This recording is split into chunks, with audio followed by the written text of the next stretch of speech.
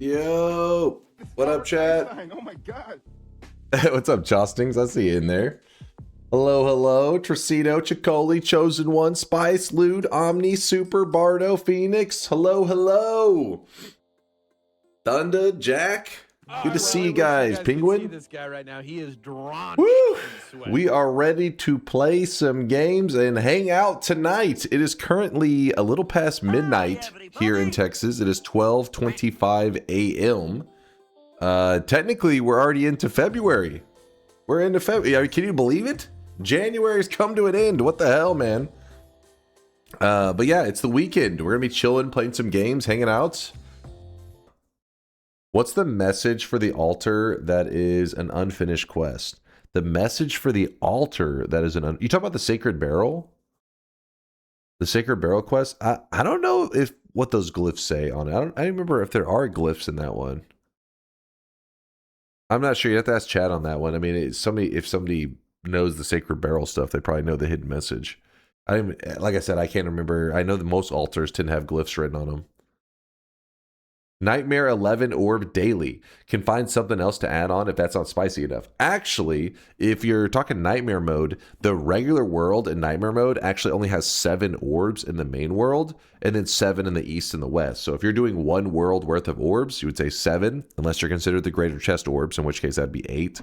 And then each parallel is supposed to have 7 as well. So every orb in the Nightmare world would be a 21 orb run.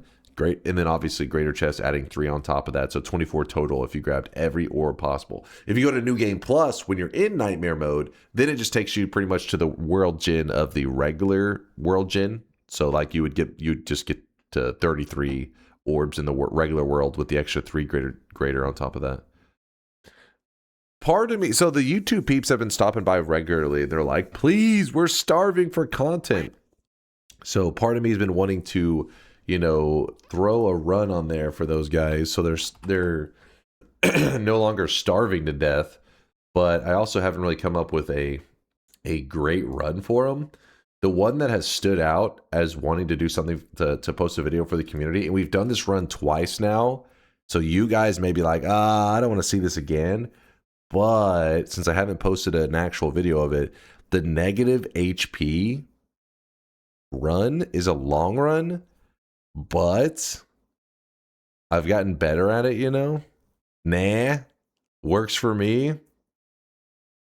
You've yet to release a video for all the gods messages. Yeah, exactly. I never did that video. I was planning to, but barrel run and make it a bait title like doing Noita's unfinished quest.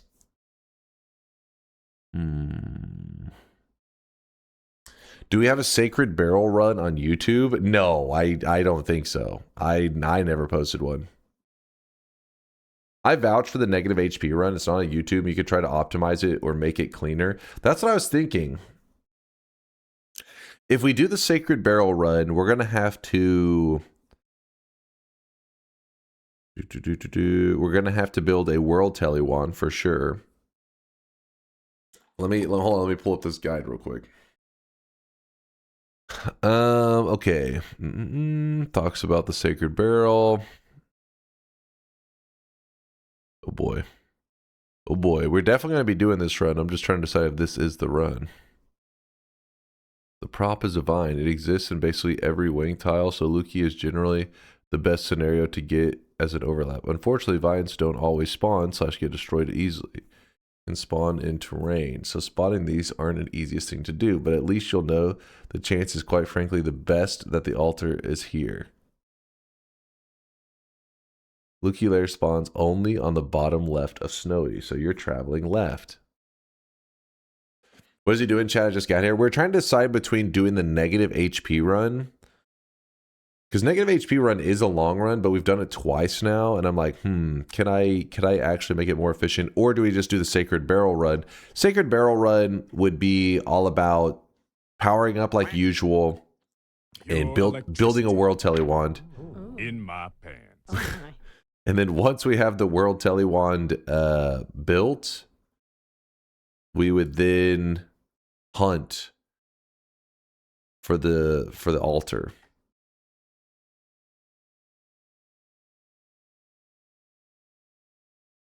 You're not going to milk the meat boss.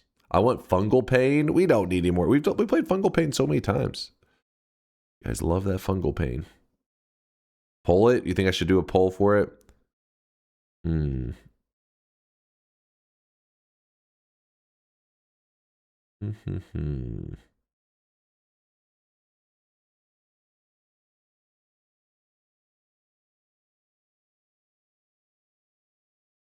You also make a divide by 1,600 wing while looking for the proper wing tiles.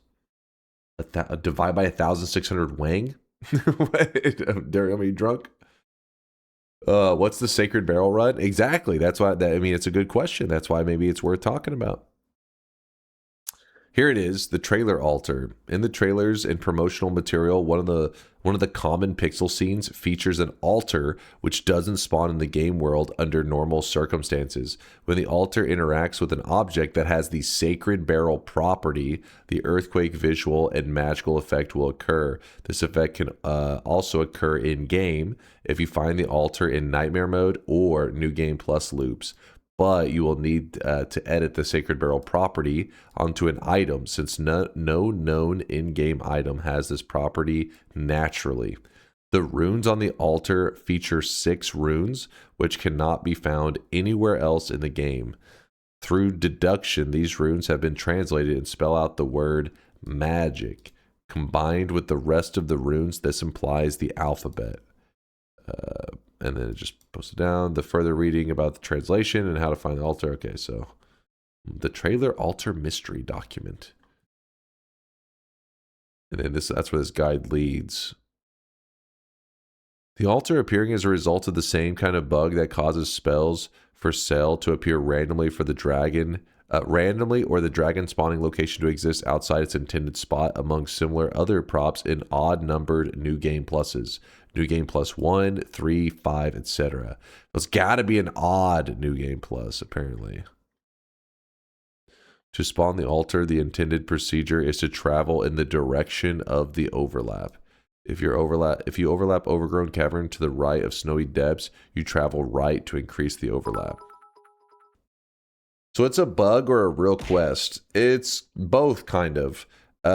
It seems like it's something that they added just for the trailer of the game, or they were intending to actually make it a real quest. We don't know on that part, but they never really did anything with it, and they left the altar in the files, and the altar will actually appear as long as you can set up everything correctly. The altar appearing doesn't seem to be something intentional. It seems like it's the result of a bug that makes the altar appear. You don't need a mod or anything to make the altar appear. It's just you have to get the rights. You got to get everything set up properly, and it will appear. Given enough exploring, you will discover it. The issue is that once you find the altar, it does nothing. What it tries to do is you're supposed to go stand in the center of the altar, or you put something in the middle of the altar, or just anywhere. I don't know how big the hitbox is on it, the trigger box. If something is here and has the tag Sacred Barrel, it will sacrifice it, like it pretty much delete it, and then an earthquake takes place and just like some visual effects. But nothing has that tag. So the mod that people use puts the tag on the player so that whenever you find the altar, you just jump onto the altar and it will actually kill the player. It will sacrifice you and or delete you, whatever you want to call it. And then that's why the Sacred Barrel speedrun ends with the player dying at this spot here. How are there still unsolved mysteries in this game if it's all been decompiled? Well, first off, I'm not the best person to talk on how decompiling something doesn't give you all the answers. That would be more of our tech savvy people. But from what I understand about things is that some things, so you have an engine that was made to simulate every pixel, and then you have a game that was built on using this engine. Well, some of the things that may be missing and figuring out what the hell's going on with the some of the unsolved mysteries could be hard coded into the engine. That is a possibility. Or when it comes to decoding something, sometimes the game itself doesn't do the encode, doesn't do the part where it's like hiding what the message is. Some games you type in a word, a sentence in like plain English, like you know, the skies are dark. You type it in English, the game then, you know, makes it into the Noita alphabet and then puts it in the world, and then it's your job to kind of decipher what that message is. But if instead of making the game do the hiding of the message, like from English over to like the Noita language, instead, if you were to type in a message already, you know, encrypted, if it's already encrypted whenever you enter it into the game, there is nothing in the game that to look for to find out how to decode it. It was already, you know, the message was already hidden whenever it was entered into the game. So this is why decoding it wouldn't give you any answers, because it means there's some other outside information, something that you are lacking that has nothing to deal with the game's engine or the game's client or whatever. The eyes can't be decompiled or data mined or anything because they are just an image of, they're just image files that are spawned in already completed. Yeah, point is, it seems like it's something that people will have to decipher or understand without, like, there's no like encoding taking place within the engine. Anyways, I'm sorry, I'm trying to decide what the run's going to be while yapping. I think we just do the Sacred Barrel run. I think that could make for a fun day. Because, I mean, I still have a lot to learn. I've only ever done it one other time. And Yolk just wrote this guide the other day, and I'm sure that probably has lots of useful information in it and will make the Sacred Barrel run much more simple. All right, well then, I guess we'll do Sacred Barrel run. Let me go ahead and open it. So if you're curious how we're going to approach this run, the goal of the run will be to find the altar. Yes, the Sacred Barrel altar. And then, so I'll do this, you know, just regular vanilla Noita. Once we find it, we'll talk about it a little bit. We'll interact with it. Nothing's going to happen. After a moment, we'll then turn on the Sacred Barrel mod. Hopefully it does work in such a way that if we turn the mod on later, it still allows us to sacrifice ourselves to it. If something happens and doing that doesn't allow us to die off properly here, because it does kill you. It doesn't really, you don't really get a win. I think it just kills you, but we will still count that as a win. But if that doesn't interact properly, we'll still go on to lock in the win the regular way. I just have no idea if turning on the mod late would mess anything up. Why interact with it if nothing is going to happen? Just to kind of like, just to talk about it, I guess is what I'm saying. Like kind of stand on it, discuss it, all that kind of stuff. Sacred Barrel daily run. There we go. Bets are open. Get your predictions in. I'm about to do the complete yap so that we can just, I don't have to do like any editing and it will be just ready for the YouTube channel. One thing though, chat. We are going to mute DunkBot. I'm sorry, chat. We have to. For recording a video for the YouTube peeps, we got to mute the DunkBot just so that we can stay locked in. Come on, guys. We got to. For the YouTube guys.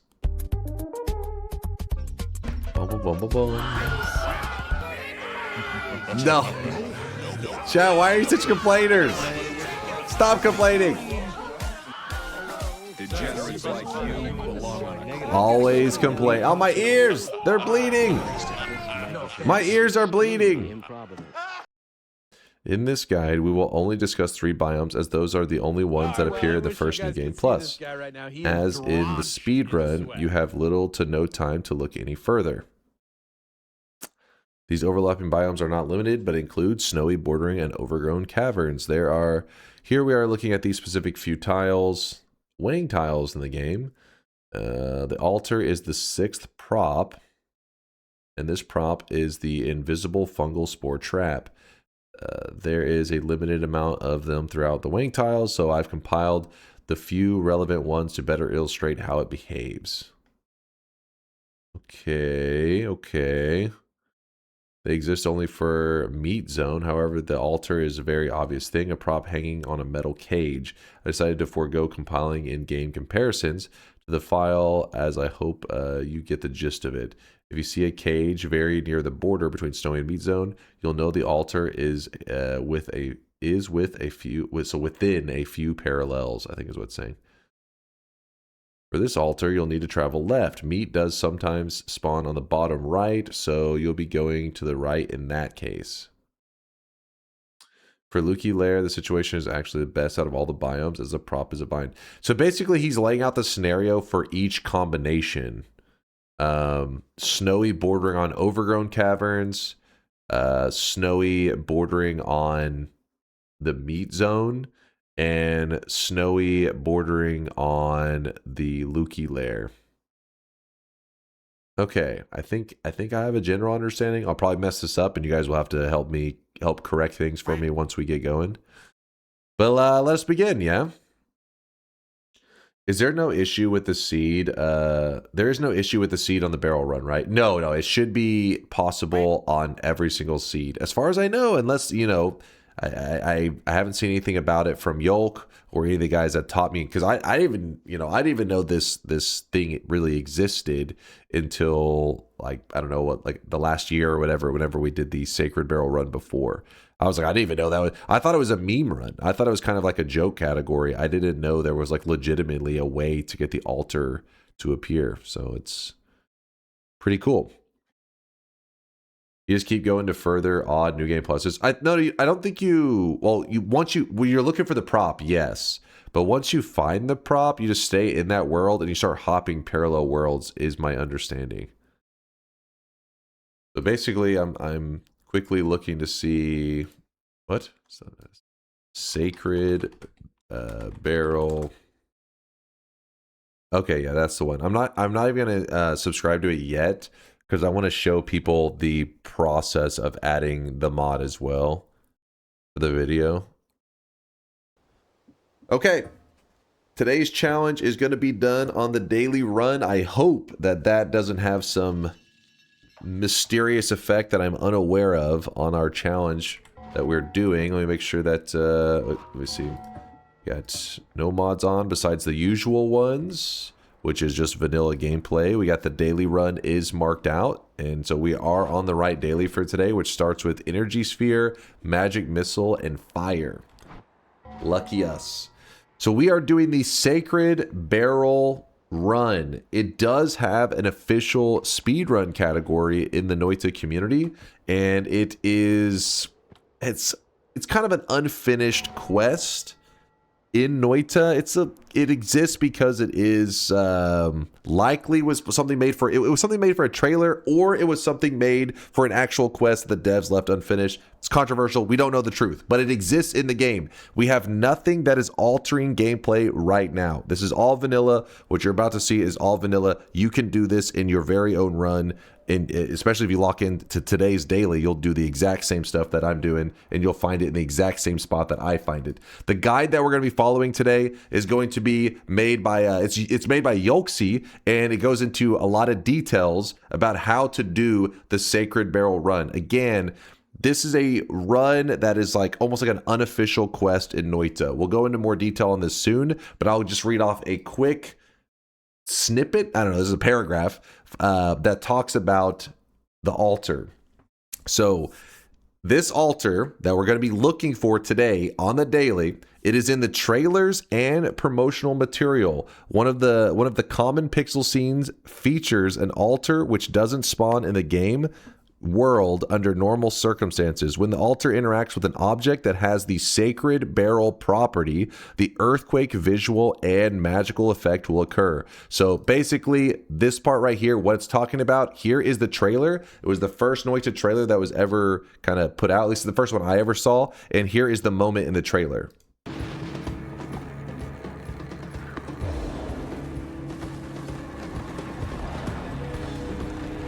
There you go. So we are looking for, oh, it won't be red. That altar right there. We are going to be hunting this down. And yes, it can appear in your game without mods. There will be something we can do later in the run once we find it with a mod, but we'll discuss that whenever we get there and why it exists and all that kind of stuff. But the idea is, yes, you can find this.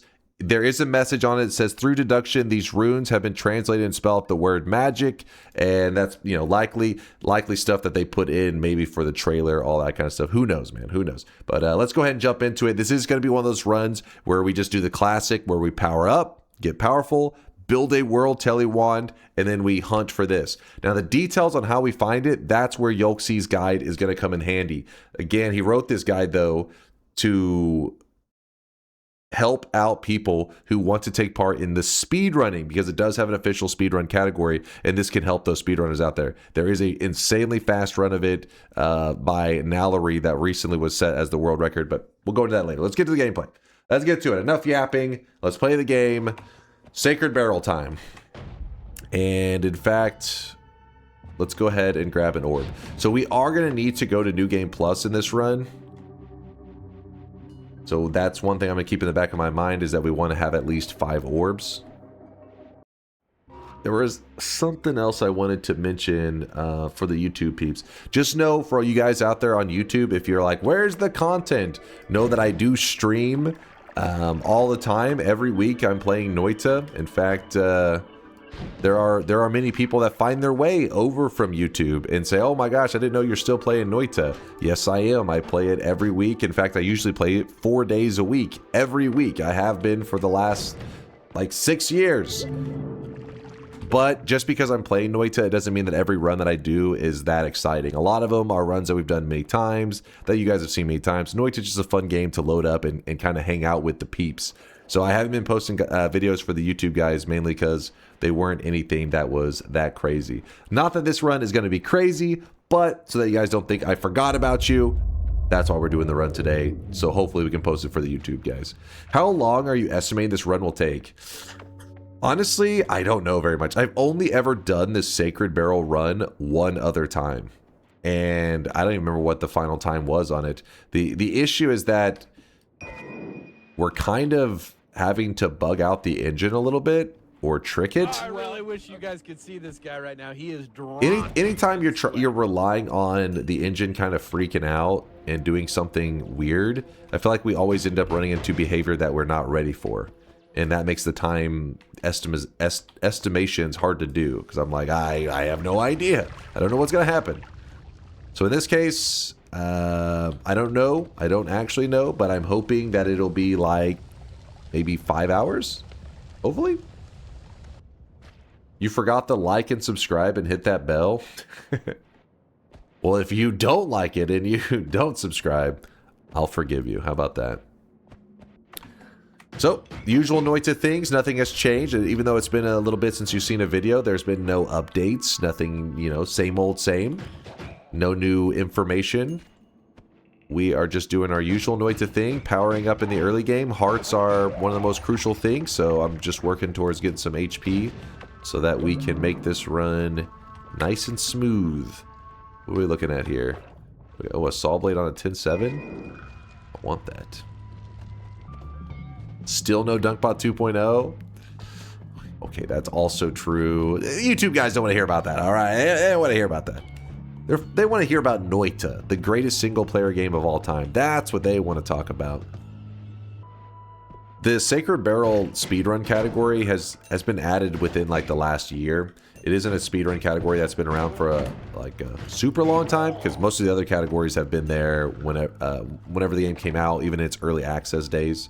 The categories existed, but this one got added because as time has went on, I mean, a lot of people don't know stuff about it. Like, I thought it was a meme run. I thought it was just kind of a joke run. I didn't think it was actually something that you can experience without mods. It's just the speedrunners use a mod for one little minor detail, which we'll talk about that later, but we can still visually see and kind of, I really wish you guys I don't want to say interact, right but he is drawn. we'll be able to stand on the altar and, you know, find it, all that kind of stuff. That can all happen in vanilla. You just can't get that last little interaction that happens in the trailer without a mod, which, again, we'll go into more detail, and I'll even show you guys whenever I get to that part. Hopefully I make it to it without dying. Obviously, this is like any run. It's not pre-recorded. This is live, so we could die. And if we die, what do we do, chat? we ban everybody in the community and nobody ever talks about it again. Remember, write that down. Write that down. That's important. Would be cool if you tried to do a speedrun attempt for Sacred Barrel. A god gamer such as yourself could probably knock it out in an hour, saving editing time and giving us some TI later. Where's the fun in that? Noita, basically, Noita is that $10,000 steak that you're going to experience. You know, there's only one of this one, right? There's a one of a kind. You got to savor the flavor of Noita. You don't want to speedrun it. You don't want to eat that $10,000 steak in one bite, lathered in ketchup. Enjoy the journey. That's what I'm doing right now. We're enjoying the journey. We've already gotten the orb heart and then 1 heart from the zone, so I like the start. Nice start. You want to spend 9,000 hours chewing? Ow. I mean, I have been savoring that flavor. 9,166.5 hours. Woo! So Noita's flavorful. You know what? This one's kind of a... Well... Oh, I really wish you guys could see this guy right now. He is drenched in sweat. I'm recording a YouTube video, and I don't want people getting in the habit of relying on Cluster Bolt, because Cluster Bolt is insanely dangerous, like 99% of the time. But let's roll the dice. Let's see if we get that 1% lucky moment where Cluster Bolt can actually be useful if we find an egg with trigger, and then also explosion immunity. We need everything to fall in place for that to be useful. In general, though, it's just going to kill your run. So most new guys out there, if you're watching this to learn, do not buy the Cluster Bolt. It's almost always will lead you to sadness and death.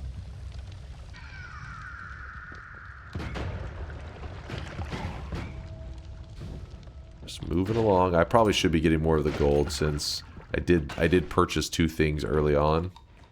The reason I purchased the Orbiting Arc is it is a free damage amplification. Even though the arc itself is annoying to use, the damage is good. And Noita, you know, damage in the Noita world, damage is important. Oh my gosh, a second shop on today's daily.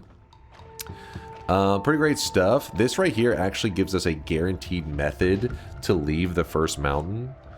But we do already have Luminous Timer, so acid can melt through the wall to get us out of the Holy Mountain. Lumi Timer can dig even up. This one can only really go down and to the side, but Lumi Timer can go in any direction.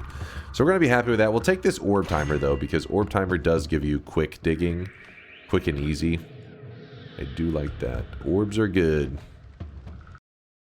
How much gold do you like before you go down? I always tell people to go off your HP. Don't get me wrong, there is like general goals. Like I would like to have like 400 gold or so before I go down. But if I had 400 gold right now, that doesn't mean, oh, time to go. No, you should go by your HP bar. Your health is a resource. If something explodes right now next to me and I go down to, you know, 40 HP, 30 HP, whatever, then it is time to leave. Even if I only have 77 gold, if your health is low, move on. If your health is high, keep leeching more resources. That's the way to play it. Obviously, more gold is helpful, but what kills a run is HP. Obviously, 0 HP, the run's over. So don't risk it. Even though you only have 70 gold, you may say, well, what's the point of saving the run if you only have 70 gold? It's not a big deal. Well, the reality is sometimes a Holy Mountain will have a great perk that makes the rest of the run so easy, and you're like just popping off, all because you got like a really early, I don't know, it depends on what the goal of your run is, but for me, I'd be really excited to find something like Wand Experimenter. That means we can just, you know, constantly heal ourselves up really quick and easy. That's a great early perk. On a longer run like today, I'd be pretty happy even with Tinker, because then I can maybe do an earlier Wand-Mart push. You know, the Overgrown Caverns, where there's tons of wands to choose from, which means our momentum will go pretty quickly. Even though that one isn't like necessarily going to save us, but it will give us insane convenience, right? Like, because we don't have to walk back and forth to the Holy Mountain like a billion times, which would be nice for the YouTube guys to not have to watch. I want that flask that he's standing next to. I'm trying to avoid shooting it. That's a little lame. So we're going to throw that.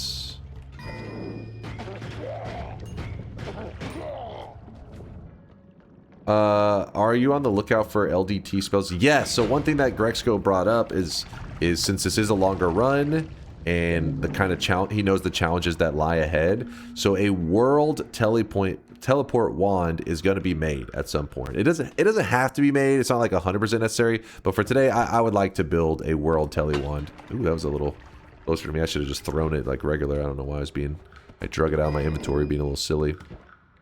So I will be keeping in mind whenever we're looking at spells and stuff, if I see something that will be needed for the World Tele Wand, then I will go ahead and snag it. I've probably been sloppy in my exploring of this first zone, but I'm not going to obsess over missing little corners. Sometimes I do. It really depends on my mood. But today, we're going to say, you know what? Screw it. Maybe we missed a couple important zones that could have had a heart, possibly, but we'll move on. We're in great shape. Definitely nothing to obsess over. And like I said though about my HP, if your HP is low, you leave. If it's not low, then you can stay and leech more resources. But at a certain point, there's not really much more resources to leech. So I'm hitting that threshold right about now. I'm almost at the every resource is gone moment. And while I don't have as much gold as I would like, we have enough HP that our next zone we can stay alive for a little while. Oh, this is going to be... Oh, I say that, and this guy's trying to smack me. Get down here. There we go. So anytime you are leaving a zone earlier than you would like, I mean, like, you know, 80 HP is not low enough that I feel like I need to leave the zone. But since we are going to be leaving, I'll try to use this HP in the next zone before I heal. Because, I mean, it's something. It's a little something. So we jump into the portal. And we get prepared to use in the next zone. Let me just real quickly pause and close the bets and do the shop. Alright. Back to the gameplay. Back to the action. And we're not going to need that saw blade. A couple different things. Ooh, teleports early on a longer run. Gotta love it. Ooh, the perks are pretty garbage, though. The wand's kind of garbage. Okay, so we want to grab this one. For sure. Lumi timers, we're not going to need to dig our way out. We don't really have money, so we'll just do it on this one, I guess. It's going to be terrible digging. But it does dig. I wish it was just a regular orb. Orb with timer just makes it more expensive. The regular orb would be a little bit cheaper and dig the exact same. I don't have enough gold to re-roll these, so we'll have to come back to that in a bit. Alright, don't mess up the teleport. We're good. Oh, and that's why you're supposed to only do this if you have extra expendable HP. That way if there's an enemy waiting to cheap shot you. Also, you should probably enter a little more casually than I did. Also, I do have my player ghost turned on right now. As you can see, there's some candles around, and that's because it's an indicator that a player ghost will be appearing soon. Soon. And player ghosts can carry wands from your past. In general, I don't play with it on, but we did end up kind of clearing our bones folder and letting it kind of get like silly wands and stuff in it from Twitch integration. Just basic wands, nothing too crazy. It just has like a lot of random goofy wands. I mean, there are some deadly ones without a doubt. But we've been kind of enjoying having player ghosts on for a little while. If we get bored of it, we'll turn it off again. We will see. Stabilize your Tele. Thank you for the reminder. I almost completely forgot about our darn Tele. That means we get some of those slime bats. Ooh, somebody has a wand down there, I think I saw. There he is. And he's got the regular orbs, which is what I was hoping for. So, what are we going to do? So we put up these orbs for now. I mean, the wands are kind of garbage that we're getting. Kind of trash. I need to get rid of the fire trail on there. I don't want to deal with it burning me or trying to burn me. Some spark bolts on a wand that if we end up getting... Well, we do have Lumi timer, but I don't know if it'll justify. Like, it's still not gonna be the greatest. I'm gonna leave it there for the moment, but there's a good chance we'll backtrack and actually make use of that. Don't you need the timer orb for the World Tele? Oh, very good point. See, that's you're thinking ahead. I'm one of those guys that I tend to forget some of the ingredients. Now, not every one of them uses an orb timer, but there's a chance that we may end up building that specific one. So I'm glad you brought that up. Okay, we want to make sure the missiles are put up in a safe way so that we don't get shot with them later. Again, the World Tele Wand, that's a future plan, but it's one of those things that if you're gonna build it at some point, it's best to be thinking with that in mind instead of waiting till you get to the point where you say, "Oh, I want to build a World Tele Wand," and then start looking for the resources then, because it may add hours to your run. For those who don't know what a World Tele Wand is, it's a Tele Wand that can teleport you insanely far. Depending on the way you design it, it could take you. So like right now my character walks at a very specific speed, right? Like, so we're just walking along, this is how quick we move. A World Tele Wand could in one click teleport you the distance that would normally take you hours, days, just levitating like this. It would take you literally days to walk there, but you could do it in one single click. There's different kinds of World Tele Wands, there's different methods, different distances you can design them to go, all kinds of stuff. But the one that we're going to be designing today, I don't know the exact one, but we'll be doing a one parallel world jumping wand, where it jumps one world at a time. I'll go into more detail on that when we get there. There's no reason in talking about a hypothetical wand and that may exist at some point, when in reality, let's just play correctly and then it will exist. Let's just play well. So I don't like walking around in this area and not having my first perk. So I need to go and... I got the money that I needed. Now let's re-roll. Okay, that's kind of an interesting one. Early extra health. This is another greedy moment where the longer you put off grabbing it, the more you benefit from it. But there's a threshold where it's like, okay, you're risking too much. We gotta hope that we get maximum benefit without risking too much. That's our goal. I'll see when that moment hits. So what we could do, we could actually jump into the mountain and then use a luminous timer to dig our way back up. That's possible. It's not necessarily a bad call. Got a heart. Gotta love it.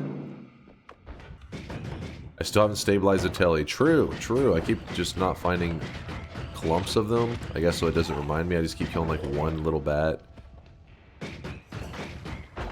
You get a clump of slime. If you're curious, you can make your unstable Tele into a very nice, stable Tele, which makes it easy to control by finding slime, which the purple bats do bleed slime. I just got to remember to also, you know, use that slime after I kill them. Ooh, he's a player ghost. Looks like he doesn't have anything that deadly. In fact, it looks like he has burst of air, which is one of the more lame wands that he could get. Alright. So my wand has... Oh, he's about to be fighting with somebody. Hold on. No, come back. I need you. Ow. Damn it. Well, now he's starting fights with the flask thrower that I wanted to fight.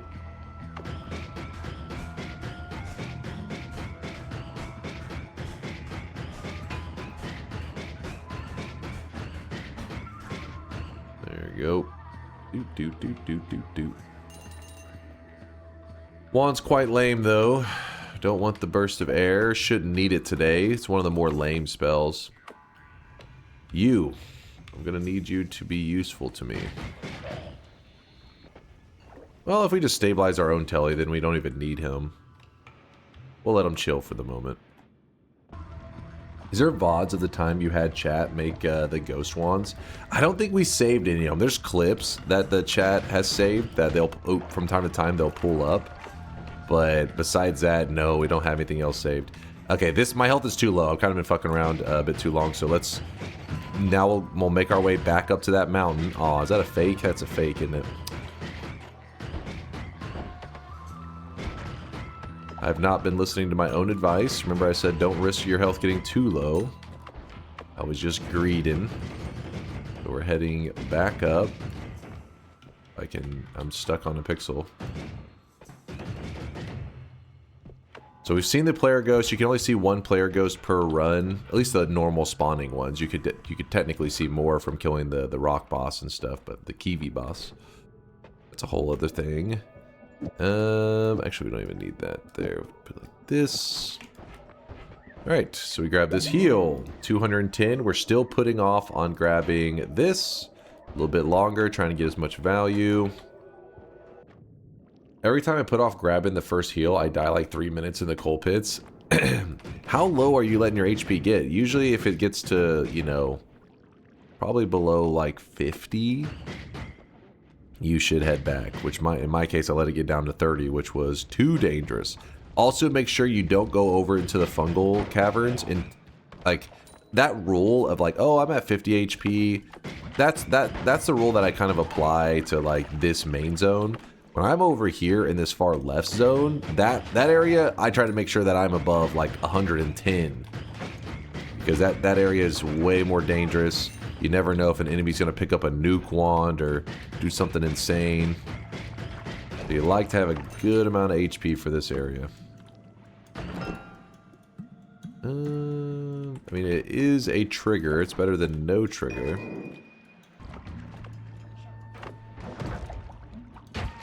You can I don't like to use the tablet too much. I'm not a big fan, even though it is insanely OP. Don't enjoy it. But when it comes to using the tablet on something like a telemage, then I'll do it, because those guys, that's how dangerous they are. They are way too dangerous to let them live. Oh shit, oh, it's a swapper. Swappers, when you see them, you like to get rid of them as quickly as you can.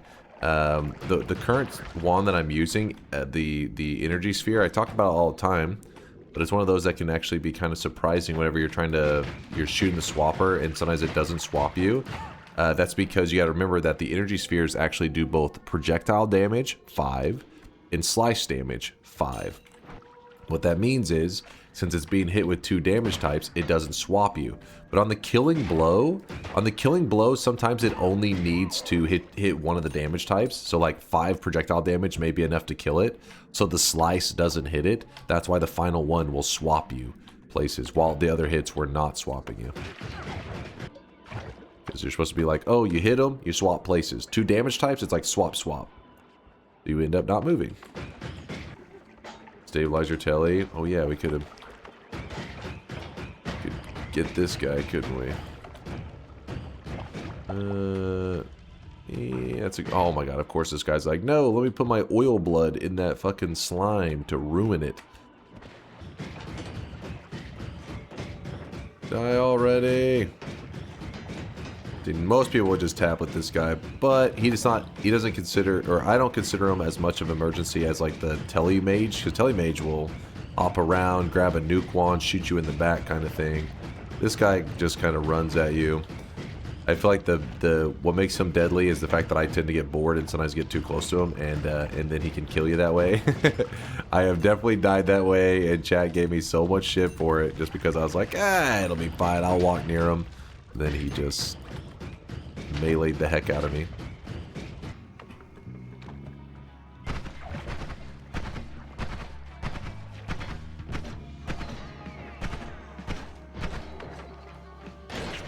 Oh!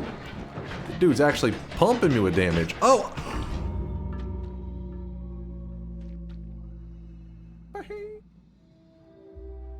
What the hell is that nonsense? What the fuck? He soaked some damage. I crit him. I knew he was gonna be that tanky. I just went ambrosia. I don't know why he was soaking so much damage. Who's got the clip? No clip required. We don't need this. We don't need this. Chat, they'll take my word for it.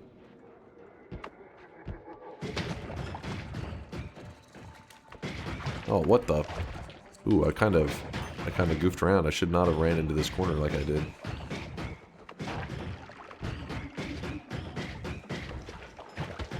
Wow. The moment you start to run ahead recklessly, that's when you take chip damage.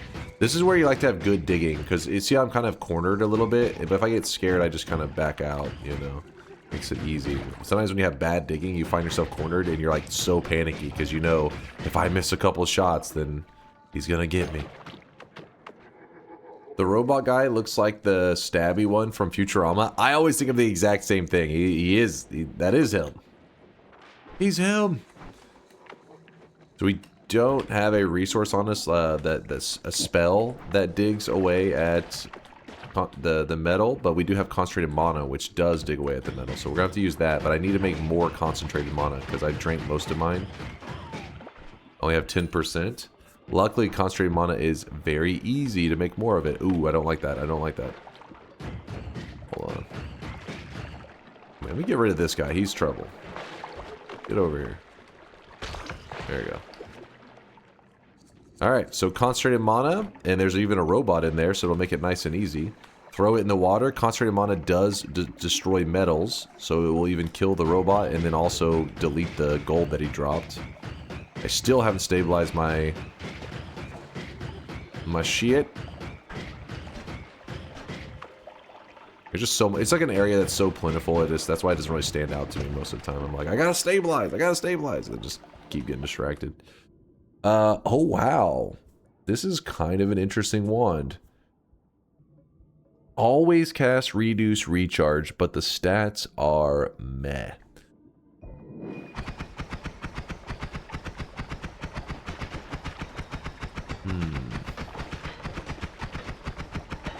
I have to throw some stuff on it to make it better.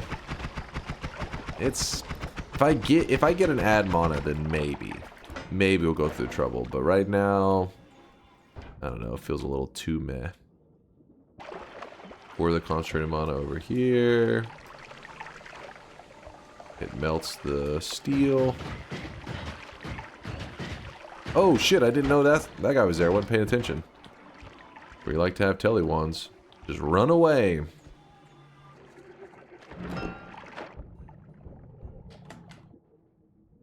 There is a hollow egg. We got to return there as well. Non-shuffle means it would fire this with that. Okay. I have a weird idea. So my first cast will shoot off. My first cast has Bouncing Burst, Eldritch Portal. It's a 2 cast, so it's going to fire both of these. Then the next one will have Hollow Egg Timer with a Death Cross in it. And then Return. Let's see if we can set this up in such a way that we can edit it once and be set. Maybe? Let's see what I mean. Oh, I really wish you guys could see this guy right now. He is drenched in sweat. Fire it.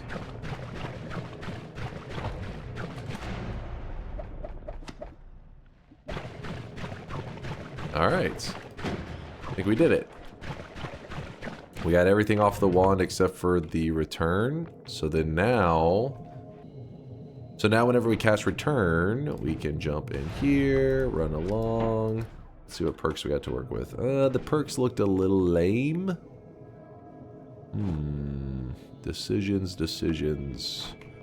Let's look at 1, 2, 3. Cast. 1, 2, 3. Cast. 1, 2, 3.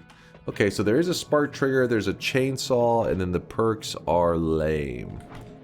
So let me finish looking over here. Is there any lava portals? That was an accident, but it doesn't matter because we have some good stuff. This double Go here, spark trigger, into another double, into an orbiting arc, into double double, which is a triple. 1, 2, 3. Boom! This is not the best, but not terrible. So essentially the idea on that build that we're running, it's pretty simple. It's literally just spark trigger, shoots out a spark bolt. That's nothing crazy. Spark bolt, we want to make the spark bolt that a hit that fires off inside of it stronger. So if we put an orbiting arc, it will add 3 damage to the things inside the spark trigger. So this gets an additional 3 damage, which it naturally only does 3 damage. So this 0 mana modifier makes us double in damage from 3 to 6. Now, yes, it does look weird, but who cares? Because we're shooting accurately, and the payload will fire off inside of enemies. From there, we put down a double so that we can get 2 spark bolts, getting the orbiting. Both of them get the orbiting arc. Not bad. And then if we actually put another double there, this double's fine as well. It's actually making a triple, so we're shooting off 3 spark bolts, all 3 of them getting an additional 3 damage, so 9 extra damage for 0. And then I just put a chainsaw and a double at the beginning to do the classic chainsaw wrapping, which still to this day I get comments on regularly, speaking positively about. So if you're interested, the video's out there on the YouTubes. Just type in Noita space chainsaw, and I think you'll find the chainsaw wrapping video. But this will speed up our rate of fire. It's still not great, but this will murder. Where the hell? Okay, and then we roll this. Alright, it's kind of a longer run today. We'll grab the extra perk, why not? Alright, everything here seems pretty nicely set up. I'm happy with it. So, we never stabilized our goddamn Tele after all that. It's fine. Even if it's unstable, it may send us down into the next zone. You know what we could do to be 100% safe, right? Like, you gotta play, well, not 100%, but pretty damn safe. Well, I guess 100% safe would be the Luminous Timer. I don't want to drive chat insane with that one. So what we'll do is we will actually grab this heal now, which is a little bit wasteful. This may send us into Snowy Depths, or it may send us up. If it sends us up, then we're happy. If it sends us to Snowy Depths, I would just ran back around and made my way back up here again. Another heart. Nice. Ooh, a Polymage. You see that? That is dangerous. That is one dangerous setup they got going on right here.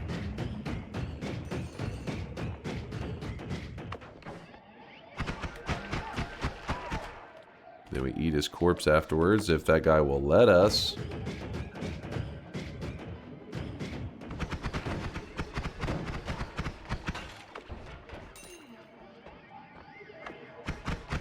Where'd he go? There you go. Ooh. No.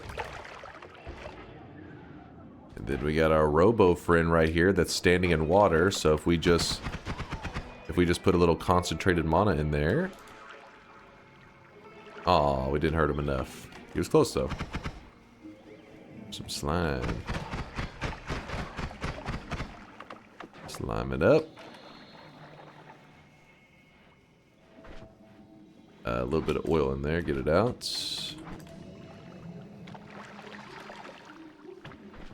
Damn it, still not stabilized, is it? It's close. 1% unstable. Okay, that's enough, that's fine.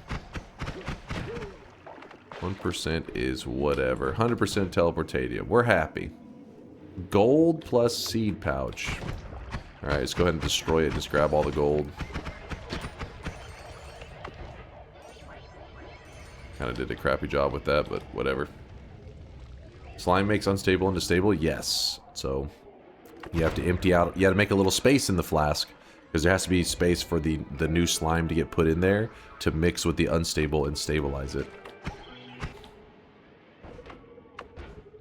Ooh, digging bolts. That means that we can make this wand much faster. Another mimic. Lots of wands that we hadn't grabbed in this area. More spark triggers. Oh, there was a heart? I missed a heart? Give me one moment. Let me... There was a heart I missed. Was it in the fungal or was it outside the fungal? I was looking at chat. Outside the fungal. Okay. Okay, there was a heart I walked past. Outside the fungal. Remember, we still have this here to benefit us, but I'm holding off. Drop that. There you go. Look at our rate of fire now. If anything, it's probably a little too quick now. What can you do? Bit of concentrated mana in here to make more. Mix it up, mix it up. Drink a little bit.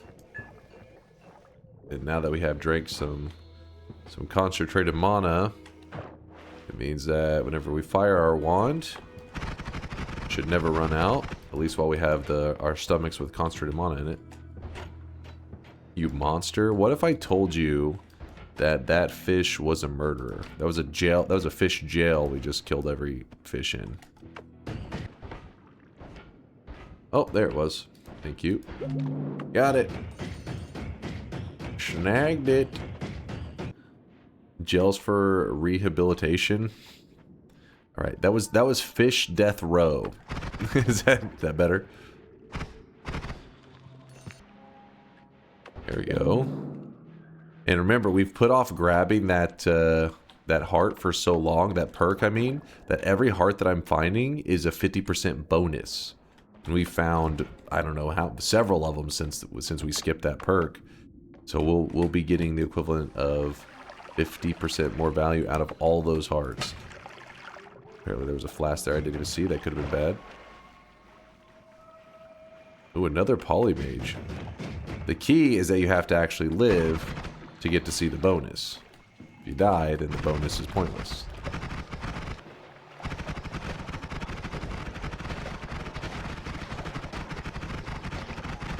Thankfully, our wands have been upgraded a lot, which makes this area a lot easier to kind of bulldoze our way through. Forcing our will onto everyone. I think it's safe for us to move forward now. I don't think we need to keep looking around. Okay, so now I think is the time to make the decision that, yes, we can continue to find more hearts, and the more I put off grabbing this, we do gain value, but at some point you need to pick it up so that you can, you know, reap the reward, gain from the benefits that I've already built up. So let's go ahead and grab our benefits now, which gives us a good chunk of health. And we will move to the next zone. Remember, I do not have a heal there, so that's why I was figured, nah, now's a good time. We could also have gone for the Dark Cave heart, healed up there, maybe grab a couple orb hearts. There's many more things you can do, so don't go thinking that just because I do that, it's like 100% the best move. There's different decisions I could have made. It's just, that one just seemed like, good value, quick and easy, might as well do it now.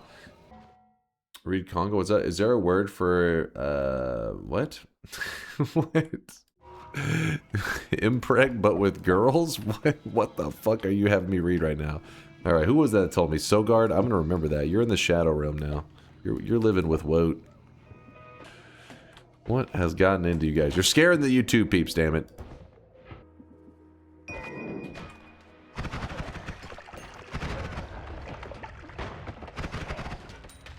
Just going around, bulldozing stuff, charging them up.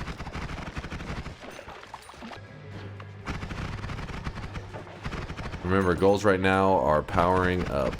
Extra resources are good, but HP, very important. Damage, important. Anything that makes us stronger, that's what we're going for.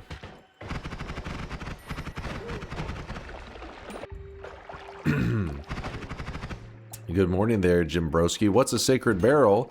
It's just a quest that an unofficial quest in Noita, basically.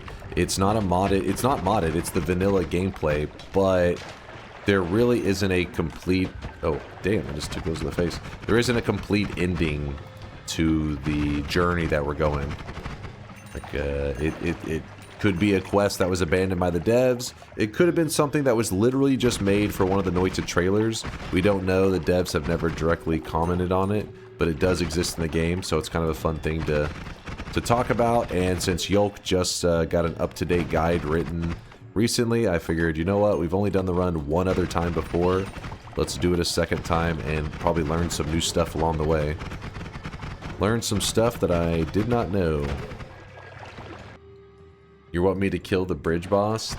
Don't really have the safest method right now, though. I don't want to rely on just being like, hopefully he reacts properly to the plasmas. I don't trust that. Ooh, short tellies. Alright, short telly is better than long telly. There's no doubt on that one. In most games, having a core piece of your movement be turned on/off suddenly usually feels frustrating, but Noita managed to make teleport bolts feel natural regardless of when you have them. Yeah, I agree. I mean, obviously the more you play, it starts to flow more, just like in a lot of games you get used to it. But, because in the early days I didn't really use a telebolt all the time, because I was more of a noob, and I thought the teleport bolts kind of rushed me ahead into danger much quicker. But once you just use it just a little bit, it doesn't take long, and I feel like you just start to flow. Some people probably adapt quicker than I did. Yeah, I definitely think that for something that jumps you around, definitely seems pretty quick and easy. Compared to something like Enter the Gungeon, I remember with Enter the Gungeon, there was that one scarf that kind of jumps you around, and it was like, it kind of split the community, I felt like, whenever I came across that. Some people are like, oh, fungal spore potion. You don't see that very often, but we don't need it. Anyways, yeah, it was split, because people were like, oh, I love that. Oh, I hate that. But I feel like that isn't the case with teleport bolts. Not to say that there isn't anybody who dislikes teleport bolt, but for the most part, everybody's like on board almost right away whenever you see a teleport bolt. Nobody's like, leave it behind.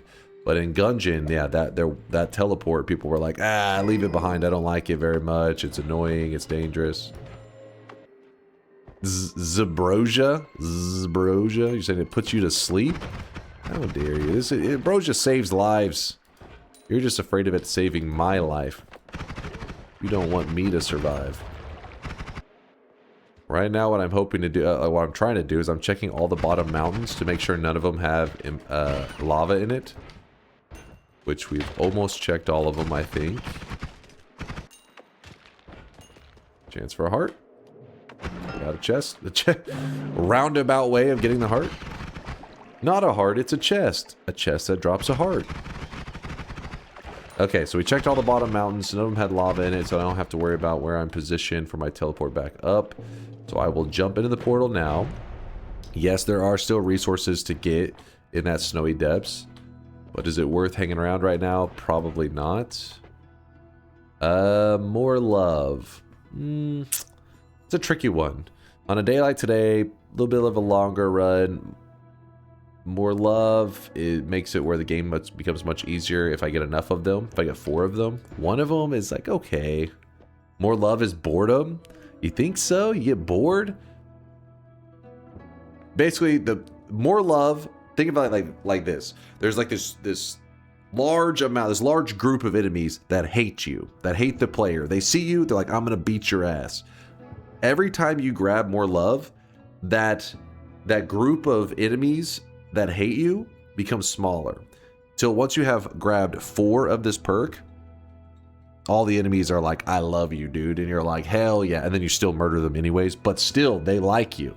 And people don't like that because, I mean, that's the danger of Noita. Enemies shooting you. Even something like polymorphine becomes way less scary when you have more love. Because if you get polyed, it doesn't matter if you turn into a sheep, whatever you turn into, nothing's aggressive. Everybody just loves each other. So you'll get polyed and then you just kind of sit there and wait to unpoly. Obviously, you could accidentally, if you're shooting a deadly wand, as you get polyed, your own projectile could hit you and then that's how people die. But it's a great perk. Sorry, it's a little cold in here. I'm trying to make a decision. I mean, it's the smart move. More love is the smart move. Just be clear, it is the right move. But do we want to do that today? Would chat's rather it stay kind of spicy and dangerous for a little bit longer. But one of them is not enough to make it safe. We would need to get multiple. But I won't go the more love route today just because you guys seem very, very against it. Okay, remember earlier I said the whole, if we found the egg trigger and then we found cluster bolt. So we did actually find the full combination, but I did not carry the egg, the summon hollow egg back with me. I was dumb. But we would have had the combination because hollow egg plus cluster bolt plus explosion immunity, big damage. Yeah, Was it one of the shop wands? Let's look. Somebody said that wasn't there. Oh, that's the other egg though. That's the summon egg. We want the hollow egg, which is this one. That's the one that if you attach a cluster bolt to it, it will do like 125 damage, something like that. It does a good chunk of damage. I feel like Ambrosia is too one-sided in Noita. It is always strictly positive. It needs some interaction that makes it its use at least a bit dangerous. I mean, you still can be polyed while you're Ambrosiaed, so that's one danger. But the reality is most people don't think to use Ambrosia when they're in a scary moment. When you're being overwhelmed, a lot of people don't think, oh, Ambrosia. Usually they die, and then after they're dead, they're like, oh, I should have used Ambrosia. Is there anything bad about the exploding corpses today? I don't think so. I mean, explosion immunity, great. If we wanted to do any poly farming, it may become harder, but yeah, we'll grab it. I like it. I dig it. Grab this. I mean, look at our HP right now. We are looking powerful.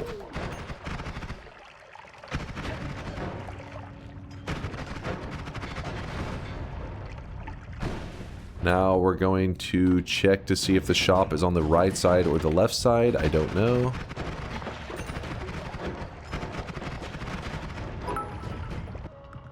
Reed Wizard, what's up? Just lost a run with my highest HP ever, 567 to electricity in the jungle. Electricity is one of those things that actually can scale pretty well. When it comes to like having a large amount of health, like let's say that I am around, I don't know, 500, 600, 700, it actually starts to kind of change where electricity becomes almost a more important of immunity and over explosion immunity. Because explosion immunity is like the best one, right? But that's because most of the time you get hit by this off-screen explosion. Just something happens and you go from full health to dead. But that's no longer the case when you have if you get hit with 500 explosion damage and instantly killed, that's insanely rare. But you know, electricity 500 plus is not that rare. It happens all the time. All the time. I died from having 48k from Frozen Melee. Yep. Melee is another one that, like, Melee's already pretty great, though. Like, it's already high up on the value. But, yeah, it's because of the Frozen Melee scaling, it also kind of rises up. So the shop was not on the right side. I was just kind of exploring over here to see if there's anything good down here. But we know the shop is going to be on the left side, because there always is a shop. It's nice being here from YouTube and actually getting to interact. When watching the VODs, I assume Dunk mostly responded to people he already knew. Very cool. No, we're hanging out, man. We're just hanging out. I do miss a lot of comments just because when I'm looking at the game, I look back and sometimes I don't know, like, you know what I mean? I don't know. I don't see all the messages. I'll just see, like, I just grab one and just read it. Usually chat is like, why'd you read that one? That was the worst message. I'm like, I don't know. I was just fine. Found a message and just read it. Ooh, that guy's dangerous. He picked up a wand, and the wand looks to be nothing, and it is nothing.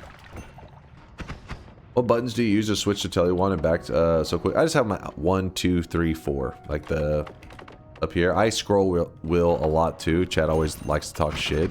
I press hotkeys too. I do like a hybrid where I do hotkeys and scroll wheel depending on my mood and like if I'm reading chat, stuff like that.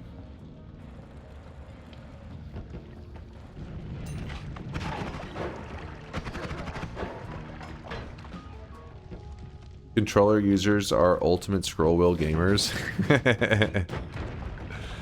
Yeah, controller and Noita is pretty insane, but they exist. Let's Suffer Together has thousands and thousands of hours in Noita and exclusively plays on a controller.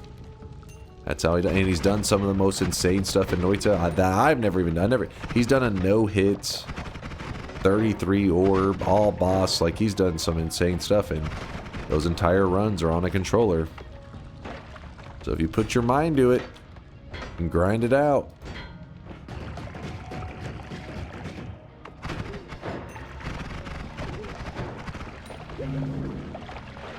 Is that a healer right there? Yes, that is. All right, keep him alive. Keep him alive.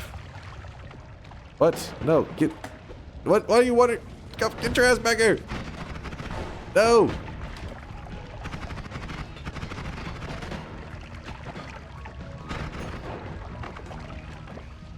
See if we can get rid of that damn toxic sludge stain on him.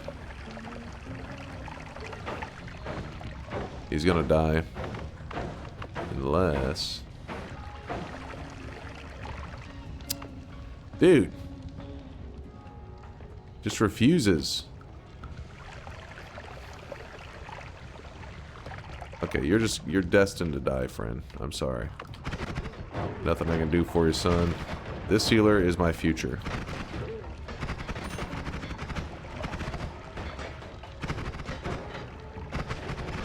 God damn it. God damn it. Remember how I said this guy sucked? He's my future. That's what I meant to say. I love him. No! Don't jump into the fire. You washed off the damn shit. Alright, hold on. Killing all the bad... Oh, what? Alright, he's dead now. Never trust the healers. That's what you need to know. Bingo. I reject your bingo. Unless it's... Let me check. Hold on. Oh, touch of urine in there. There's a fish. Yeah, a whole lot of meh.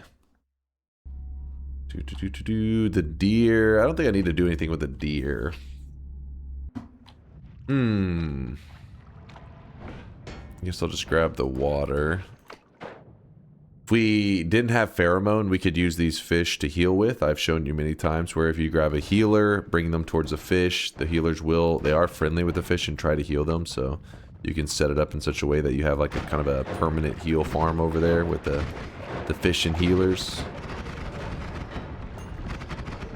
But we are in great shape. I don't really see much reason to go doing any of that.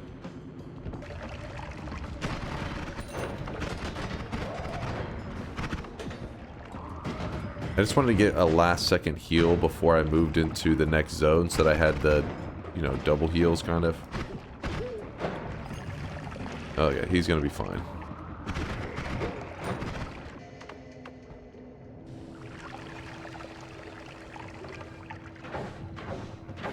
There we go. Healing up.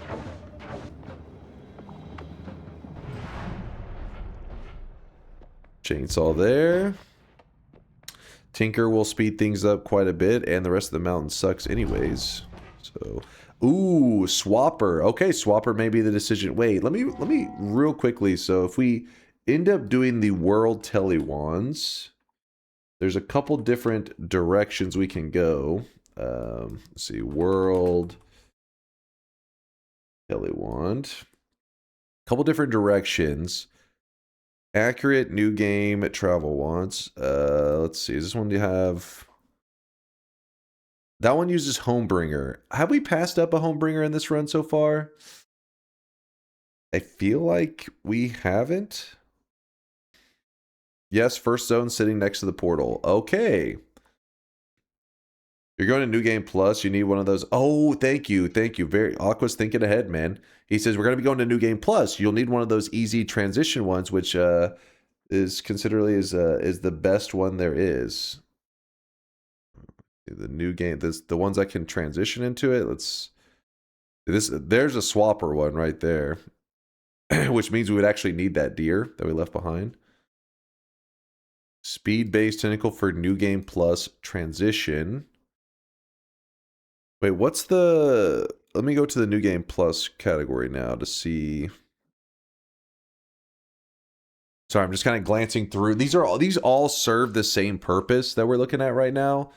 They do pretty much the same thing. The reason there is a regular world and a New Game Plus world, Tele Wand, are these you can design your own. You don't have to follow these. These are just people have already done the math for you, so that you don't have to. Don't worry. We'll talk a little bit about it whenever we get to the building part of this wand. But there's different ways to go about it. So I'm trying to get in my mind which direction I want to go with the build. Where's the tentacle timer one? It's the double light shot one. Okay, so that's the This is the best one you think? So let me look. Double light shot. Are they all reliant on delayed spellcast? All the tentacle timer ones? Yes. Okay. Let's look real quickly though. If we did end up running this one instead, the orb linear arc one. Actually, wait, it'd be this one. Orb timer linear arc.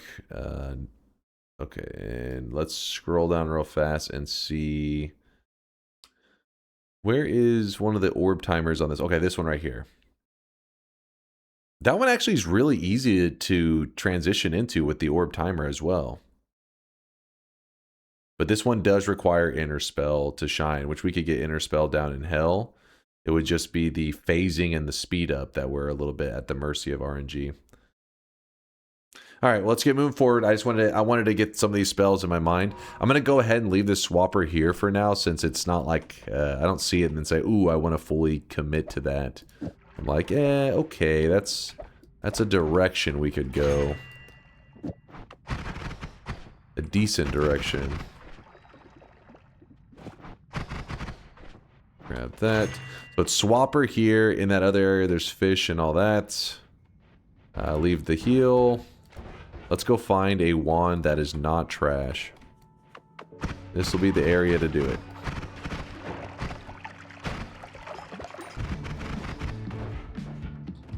Gotta find out if there's another Homebringer or I really did leave Homebringer in that one area. That'll be a big decider on which one we go into, because I don't want to search for like hours having to look for damn Homebringer. That's never fun. But what I was yapping about the parallel worlds, the regular world is actually, is it that the regular world, I forget, it's wider? Which one's wider? I tend to forget. One of them is wider than the other. And because of that, it means that when you're building a World Tele Wand, you got to make sure you know if you're going for the regular world or the New Game Plus world. All the New Game Pluses have the same width, and then the regular world stays is its own width. It's New Game Plus is smaller. Okay, thank you. So the regular world, you got to make sure that you can jump a little bit further. New Game Plus will shrink it slightly, but so from New Game Plus 1 all the way to 28, they'll all have that same width. Kind of frustrating that there's that one slight difference, but it can be a very important detail. My damage is a little lacking right now. But luckily we have Tele, so that'll make things not as scary. Slurp. Wow, talk about a wand that I do not want to deal with. Makes me sad. Ooh, we needed this for multiple reasons. One, for that speed up. Wait, actually, what are the stats on it? Ooh, and just, well... I mean, I guess we could make it our teleport wand. Kind of thought the stats were a little bit better than that. But the speed up is nice. Okay, here's the plan. We jump into the mountain. We still have the heal in the previous mountain. Unlimited spells. Let's just go ahead and get this again. I don't think we need the unlimited spells for anything. But even if we do, the double extra perk will get it back to us pretty soon. Keep one of those. Alright, white hole. White hole, speed up, shoot this. It's gonna piss off the gods. You once again forgot they had Tinker. Oh yeah, I have Tinker. Oh yeah. There's also a couple broken wands that I never turned in. That's the second one right there.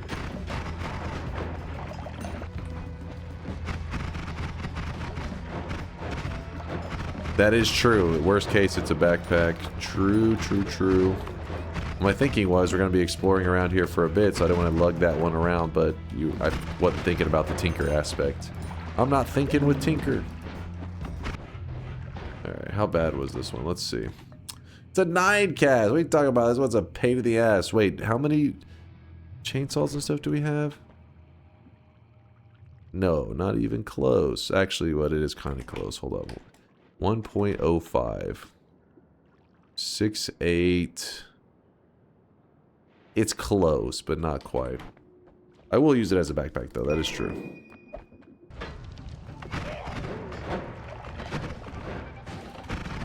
Just going back up.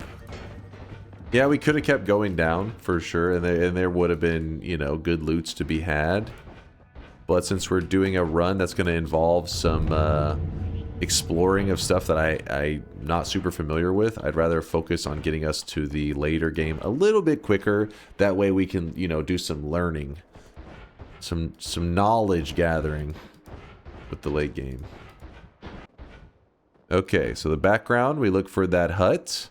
And then now we are going to shoot off all of our ball lightnings. That's not the order that I wanted. Whoops, there we go. Ball lightning does great against the Alchemist. It may not insta him, but it should hurt him pretty well. They're pretty good. Oh, there we go. Pretty good, pretty good. Then we go Tau, Moo. And then we don't need these anymore. Tau goes here. There we go. Remember, when using your speed up, I yap about this all the time. Greek letters make you get in the habit of saying, like, here's the speed up attached to the Greek letter, that the Greek letter then copies the black hole, which this is fine. But if you put the speed up after it, because the Tau copies 2 of the following spells, this speed up actually ends up getting applied here, and kind of like in a spell wrapping way, applies it here as well. So in this scenario, we have just a regular black hole. In this scenario, we have a black hole with 1 speed up. And then in this scenario, we have a black hole with double speed up that's wrapping. So it goes the furthest. See, there's where the other one ended. Pretty nice. It's little efficiencies, no big deal. But if you're looking to get maximum value, it is kind of nice to know. Good enough digging for the bridge boss? Fine. Oh, you guys are frisky for the bridge boss today. What's that all about? What did the bridge boss do to you? It's got you guys so worked up against him.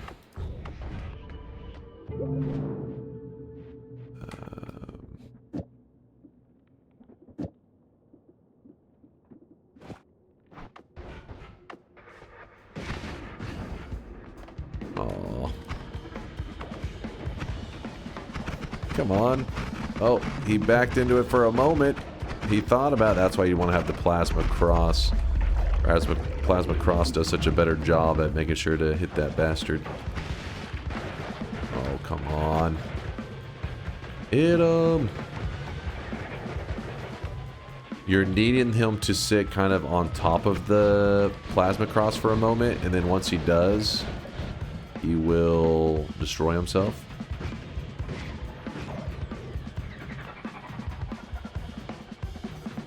Oh, missed that one. Also, this is why I like to have homing. Ooh, let's not go risking anything there. Dude, the poly shots are real. Dude, hit him. Oh my gosh. He is being so annoying. There it goes. Did we hit him finally? Nope.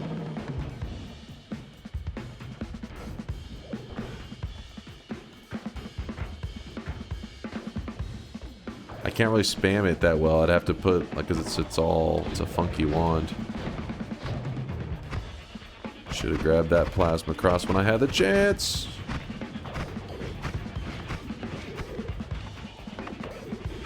Oh, finally.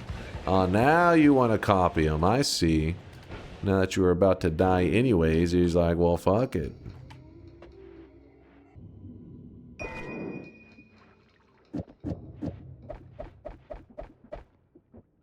It's here, I guess.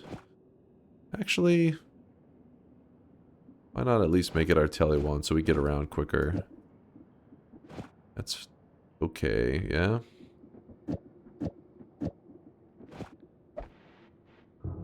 Then this one, then this goes here. This goes back to being a backpack. Doing backpack things.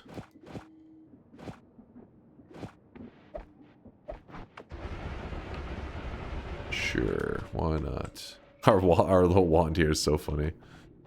Just keep sticking with that one. Matosade to farm worms. Chat. Oh, I'm too lazy to read the pastas. When can we have Britt on stream again? So we can see where all the family hair jeans went. What the hell? Yeah, Britt at one point it was about 3 months ago. If you guys know, Britt's my brother. He got back into Noita for a bit. It was funny. Whenever I'd be playing Noita, I'd look on my friends list and there he was also playing. But then I guess it was short lived. It was just like a 2-week span. He started to play Noita and then he abandoned us again. Got a couple wins. Yeah, he did a couple big builds, Juan, and then he just left us. Why not take the worm so we can learn how to heart farm? I mean, maybe whip a couple worms out.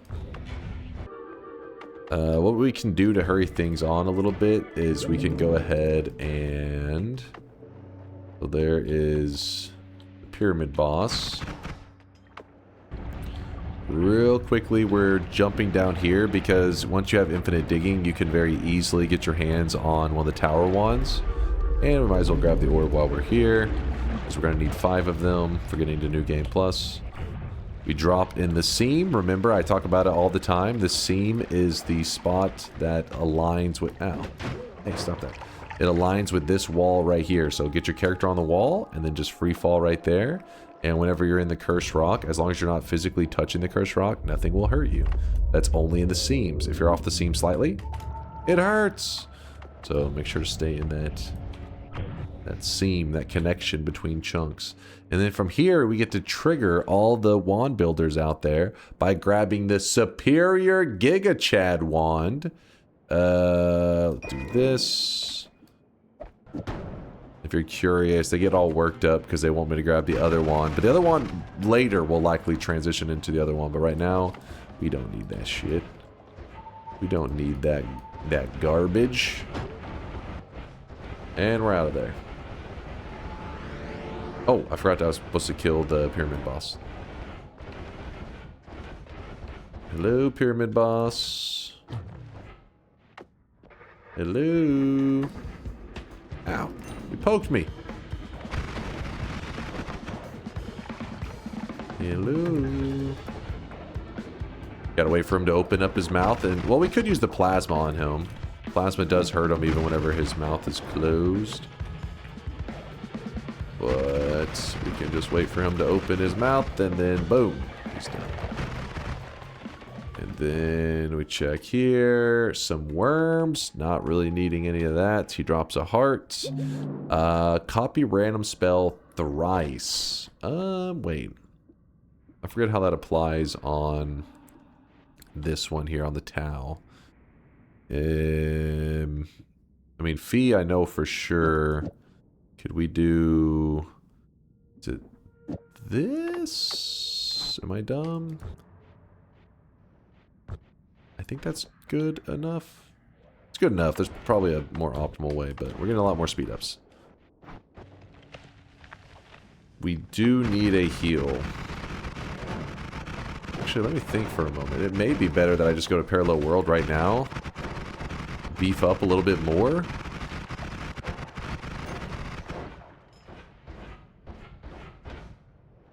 Then make our moves, yeah. There we go. And now we're in the gold room, baby. Yeah, I was going to peek at the wands, but then I thought in a little bit we're probably going to have to do resource hunting anyways. And when that comes, then we'll have to go into Wand-Mart. So why force myself into it early whenever I'm going to need to go there later? All right. Now, luckily, even our YouTube peeps these days get to join along with the DunkTales. Where is it? Where's Shankmo's music? The original. The non-DMCA DunkTales. Short version, of course. There we go. Lurking in this sweaty cave here in Dunkville. Moist mobs, monsters, swapper mages. It's a dunk thrill. Might get a victory. Extend your win streak. DunkTales, ooh. Every night he's out there screaming. DunkTales, ooh. Tales of glory crouches when skill prevails. Ooh. Danger ways will find you. Virtuous emotes will find you. Punch a goon and slide into some DunkTales. Let's take a spin, might get a win on DunkTales. Ooh. Tales of a legend, all jokes and good dunk spells. Ooh. Not Gamble fails on Famo snails, no DunkTales. Ooh. What's up, Dark Viper? Good to see you, man. Always good. He's been. Oh, you can tell Dark Viper is starting to get a little bit of the Noita fever. We've been seeing him a bit lately. You know, he's lurking in the shadows. He's getting that Noita itch. He can't resist. It calls to him. We're just collecting a little bit of gold. If you're curious, we'll need this gold later. Right now, I know it's hard to. You're like, why do you need that much? You'll see. You'll see. That's coming. Road Selena says, Dark Viper, I would totally watch you play Noita again. There's a lot of people that are part of our community and only discovered Noita because of Dark Viper. He was one of the first larger streamers to get into that to the Noita life.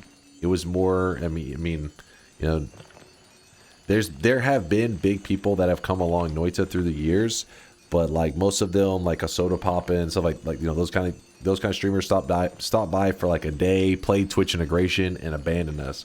But Dark Viper actually got hooked, and he has hundreds of hours in the game. If I had to guess, Dark Viper's hours probably around like 400, something like that, maybe 500. He's played a good amount, and so yeah, he actually recruited a ton of people to the Noita life. Good guess, 464 hours. I was close. 464 hours in Noita. That's a good amount. That's a healthy amount of Noita. You want to see an unhealthy amount of Noita? 9,168 hours. That's a Noita addict right there. It's a no-lifer. Alright, put a little ambrosia on, and let's get moving.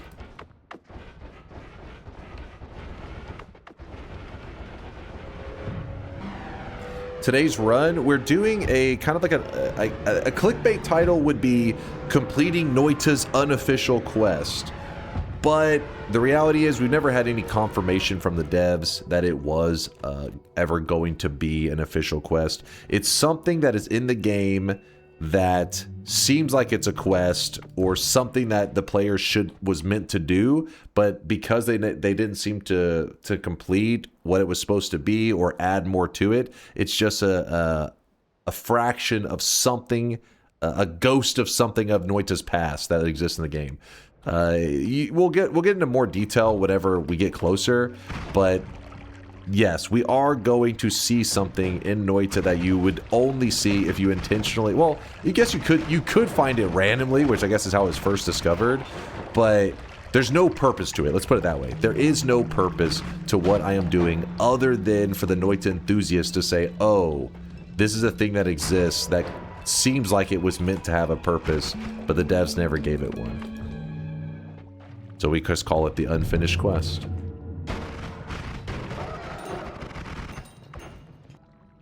Let's roll this. What is all this lame stuff? Screw it, I'll grab the stronger hearts for now, I guess. But yeah, it's hard to really, like, I don't know, it's not really hard to explain, but if you don't see it yourself, then you'll probably be a little bit confused, because we're going to see an altar, and then it's not going to have any interaction, and we'll kind of go on a yap fest about that. But the reason it's worth talking about, I guess, at all, is because people like Yolk, who is actually the guy that with the most world records in Noita, but he helps upkeep the speedrunning scene, you know, adding in new categories and all that. I don't know if he's the one that had the idea for the category, but he's the one I think that approved it. And there is a speedrun category for doing this run that I'm doing right now. Obviously, the speedrunners do it insanely fast. We are doing it where we're trying to guarantee find it. So likely the way that we find it will not be a very fast method. It's going to be, we're going to follow Yolk's guide, but it's going to be slow. Let's put it that way. But slow can work. Slow can work. I want the melee immunity, but I also want repulsion.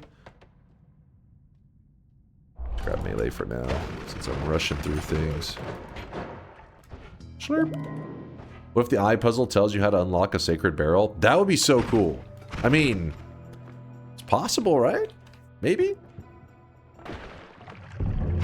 Whoop. Alright, we need to throw a little more damage on there. It's kind of a joke.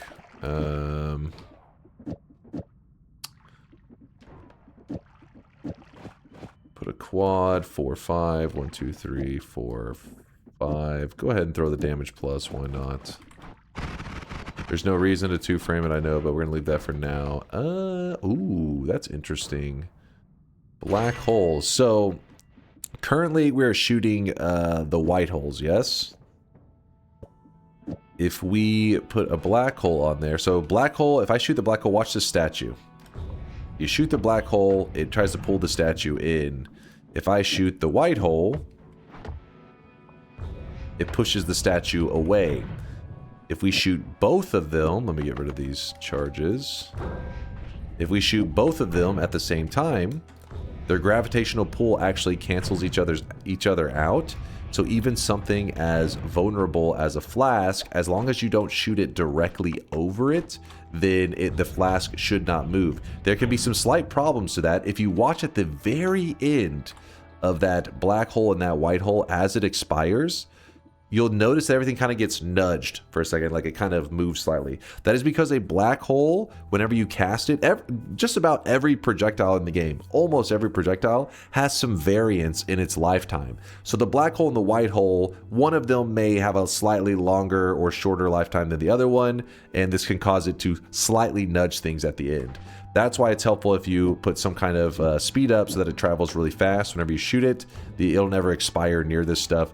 And I know it's like really small details, but these little details, for example, just using a black hole wand, that could get you killed. Because if this was a poly flask and I was to shoot a black hole wand that in some way broke this flask, and then poured the poly onto my character, which led to me dying, that could kill the run. So making it so that it doesn't get moved at all means one less thing, or one potentially one way of avoiding some kind of chain reaction that leads to you dying. Now, obviously, you still could fuck up and just shoot the black holes directly over it. Poly falls on your head, and you're like, damn it.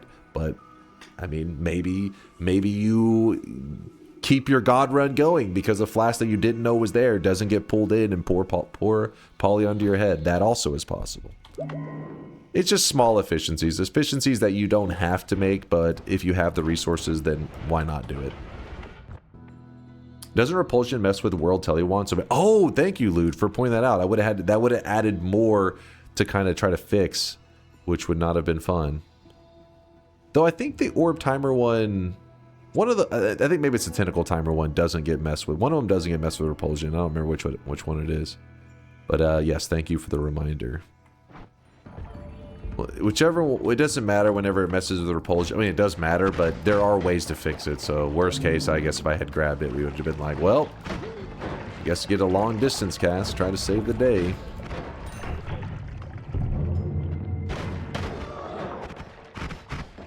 I want that electric immunity. This is huge for us. The inner spell that gives us... Alright, so we can start committing in a direction to build now then. Yes, yes, yes, yes. Easy, easy, easy. Yeah. So we're just missing phasing, and then that one is online. And that is the new game plus one. So we actually want to have this one first. Yes. Yeah, so we just need to grab Homebringer and phasing, and Homebringer should be easy to find.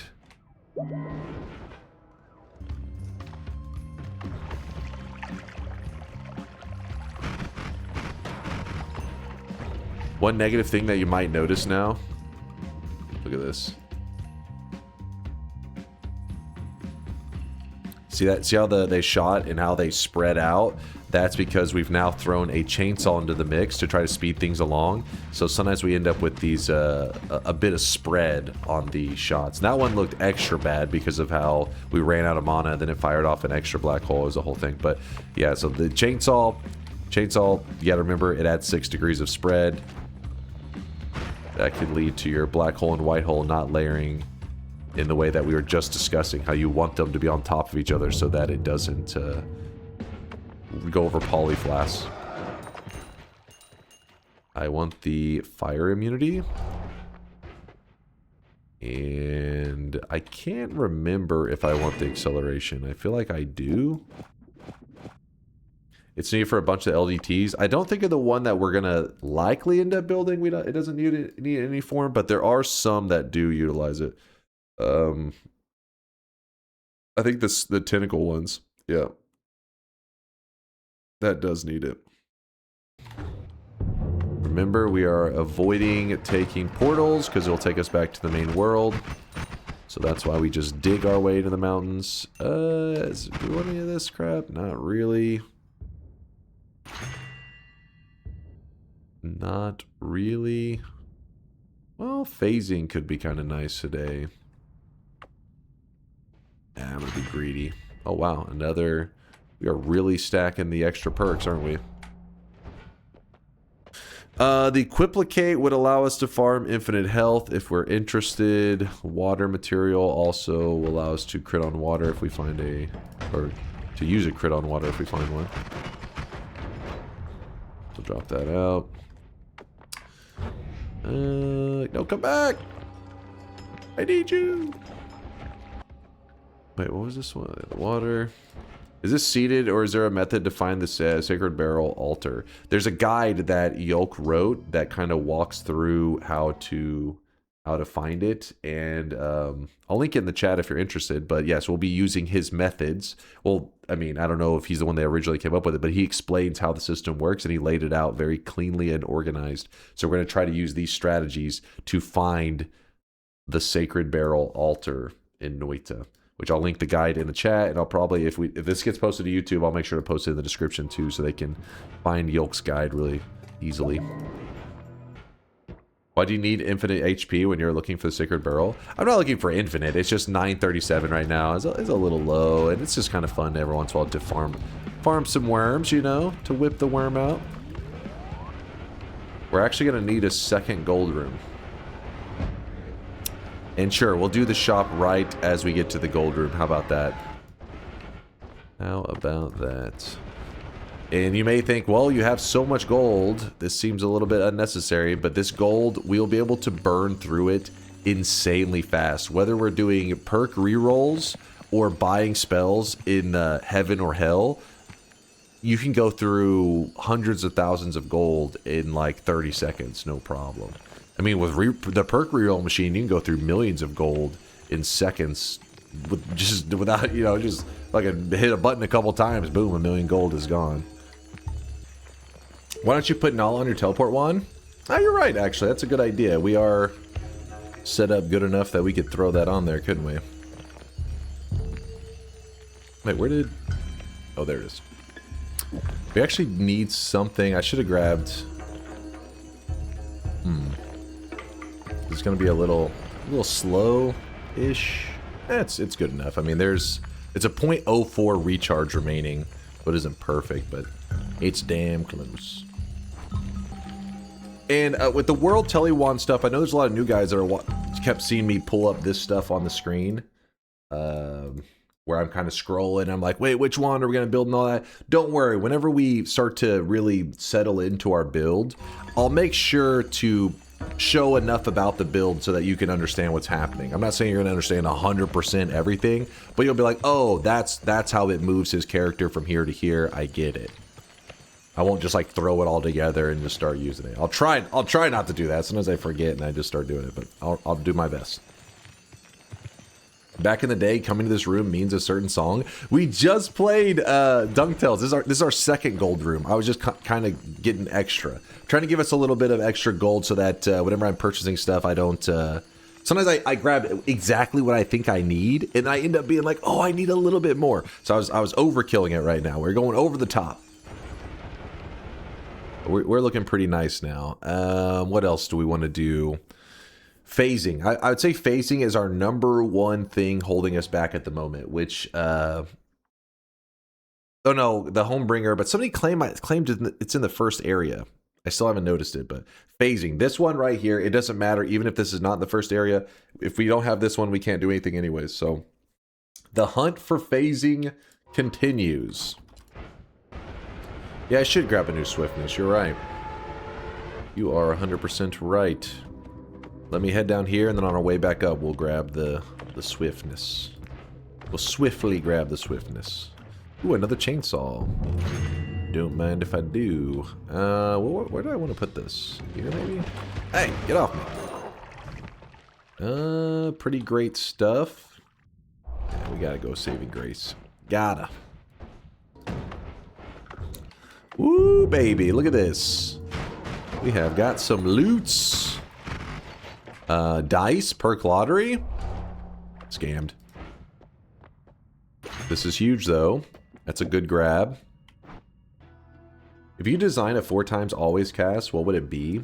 A 4x always cast. I mean, it depends on what your goals are. Using it as a digging wand feels like it'd be a waste, right? Because you're like, you just get a Greek letter and black hole, you're already set there.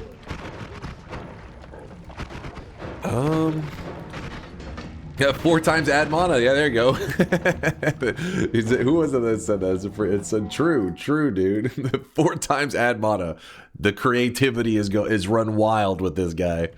But no, he's actually, I mean, I'm kind of like, yeah, because that leaves you opportunities to kind of move to whatever you want to move to.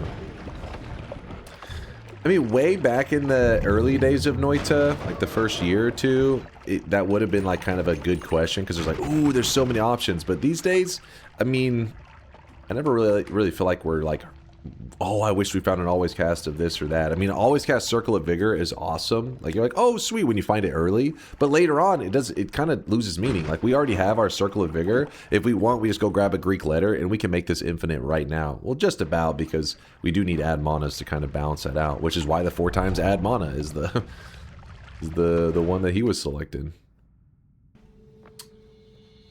So we want the add trigger. That part's nice, but that wasn't like a big deal. By 4x, y'all mean divide by 4? No, they meant like on a wand, you have an always cast sometimes, right? Like, so they show up where it'd be like, oh, this wand has an always cast, crit on bloody, that kind of stuff. They're saying if you could choose 4 always casts that are all on that wand at once, what would you choose? And they just said 4 add manas, and that was the discussion there. All right, let's roll this. Fuck. I don't want the reroll amount to get too high. But it's already kind of getting there on its own. Not getting stainless. We shouldn't really need it for this run. Stainless in general, yes, is great. But in this run, it shouldn't call for it. But later, if I live with 1 HP, I'll be like, thank God I got that stainless. It barely saved me. Actually, saving grace would be the 1 HP save. But still, stainless has its moments. Alright, back up. We're still hunting for phasing. The reason that we're pointing out phasing instead of like, there's like 6 or 7 spells that I'm missing. Yeah, but the other 6 or 7 spells that I'm missing are pretty easy on where to find them. I know where to go. Phasing, on the other hand, can be in many places. And so I need to get the thing that is kind of like, I don't have a specific plan for it, I guess is what I'm saying. That's the one I'm focused on, the one without a plan. Shouldn't you just visit? Yeah, I think at this point I'm probably going to do that. I mean, the thing is, because we're also gaining perks along the way, and I was hoping that while I was gathering perks, like the dice and whatever else that we were interested in, well, the dice mainly to make us grab perks faster, but that we may just find phasing doing that. Like, what if we go to Wand-Mart area, we look for like 2 hours, we find the phasing spell, and we're like, yes, we found it. And then somebody's like, oh, you don't have electric immunity. And I'm like, oh yeah, let me go find that immunity. And then while getting the immunity, you find phasing, you're like, damn it. So I would like to get that out of the way, the stuff that is kind of unavoidable and necessary for the run, and then see afterwards where we have to go. Oh, a meditation cube, look. Interesting, interesting. You've never seen a meditation? I feel like every time we do a YouTube video, it's a must find. There's always a meditation cube that we run into when doing one of these videos. So let's meditate. Fun fact that I forget all the time, and Latali and people in the chat have to remind me, is that the meditation cube is kind of crazy. Because whenever you take the meditation cube, like we jump in this portal, and it warps us here. This is back in the main world. Like we are in the main world. If I go looking in the fungal area, this will be the fungal area that we were at several hours ago. But if I go and take this portal again, it actually takes us back to, I think we're in like parallel world number 4 or whatever. So it does remember, it is one of those few that you can use the portal and it will take you back to that parallel world that you were in. Which is kind of cool. It's like, yeah, it's like you created now a little fast travel to parallel world number 4. And if you can actually find multiple meditation cubes, like you could find one in meditation, you can find a meditation cube in parallel world east 2, and then all of a sudden you're looking east 30, and there's another one. Well, whichever one you jump in, like if I jump in here, it's saved now for that parallel world. And I go back, it takes me back here. And then if I use the other meditation cube, it will now, that'll now be the location. So it's whichever one you used last, apparently, is the location it will take you to. Oh, there you go. Latali's dropping information. He says, don't use it if the distance is over 8 parallel worlds, though, unless you want to dupe. Because what he's meaning is if you jump too far, the engine, don't forget, the engine will freak out because you're taking these huge leaps, and this will cause duping to take place. So if it's more than 8 parallel worlds, you could leave something in the meditation cube, jump back and forth, and end up, you could take anything. Like you could be like, oh, I like this wand right here. And you could jump back and forth and end up duplicating this wand into like 20 wands if you like, 30 wands, whatever. Pretty crazy, but yes, that's something to keep in mind. Thank you, Latali, for the reminder.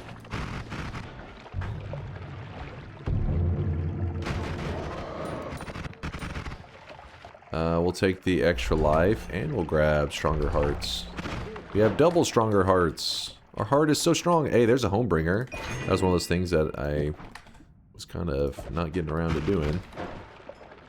Still looking for the phasing. I guess I could show a glimpse of what we're doing. That way people, while they're waiting for me to build this, get these spells, because it could, who knows how long it will take me to find that damn spell.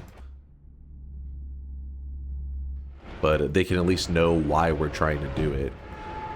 So let me see if I can do this correctly. So the idea is simple. Energy orb with a timer. Whenever you shoot it out after, oops, oh, probably should get a slower wand. That one's shooting pretty quick. Oh well. Whenever it times out, like at a certain amount of time, it will fire off whatever is after it. So if we were to put, or something obvious, a spark bolt, and we shoot it, see it shoots the spark bolts out at the end. So instead of putting the spark bolt there, we're going to put the Homebringer. Now Homebringer, see how there's a statue right here? Homebringer, when it hits stuff, like the statue, it's kind of hard to see, it's a little bit dark, I know, it's because I shot at it earlier. Homebringer will allow you to bring in entities towards the shot, or I guess like the caster, maybe is the... No. The origin of where the Homebringer is cast is probably the best way to say. So it's not necessarily to me. It's just the Homebringer is starting here at the tip of my wand, and it brings it to that general area, you know. So what we're gonna do, let me get something that's visually more clear. That one's like hard to see. Can't remember if you can. Certain things are hard to remember if you can Homebringer. There you go. This one's gonna be more clear. There you go. See the statue? We moved it. So what we're gonna do is we're gonna use energy orb with the timer, and we're going to shoot the Homebringer out of the orb. So whenever we shoot it at the very end, okay, well that's not the greatest thing that's shown it. In fact, scoot back a little bit. Oh, come on, angle's too shit, and I need like a black hole to dig away. Let me just do it over here. So there's that one on the ground. So we shoot this out. Yeah, there you go. You see how it pulls it in towards the energy orb, and it homebringers them. So now what we're gonna do is we're gonna put a inner spell onto the homebringer.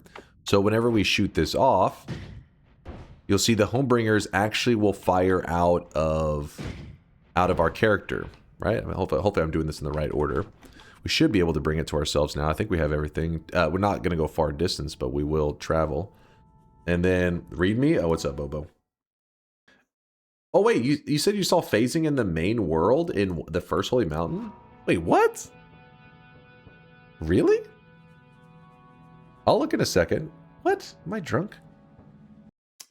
Okay, what's our goal now? So we have we're gonna do the inner spell homebringer, and then we put linear on it to, let's see, where's the linear? Wait, linear goes on, does it go on this one? I can't remember exactly where it goes. Yeah, it does go right there. Okay, we're building this one here. So linear, this, inner spell, that, and then we'll just put some kind of speed up, I guess, at, well, it doesn't really matter. It would be like the equivalent of, let's see if we can do this correctly. Yeah. Right, how do we, oh wait, I'm trying to remember the last part where we pull ourselves forward. I'm picturing the tentacle timer. Tentacle timer is an easy one to visualize. Am I putting something in the wrong spot? We interspell the homebringer. We want to hit ourself, pulling us forward. This would just pull you with the tentacle timer. I don't know why orb does not work. Okay, so this is in the correct order, but for the orb, yeah, because I was gonna say, if this is tentacle timer, it definitely does pull you. Is it that we have the modifiers reduce the speed of the homebringer so it hits yourself? Currently, it's too fast. Oh, it's going too fast. Ooh, we don't have anything to slow it, do we? Acceleration. Okay, yeah. Wait, if we put that here, will that be slow enough? No, still not.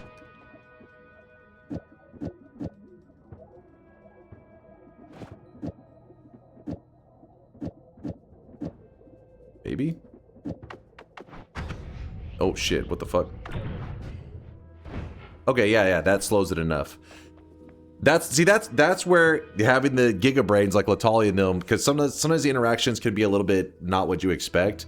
But apparently the homebringer on its own naturally, he said, is going too fast. So we had to slow it down. So what I ended up doing is acceleration does slow down projectiles. I mean, that one's kind of obvious. It slows it down temporarily, and then it speeds it up. And I think one of them was not enough, right? Yeah, one was not enough. So if we do copy thrice on there, and then we shoot it, yeah. So it's basically pulling us to the location of the orb timer. You know what's funny is that if I would have used the tentacle timer, it actually is a little more clean to see, which I thought for a moment we were going to be able to show it really simply, but instead we kind of have to, hopefully most people can kind of follow along for the most part what's going on there. So we're using this, we're using this, and we're going to take this to the extreme, this concept, where we're shooting this orb, and we don't want the orb to be like slightly in front of us. We're wanting to throw this bad boy and it to be in a parallel world. It will spawn in a parallel world, and then that homebringer shot will then pull us to that world. That's the idea. We want to get yanked into a parallel world towards the orb. The homebringer inherits the speed from the orb, so you can modify the orb and it becomes slow. You gain 2 benefits. It doesn't die inside the walls, and the payload has no speed too, is what Latalia is saying in the chat.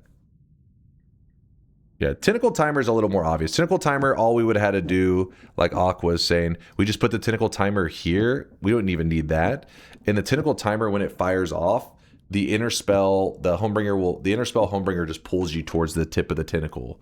And it's really simple, but because apparently this has some weird interactions, it leads to you having to do some funky stuff to get what you want out of it. Oops. But anyways, we're having to hunt for phasing. Phasing is important because you want to phasing will make the orb go like a jumping shot. And we're gonna put a lot of speed, a lot of jumping, and that'll be what leads to the orb traveling all the way to a parallel world. That's the idea. Don't worry, I'll touch on that stuff whenever we get there. I don't think the phasing is phasing is there for the slowing purposes, but I don't know if the skipping part I think is also kind of helpful because it does help it go through the walls, I believe. Because without it, I think if we shot it, we would just smack into that. Very important info. Okay, Aqua's got stuff. Read this on for your YouTube. Of all the TP spells, only the Swapper and the Homebringer can teleport you into unloaded chunks because they don't check the target terrain, which requires the chunk to be loaded. You saw it just teleported you into a wall. Normal TP won't work. Big info. Thank you, Aqua, for making sure the YouTube peeps know. Again, none of this, you don't have to know this stuff, but Aqua's pointing it out because you never know who's wanting to learn, you know, to design their own wands. All of this information that Aqua's dropping is so that you, whenever you look at these wands, you don't have to use a pre-designed wand. You can understand the concepts and just make your own. These are ones that just give you a basic template and save you from having to do the math. So it's nice, you know. But yeah, we're missing that damn phasing. The other stuff, no problem. We just missing that stupid phasing. All right, let's keep looking. So if you ever want to design your own wands, once you do that basic concept from there, you're just like messing with speeds and just any kind of effect to make the projectiles go further. So like, for example, you could design a wand where you're like, oh, I want to fire my wand one time and I want it to jump 100 parallel worlds. If you're willing to do the math and everything, you can try to design that. You can make that, you know, pretty close to that. I don't know if you'll get exactly what you're wanting, but you'll get pretty damn close, I bet. In fact, I think there is a wand that some of the community that designed, it goes like 1,000+ parallel worlds. Kubi was talking about it not too long ago. And I was like, damn. Because it used to be thought that 252 parallel worlds was like the maximum that you could go to. And now people have it where they do it a single jump. They can go like that many worlds.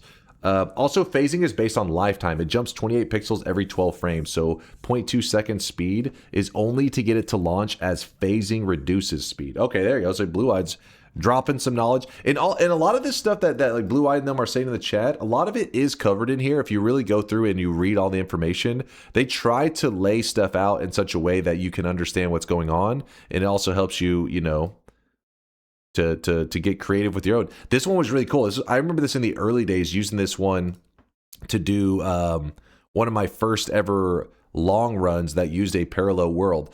Latali specifically designed this wand so that you can swap stuff. Actually, wait, he may have made some minor changes to it. It's been a while, but you could swap stuff, and by using one wand, you could do multiple things with it, where it'd be like, oh, move this one spell, now you go this amount of distance, you move this other spell, and now you go to this amount of... They're two different distances. Both of them were significant amounts, though.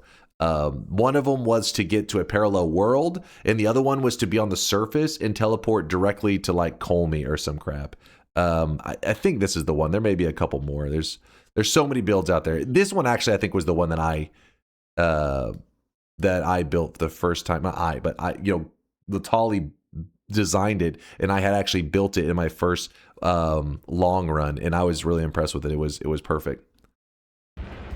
So now we're going to start doing the overgrown checking. I think perk-wise, I mean, we're in such a good place. I don't think there's a perk I'm not thinking of. I don't think so, but I don't, you know, I'm not thinking of it, so maybe I'm forgetting. I see you, Lude. Don't worry, we'll find it. It's not... Phasing isn't actually that bad of a spell to find. It just... That's how Noita goes. Anytime you're saying, I want this one specific spell, that's when the game decides to kind of really be a pain in the ass about spawning it. But I will find it. Don't worry. Oh yeah, I kind of want to try the add trigger on the tentacle with the... Oh no, it needs to be a tentacle timer for the summoning. I forgot. For the worms. The worms. Yeah, tentacle timer is definitely something that I probably did leave behind. That one doesn't surprise me. I wasn't that passionately paying attention to that one. Phasing, where are you? I know you're nearby. I can feel it. I can feel it phase away. Don't you jinx me, Durium. It's not phasing away, it's phasing to me. It's phasing into my pocket. Taikasauva is how you get your phasings. Yeah. Actually, now that you say that, we may end up finding Taikasauva. That could be the better one to even look for anyways. And we haven't checked the Wand-Marts in the main world anyway, so let's just... Let's go gather the rest of the spells. If we see Summon Taikasauva during that, problem solved. I should have did that in the first place. That would have been the smarter move. So then we just jump into the Holy Mountain portal. So whenever we take the portal, this will take us back to the main world. We could go down to hell in that world that we were currently in, but I would rather just keep things organized. Probably do a mod restart or stability. Because remember, stability is good. Not that it's necessary. Nothing about the game seems too laggy right now. I'm not feeling any issues. But just in case, let's keep it stable.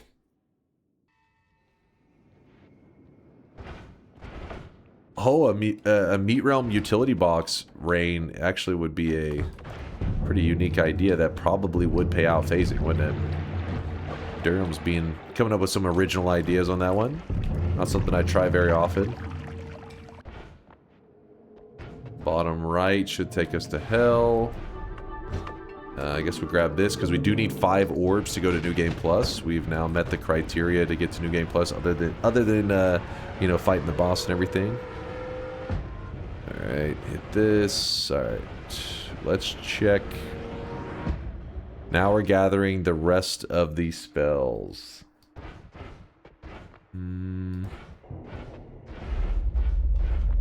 What all do we need? We're gonna need a lot of divide bys, in fact.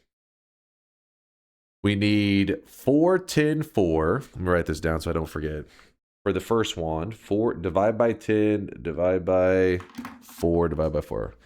And then the other one needs, the one that is in New Game Plus, which is the same concept right here, needs 3, 4, 3, 2. Which is, you know, the right here. Divide by 3, divide by 4, divide by 3, divide by 2. So we have to hunt for 2 divide by 4s, 2 divide by 2s. No. 2 divide by 4s, 2 divide by 3s, 1 divide by 2, and 1 divide by 10. Yes. Alright, so we grab this one. That's good to go. In fact, I'm going to put them to the side so I can keep things organized. Will you get the jungle portal and glittering field for the Homebringer payload? We shouldn't need... No, we shouldn't need that at all. I mean, it depends. There are certain builds, I think, that use some shit like that, but we shouldn't need to do that. Divide by 10. A Greek letter for your healing. Great call.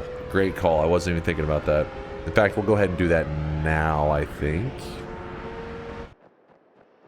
If we put this here... Throw on and add mana. Maybe need a second one. We'll see about that. I'm gonna... Damn it. I'll do something cheap. Like that. Spark Bolt's a filler there. Another divide by 3. Divide by 2. Perfect. Perfect. So we have both of those. So now we're just missing 2 divide by 4s. And I'll grab the Greek letter while I'm chilling over here. Add timer. Could do some heart farming with that. For fun, I guess. Yeah, we shouldn't have enough for that. Good. So then, tentacle. Add timer, tentacle. Let's go ahead and put the freeze on the tentacle. Then it hits the quiplicate that casts Matosade. Yes. And then we cast it. Kills the worm.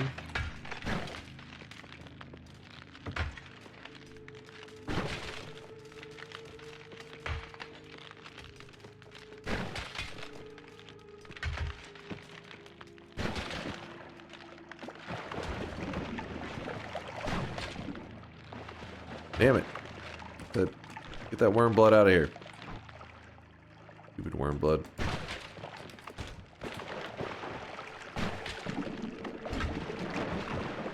This is where I like to do it in the desert, so I have less corpses and stuff in the way. I feel like you regret not doing this in the desert every time. Yes, so fucking true. But in that short period of time, we went from having, we'll have 2,756 health. Remember, we have stronger hearts twice, so every heart should be worth 100 HP. So it's a lot. But we went from that, it was almost 1,000 increase, right? Somewhere around there. Pretty quick and easy. We did use up all of our quiplicates, but then you could, at that point, you could say, oh, we didn't grab a Greek letter, did we? So, oh my god, don't make me have to build my digging wand again. Not like this. Stop. No, I don't want the towel. Actually, wait, we need that. I think we need that yeah, we do need that spell refresh.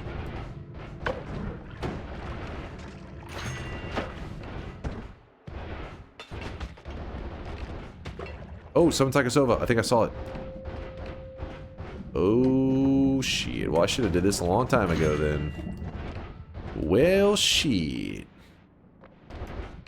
Oh, there you go. We got an alpha. We're good. So, the idea is that quiplicate is... Any of the plicates... I have a video on my YouTube channel, if you want to look it up, where it just talks about how using the placate spells, you can farm infinite HP, which is what we're doing right now. The issue is, there's different... You can use any of the placate. That placate works as well. You can use any of them, but some of them run out of charges and stuff if... not some of them. They all run out of charges if you don't have unlimited spells. And I don't have the unlimited spells perk. I'll probably get it later, but I'm not looking to wait for that. I'm looking to grab the alpha now. Alpha casts a copy of the first spell. So then we just do it like this. Same idea, except for the quiplicates here, and this is copying it since this ran out of charges. And we go back to farming our hearts. So we get the hearts, and we cast on the heart, we get more worms. Wait till they go away. In fact, you could even cast into the ceiling if you want.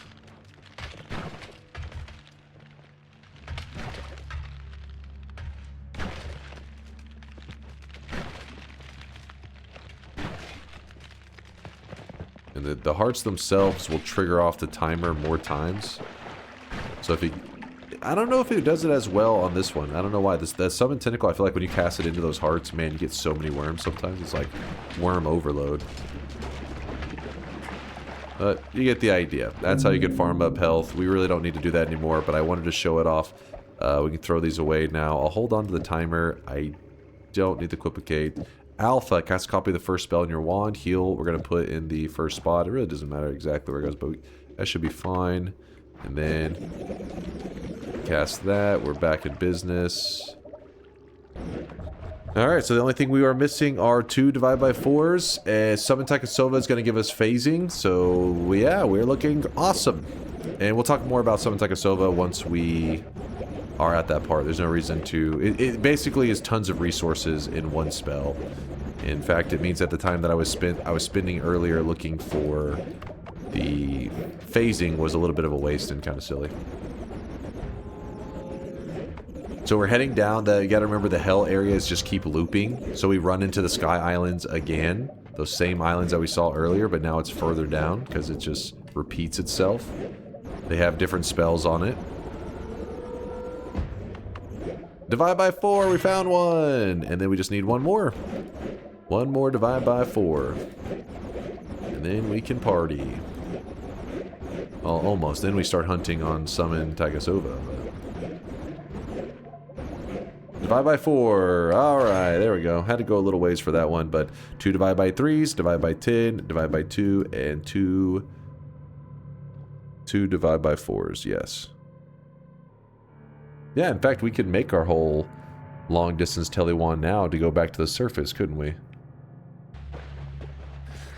So for safety reasons, we should climb our way back up, but instead, just for fun, I want to launch myself up to the surface. So let's see how that goes. Oh no, we have to do the Summon Taikasauva part anyways. Damn it. I guess we do it down in hell? We're gonna summon Taikasauva down in hell. Your wig sliding backwards. That's my hair and my mature hairline, damn it. It is mature. You wouldn't understand. You are too immature. You wouldn't understand the matureness of this hairline because your brain is not matured enough. It is still forming, still developing. You got a fetus brain, all right? That's what I'm trying to say. My hair, damn it. It's a little greasy, okay? I'll give you that. It's a little greasy. Okay, summon Taikasauva. We cast it. And then we need to kill it with something. We really don't have anything to kill it, do we? Do we just shoot this at it? I guess that's enough. That'll get us started. Alright, so summon Taikasauva, the yap of what we're doing right now, because I'm sure there's definitely a couple of you that are confused on what is going on.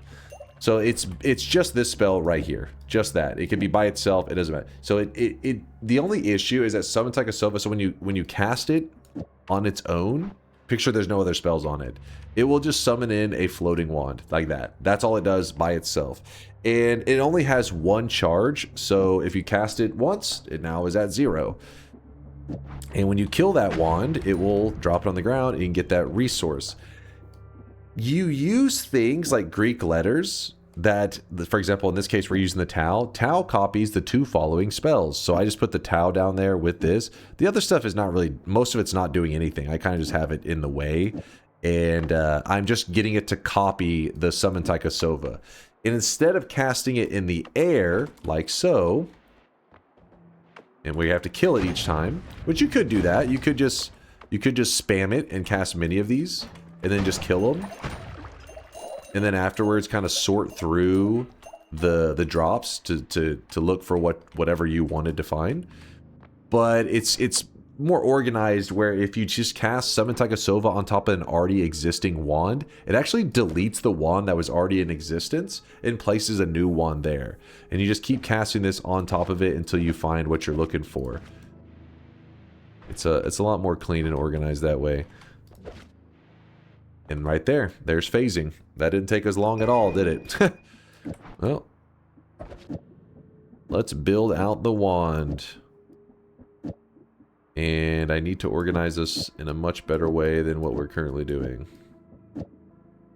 Alright, the linear arc is needed to keep our wand under control. Because if we're trying to teleport long distances, keep in mind, like, if you're teleporting a small distance, so from like here to here, just a small jump, not a big deal. But if you're going insanely far distance and you're off by a couple degrees, it's going to launch you, you know, way off of where you're anticipating. So the linear arc will keep us, you know, perfectly in line where we want to be. It's easy to focus on where we're going. And then from there, we're going to put down, okay, this is kind of a weird one. We're going to do the reduce divide by 4 because I don't actually have a regular quad. Not that that should matter that much anyways. And then we got the orb timer. We got the inner spell. We got the homebringer.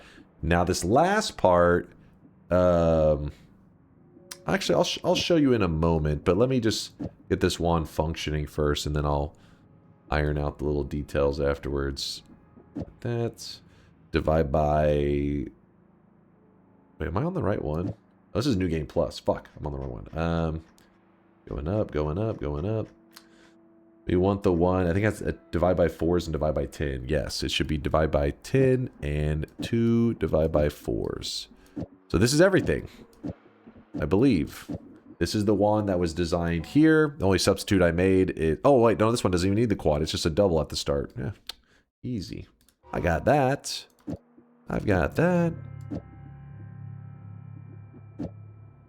And then I think that is it. 10-4-4 without unlimited spells. Wait. Oh, does it even for... Do I wait till it goes to 0, Kubi? Or...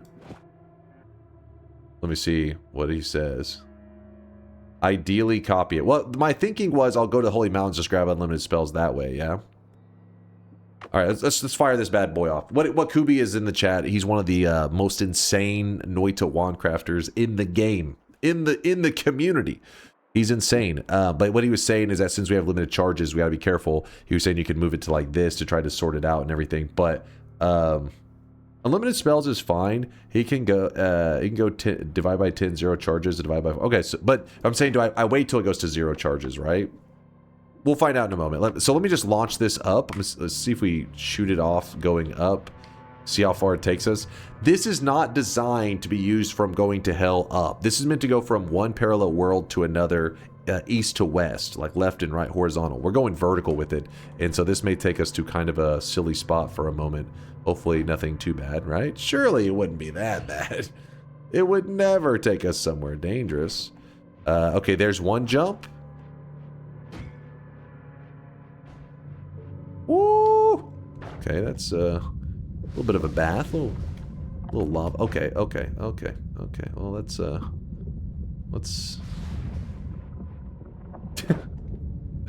just melt our face off a little bit. That'll be fine. My water!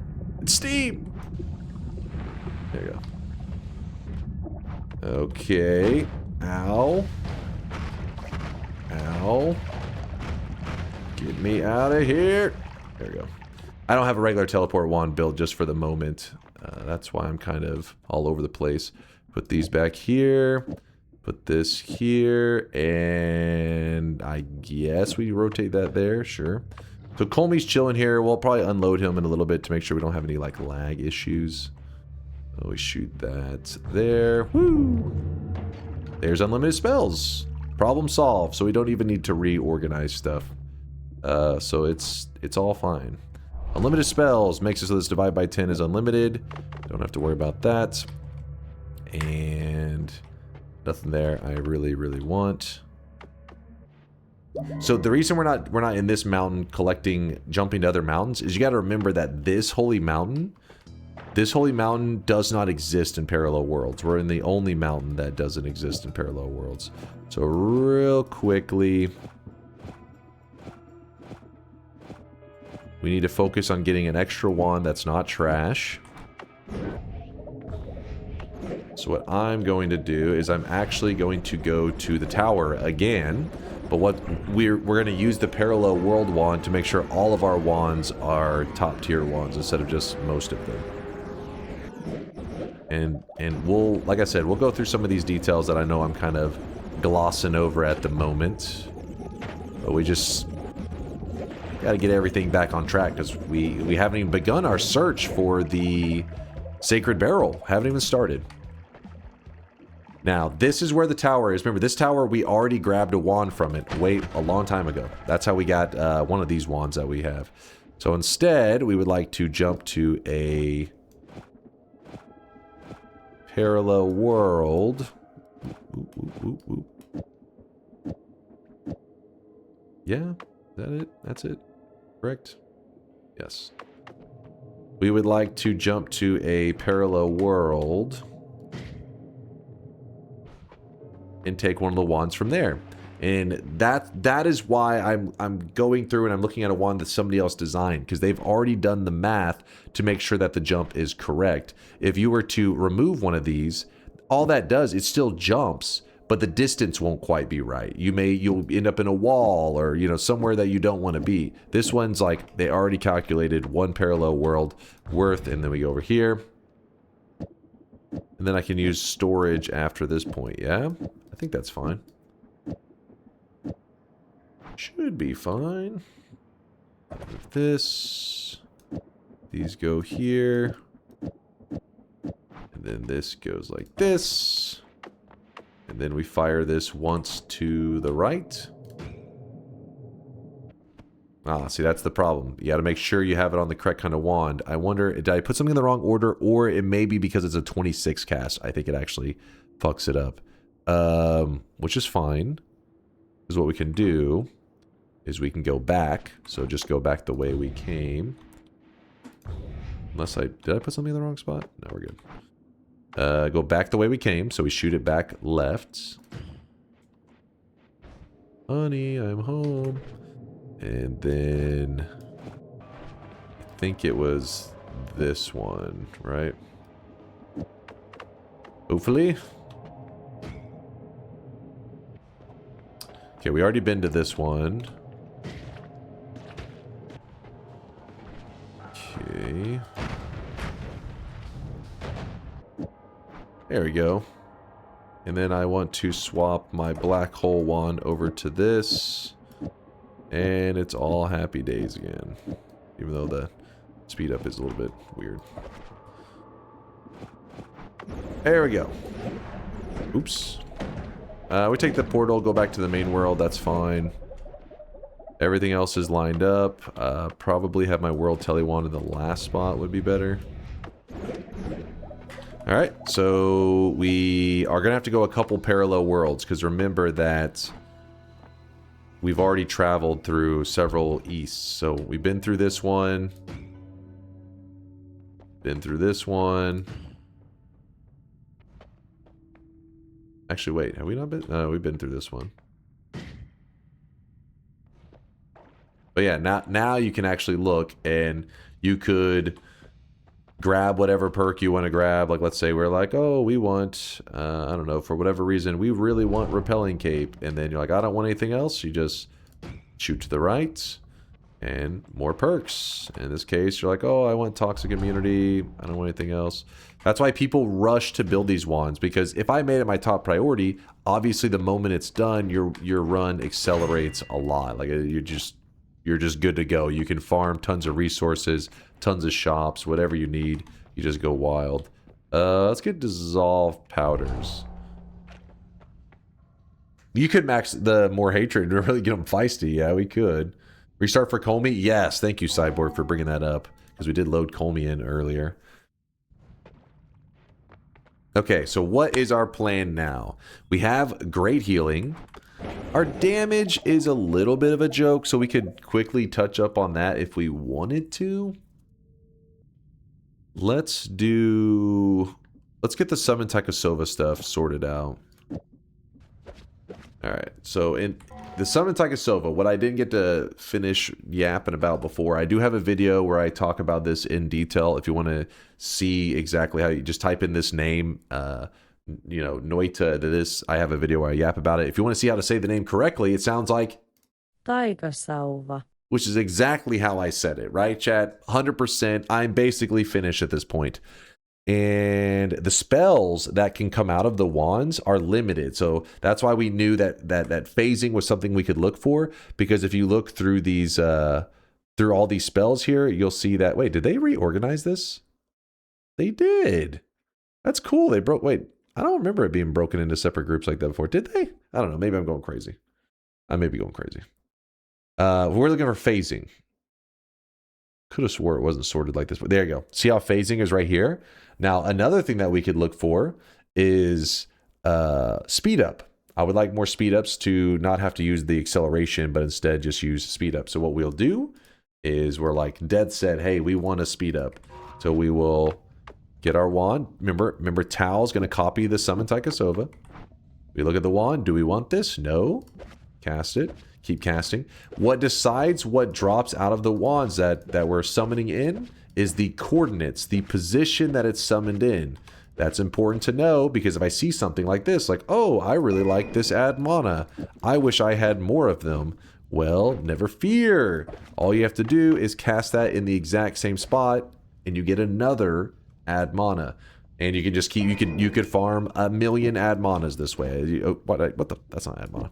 You could farm 1,000,000 add manas this way, as many as you would like until you go crazy. In fact, it can be a little imperfect though. Like right now, for example, I probably won't get the add mana. Okay, well I keep getting it each time. I'm just that good, damn it. Yeah, see there, it didn't give it to me that time.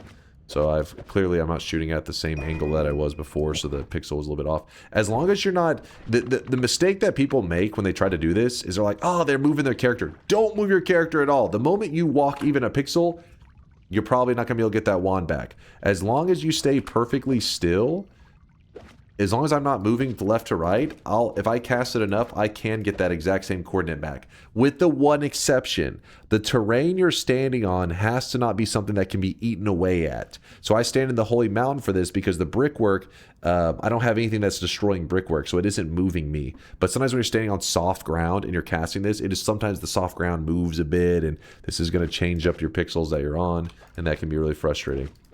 Okay, double explosive projectile, sure. We'll run that on our Main build. Why the fuck not? And move that back. I can just get some speed ups, I'll be happy. Speed up, where are you? I wanted my black holes to travel faster because we're going to be looking in New Game Plus and we need to be able to move around pretty quickly. That's why I tend to cast so quick. It's not that I won't click past something that I want. It's just that if I like, oh shit, I wanted that last thing, I know I can bring it back since I'm not moving at all. I'm staying still.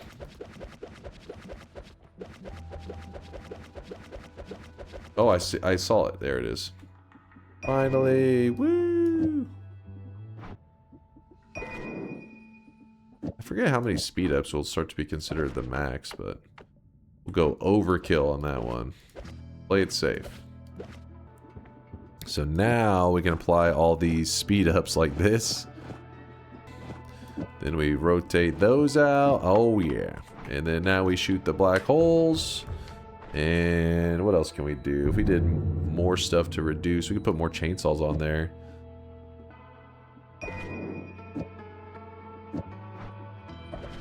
Okay. How's this looking now?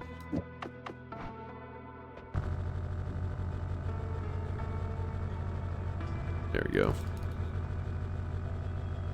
Woo! It's wiggling. Commence the wiggling. We got that up to date. Let's see. If we put this here, how are we looking? It's actually not infinite. There we go. Still infinite. Heals online. That's good. That's good. Bro still rapping. I don't want to farm up more ad monas. It's fine. I'm just trying to do enough damage for New Game Plus. That's all I was worried about. In which I guess we can grab Close Call as a little backup insurance. All right.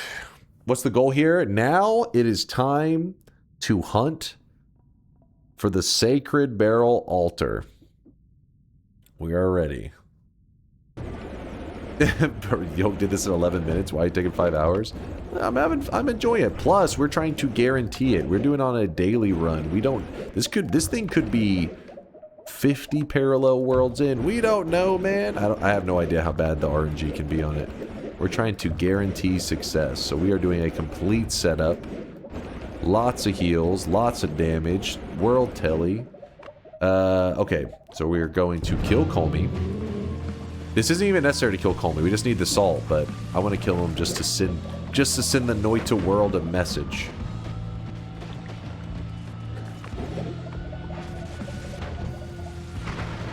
There we go. And we are heading to New Game Plus. New Game Plus is the first time, the first area that you can be that there's even a chance for the Sacred Altar to spawn. This is going to be where I have lots of stuff to learn, and I'm going to be pulling up Yolk's guide, reading some information about like what to look for to know that you're in the right area for finding the Sacred Altar. His guide is going to be perfect. So there it is. Press E to enter New Game Plus. Meat Boss, you're a hero, Wilhelm. You're a hero, dude. Yes, anytime you're wanting to go to New Game Plus, always kill the Meat Realm boss. That way, I mean, it may not seem like a big deal, but he places a curse on you, and every time you go in the Meat Realm, you cannot heal until the Meat Realm boss is dead. And your health, it's hard to explain exactly, but basically you have a ceiling to your health bar. So I can show you an example of this. Alright, see how I just took damage from this sniper. I go outside, I heal up. Hey, not a big deal. Meat Realm curse is a joke, but watch this. Watch when I set foot, just a little pinky toe into the Meat Realm. I want to get this guy out there. Watch my health. Okay, well, this guy started hitting me. That guy didn't do anything, though. Your health out here will immediately go down to the highest it's ever been. Well, I guess they wouldn't say the highest. Well, it's guess the highest. It's whatever is the highest health it's ever seen you at. The lowest health it's ever seen. I would say the opposite. My brain. The lowest health it's ever seen you at in the Meat Realm will always be your permanent health in this zone. So if I don't get rid of the Meat Realm curse, and I just go continue to play the game, and I head to New Game Pluses, you may say that's not a big deal. Well then, okay, you're going to be stuck at 3,600 health. Yes, but every time you normally stop by there for a moment, you may take a little bit of chip damage. Maybe 100 damage here, 400 damage there. Maybe you get hit by a Heart Mage. Heart Mages are all over the place in here. That one's where it really gets fucked up. Let's see if I can find one real quick. Oh yeah, right there. Watch this. Watch whenever he hits me. It's actually pretty damn scary. So we let him hit us. Our health is halved right now, yes? So you're saying, oh, but, you know, it's not a big deal. That is our new ceiling for HP in the Meat Realm. Until I get rid of that curse, it'll be stuck this way. So watch, hold on, it's chilling, we're chilling. Watch when it goes back. See, it doesn't even allow our health to go back up, even though you're like, wait, but your health wasn't missing. Yeah, because that's the new maximum that my health can be in there. Even when I heal up out here, looking good, looking strong. My stream paused when all that blood exploded and I thought your game crashed. You're like, oh shit. Watch it. Boom. Immediately drops down. Back out here. Heals up. Heals up. We're fine. We're fine. Boom. Immediately drops down. So in New Game Plus, these Meat Realms can be in random spots that you're not ready for, not anticipating, and that problem will just kind of snowball out of control. This can lead to players dying. So Wilhelm saved our butt. He said, don't forget to kill the Meat Realm boss. This guy does not exist in New Game Plus. So we go find that boss. Here he is. We kill him. The Meat Realm curse has been lifted. Now we can heal. We're good to go. No more curse. And if you want a little chainsaw wand, no reason for that. Just blood everywhere. Let's go. Kill Tiny? Wait, why would I need to kill Tiny?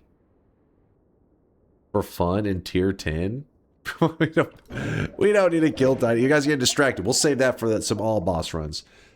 Alright, New Game Plus. Press E to enter New Game Plus. Meat Realm boss is dead.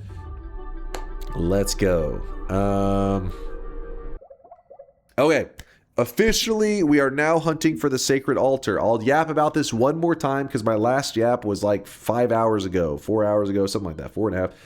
So we are looking for this right here.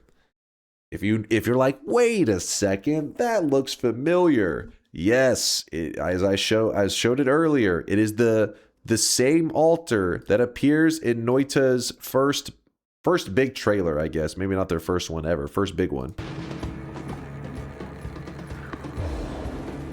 This shown in the trailer is the only time that I interacted or knew anything about this existing until like a year ago when people taught me about this sacred barrel run. So that's what this altar is, what speedrunners are looking for when they're trying to do the sacred altar run. We are about to do that as well. We're hunting down that altar. And hold on, let me read the guide again. Let me read the guide. Where is it? No, I don't want to hear guide game route, you guys. Backspace that. I already know you're typing it. So there we go. This is Yolk's guide that he wrote the other day. This guide aims to help better understand and locate the sacred barrel altar for speedrunners. I mean, you know, I'm going pretty fast. I'm going pretty quick. This is probably a speed run. This may be a world record. This is not a comprehensive guide of every location of the altar possible, but it encompasses the currently done route as well as popular and easy to reach places of interest it appears in. And then when it posts here, that's the link to this where it talks about the altar. And again, we'll go into more detail on that in a minute. First, let's just locate it, and then we'll talk about the rest. The altar appearing as a result of the same kind of bug that causes spells for sale to appear randomly, or the dragon spawning location to exist outside its intended spot among similar other props in odd numbered New Game Pluses. So New Game Plus 1, if we end up wanting to go to another New Game Plus to hunt, we have to go to New Game Plus 3. So we'd have to go into New Game Plus 2, gather more orbs, and then do it again. So hopefully we can do this in just the first New Game Plus. Hopefully. Keep in mind that the biome overlap starts immediately at the main world, with 8 pixels already misaligned, and moves by around 8 pixels each world. So by using the power of math, you can calculate that after 64 parallel worlds traveled, there will exist a full chunk of misalignment where the altar can appear. Let me see, what else are we talking about? To spawn the altar, the intended procedure is to travel in the direction of the overlap. If you overlap the overgrown cavern to the right of Snowy Depths, you travel to the right to increase the overlap. Okay. Making sense so far. Since the edges of the chunks are wavy, precise math hasn't yet been worked out for the specifics on when the altar appears, but you can very much make an educated guess. So basically what it's saying is, we're looking for a prop, some kind of visual, that will let us know it is in the same grouping, essentially, as that altar. Once we find the visual, then we just search enough parallel worlds in that exact spot, and the altar should appear. That's my understanding. That's the game plan. So let's find one of these snowy. I think they're all snowy overlap stuff, right? So let's look for that. Snowy and something. Read Yolk? Oh, wait, hold on. Did Yolk say something? You can go for a mines overlap for fun, but it'd have to be in deeper new games. Okay. I'm scared of that one. I don't want to get ahead of myself. I'm still baby's second sacred barrel run. Let's not overestimate my ability to hunt these things down. All right, Snowy Depths. And then we are going to search to the side and see what the overlap is. Basically, what the overlap he means is like it kind of runs into another biome. It's an overgrown. So we see overgrown, we see snowy. Now, let's look.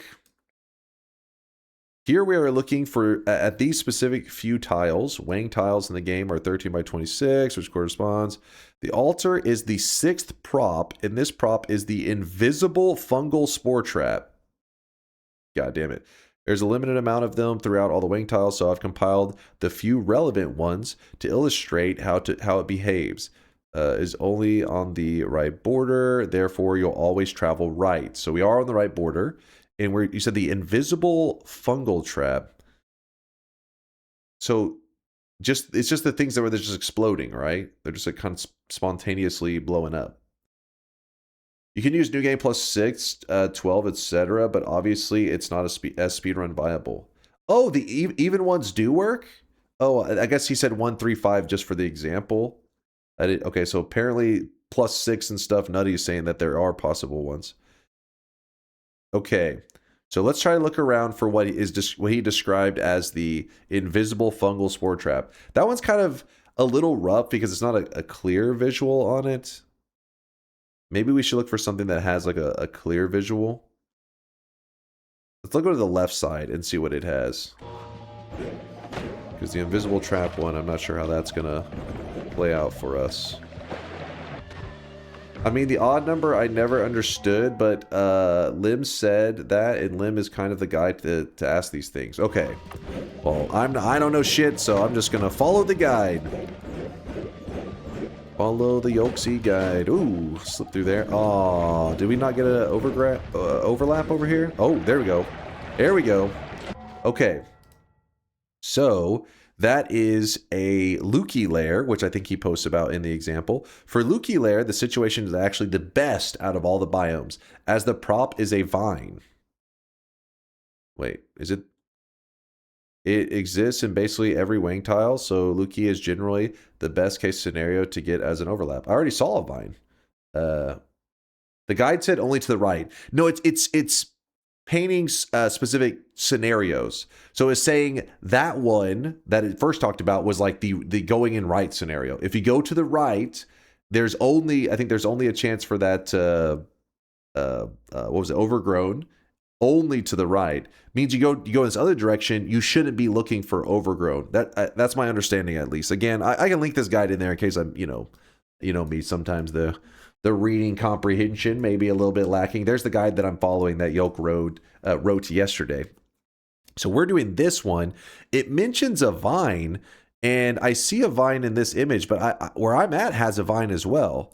Vines don't always spawn / get destroyed easily, can spawn in terrain, so spotting these aren't the easiest thing, but at least you'll know the chance is quite frankly the best that the altar is there. So if we look, that's a vine, yeah?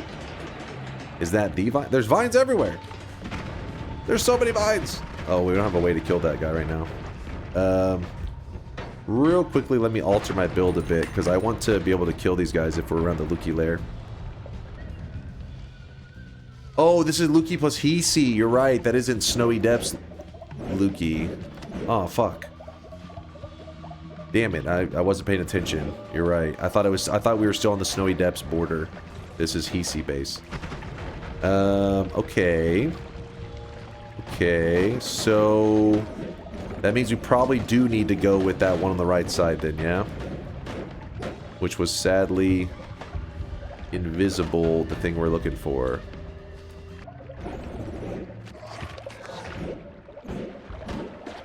Wait, I heard it. Wait, was that? I hear it. Is that one? But that doesn't count because it's on the... Is it too far in? That's one of them. Enhance on the tiles. Got it. Wait, let's go back up onto this one. Wait, does it not let me... Does it let me open the image? Let's see. Enhance! Okay, so we are on... I can hear the mushrooms exploding. Which one are we on, actually? Let's look. Maybe it's that?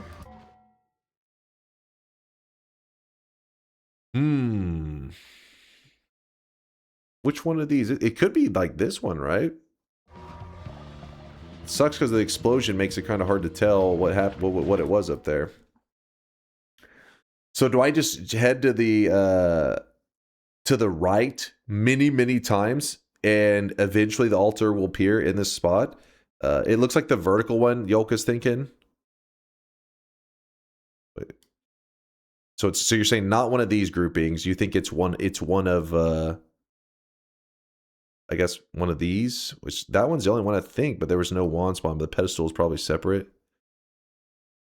The one with 2 shrooms, number 3. Oh, this one. Really? I guess we can find this out pretty quickly if we were to jump one parallel world away from here, yeah? Should answer that real quick. One parallel world to the right. I forgot to build my wand back. Hold up. This is if you ever make this mistake, all you do is just go back the way you came. Okay? And then, remember, we were in the regular world before when we were using our wand, so it worked perfectly. But now we've gone to New Game Plus. So this one here just said New Game Travel Wand. No. This one's bad. We don't want this anymore. We wanted the New Game Plus one, and we already have the spells for this. That's why we were preparing ahead of time. So now we need to have this build out here, which I think we have the setup for.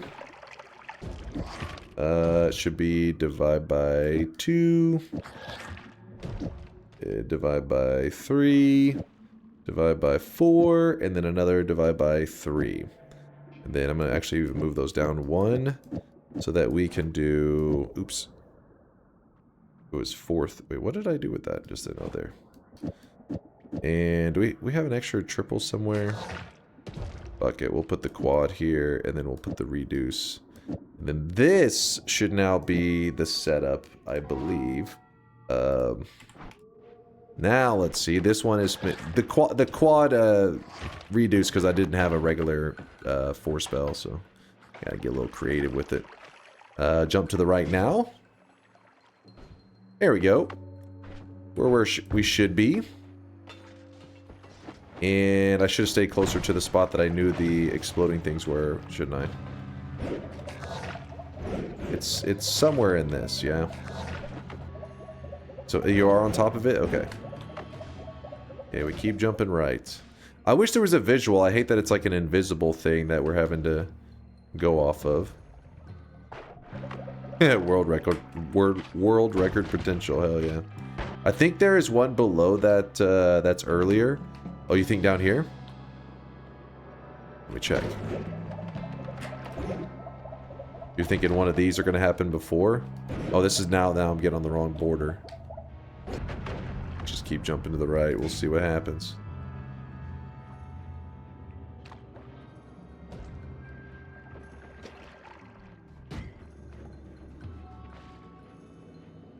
There we go. There it is. I don't remember how many parallel worlds we ended up going, but there is the altar. And if I keep jumping to the right,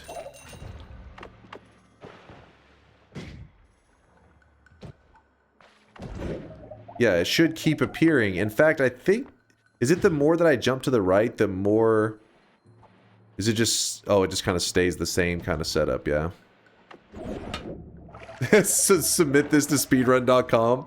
The funny part is, Yolk, you have to, yeah, as a judge, you'd have to watch the entire thing frame by frame to make sure there's no cheating involved. So this is the altar. Essentially, I don't know, from what I've read in that guide, again, read the guide if you really want to know the true correct way that things are working, right? Like he explains everything here. It's a really helpful guide. This is fantastic, Yolk, especially for a little noob like me to try to fumble across and find where it is.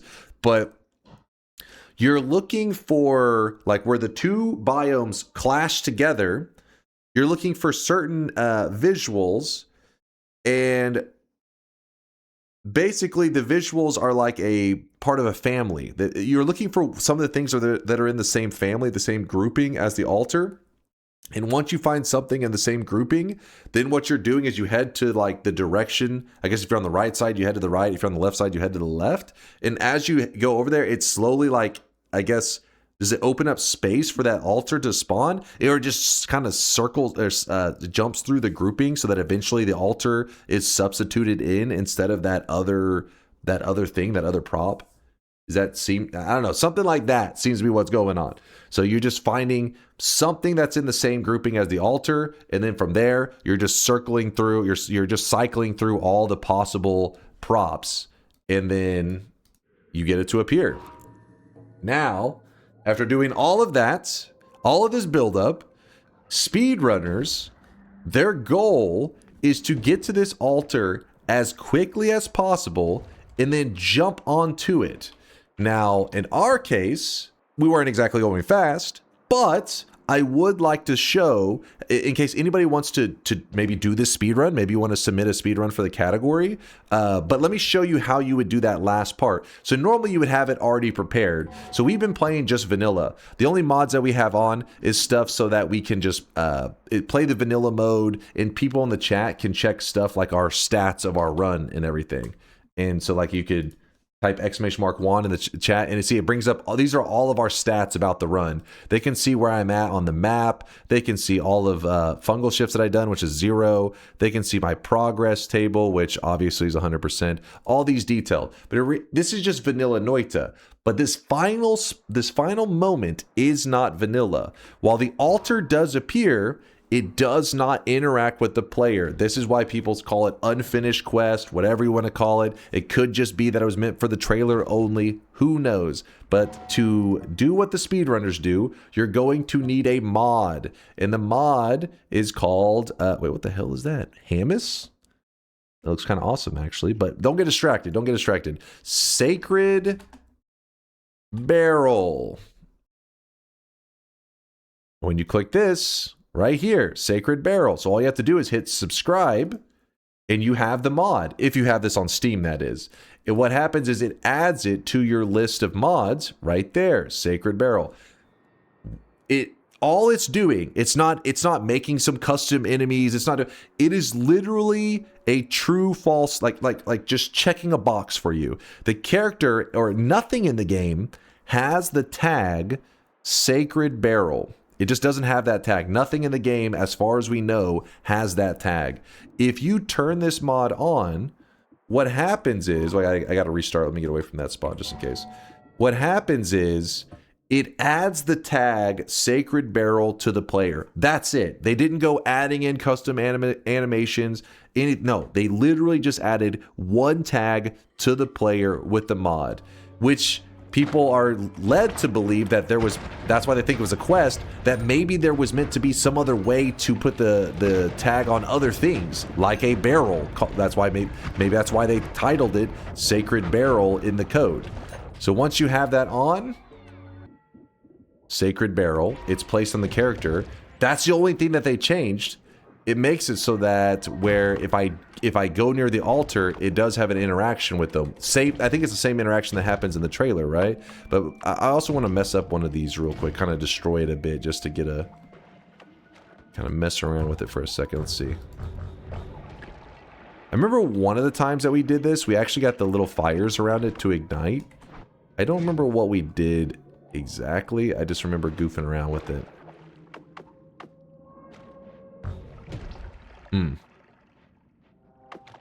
Alright, screw it.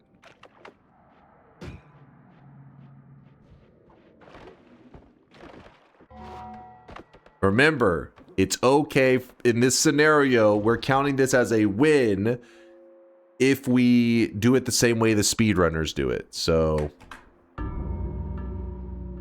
that obviously there's a little bit of snow in the way, all that kind of crap, but that whole animation, the symbol, the earthquake, that should be, I believe, identical to what happens here.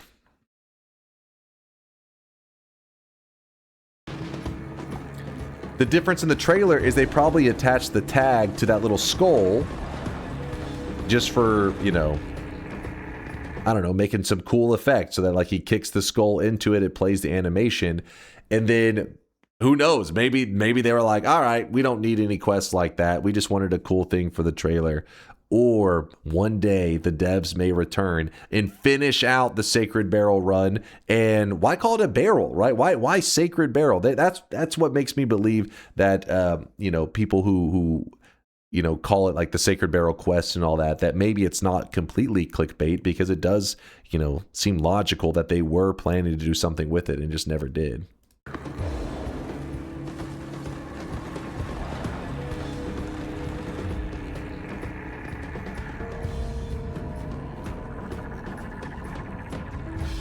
There you go. But this is still one of those things that I have like no knowledge in it. And if you're interested, because I don't have any content on it, and you want to see more about this Sacred Barrel quest, run, whatever the hell you want to call it, there is the category. I'll pull it up right now. In the speedrun Noita world, you go to Sacred Barrel. This is just speedrun.com/Noita. You go to Sacred Barrel and you'll see that 3 days ago, Nalare, hopefully I'm not butchering their name too badly, got the new record, which they took from Yolk. But you know, it's only been a little while. Yolk's probably going to reclaim, right? Yolk may be a little bit distracted with other world records right now. But in these runs, there are some insanely fast runs. We did watch Nalare's speedrun. The quality's a little rough because not everybody's going to have like the perfect capture setup. I get it, but they're still hauling ass, still got a world record.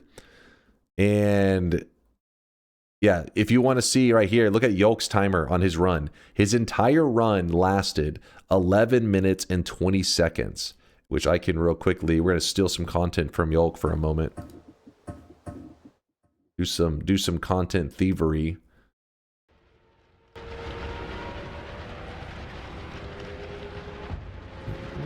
My camera up a little bit. So he had a timer going. He's hunting for the world record.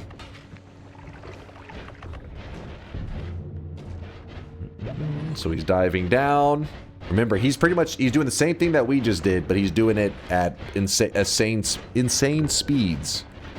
He's looking for the snowy depths, I guess. He's hunting. He finds snowy depths. He finds the Lucky lair. He's searching. Oh, frozen a little bit, just a little bit. And then he bails and goes to the first area. Is this what he was talking about before?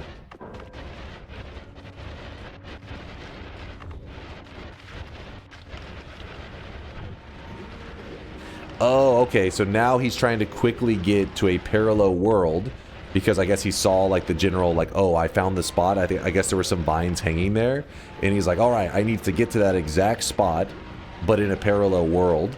And me, I had built it because, you know, obviously we took like 1 billion hours. We built a parallel world wand, so we just jumped over one world. He is having to manually run his ass there as quickly as possible. He said, I thought it's 3 parallel worlds, but I miscalculated by 1 world. Oh, okay, so we missed the part. Okay. Yeah, there he was. So we missed the part here. I guess we should look where he first goes into New Game Plus. It just all happens so fast. It's hard to see the there it is, I think. Is this? No? I guess we just look at his orb amount. When he has 0 orbs, we know that he's in... No, he grabs an orb whenever he's in New Game Plus. Damn, how fast were you in New Game Plus? Jesus. He literally took 7 minutes to get into New Game Plus. God damn. He was moving. And so this is where he sees the, I guess, the original vine. And then that's why Yolk said in the chat just now, he said that he thought it was going to be 3 parallel worlds over, but he had miscalculated by 1 apparently. I want to see when he finds it. So he's looking around, and then he sees, so is that the visual right there? Those vines, you were like, oh, I know this is the spot. So then he's still kind of searching around a little bit.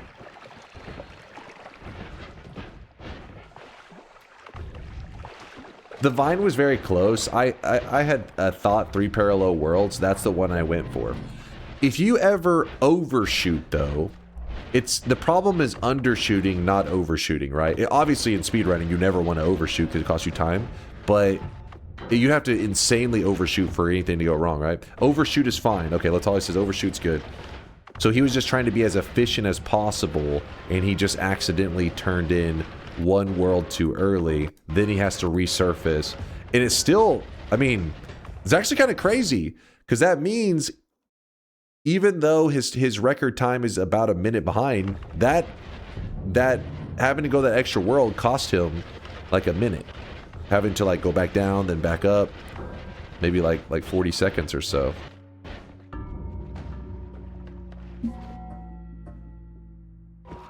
Yeah, it's right there. It says 322 attempts. I mean, you think that's dedication? One of his recent world records, it took him somewhere over 3,000, and he got the world record. Hard Possession may have taken it back quickly, but yeah, that's why these world record runs are so difficult to beat, because they're not just like one-off random. Like he grinds them out. Like he does many of these runs, and that's why next time, whenever I get a world record and take back my hitless any percent, I'll make sure that it's one that whenever I'm watching Yolk do the attempts, I want to see this number say like 1,000 plus. Anyway, sorry, I'm just yapping now. We're still in some Yolk content. That's the run. That's the Sacred Barrel quest. I know the ending is a little bit janky, but maybe, just maybe, if we all start, talking about the Sacred Barrel quest, maybe we can slowly drag the devs back to finish this quest and to make it something real. You never know. It's possible. We can dream, damn it. But you guys in the chat who behaved yourself today, I know you didn't have a lot of the sound effects that you normally like to spam, but I had to do it for the YouTube peeps. YouTube peeps, I know this isn't the most insane content ever, but we're just kind of, that's what makes Noita fun, is you don't always have to be doing the most insane thing ever. It's fun just kind of going on an adventure. So hopefully for any Noita addicts out there that were craving some content, hopefully this is enough to keep you distracted until the next time I post some video that maybe is a little more content, a little more worthy of your time. So chat, say goodbye to YouTube. Thanks for hanging out, YouTube. GG. And for those people who on YouTube who maybe keep track of my stats and whatnot, no poggies, TNT.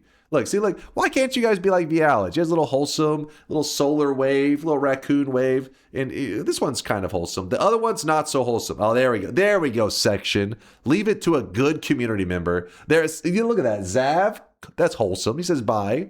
Doctor, good hanging with you. Okay, listen, I'm having to scroll fast now. There's too much degeneracy. Are you flipping me off? Are you giving me the middle finger? What the shit? Mods, ban everybody. Ban them all. We're starting a new community. There it is. GG, chat. GG.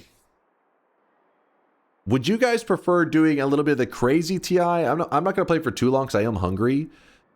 But would you rather have crazy TI or would you rather have our chill, you know, normal TI? Crazy, crazy. Crazy. God damn it. Don't make me go back there. Please. Don't make me go back. Please. Go for your calm gaming dad TI, big man, just leave it be. Yolk is making me angrier. He knows what he's doing. He knows what he's doing. Yolk knows me too well. That's bait. That is bait. I know what you're doing, Yolk. Every moment you don't do crazy TI is a moment that somebody else might take it from you. Hey, I'm all for Yolk diving into that realm. The only person who will be able to beat me to it is Yolk, probably. Nope, it's impossible for any other noobs. Impossible. Yolk, maybe. Maybe. If he really sweats his ass off. I want to set this one to an amount of lives. And I'm going to do crazy TI, and I'm going to get it within those lives. That's the key. The problem is time. The timer stresses me out, man. Okay, maybe lives are worse. Fuck it. We only need... Give me 20 lives. 20 lives in crazy TI. Now, I don't need 50. Give me 20. You know that's cope. 20. That's all I need. That's all I need, baby. The new bets are open. I'm going to be reading out the winners of the last bet. I already locked it in. I need just 20 lives. That's it. 20 lives. And you know what? We have something really advanced around here that Aqua doesn't even know about that can also track our lives. Oh? He's going to be a little jealous.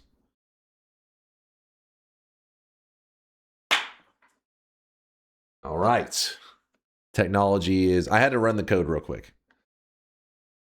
What else did we have? Oh, the believers. The believers for today. The believer Giga Chads. Golden yes signs going out to Squanchy and Roman. Thank you both for being believers. You earned those golden yes signs. That is 7 yes predictions in a row. Holy crap, there's a lot of 7 streaks. And you know what? We're going to go top to bottom this time because Vial says, why do we always go bottom to top? I got to reverse it. I got to surprise her. Jolly with the 7 streak.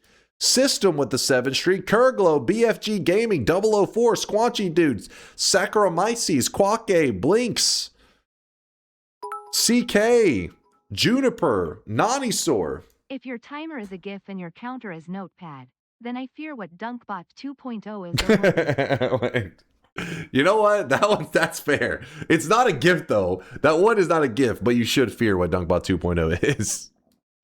Morose Monkey with the 7 streak, Pecky, Wax Newman, Wilhelm, Roman, who also got their golden yes sign, Jest, and Luke, all with the 7 streaks. Congratulations to all you believers. You earned those 7 streaks. Don't forget, it's recorded to your account until you use it up. So even if you lose your 7 streak, if you type !ilm Y and the number 7, actually it's in reverse on the camera, my bad. !ilm Y and the number 7, no spaces. The bot will say to you how many 7 streaks you've gotten in your past. And you know what? Speaking of multiple 7 streaks, Zackraff is getting his 3rd 7 streak in a row without messing up. That is 21 predictions. Zackraff, you are the Giga Chad of the day. Zach, I'm going to make you proud because you're a believer getting a 21 streak. I think it's time that I beat crazy Twitch integration. And I'm going to do it within these 20 attempts. If you believe I only need 20 attempts to get this done, type !yes. If you think that I will need more than 20 attempts, but you're like, I know he'll get it, it's just going to take more than 20, then go ahead and type !no. Go ahead. I'm locking everything in right now. I'm about to close the predictions. Alrighty. Everybody's in. I'm ready to go. Let me just turn off Sacred Barrel. Obviously, we're doing Acceleradium Seeds. Don't try to argue semantics. You didn't specify. That should be a given. That's how we've been playing for the last 8 hours on crazy Twitch integration. I'll give you one sample run. This is not the official run. Don't worry, it's not part of the bet, but in case anybody's making some last second decisions, what exactly is crazy Twitch integration? Oh, fuck. I don't know why I reset. Hold on. That's not supposed to do that. Hold on. It's turning on. It's turning on. So it is 12 to 14 seconds with 13 options. That's what makes it crazy, because it was thought up by an insane person. Not me, by the way. And let's see. You're turning us on. I can make it. Hurley, don't move. No. I can get out of the way. I'm spry. I'm spry. So this is an example. This is not one of the attempts. This is not an official attempt. This is just showing you what it's like. There should be... Oh, wait.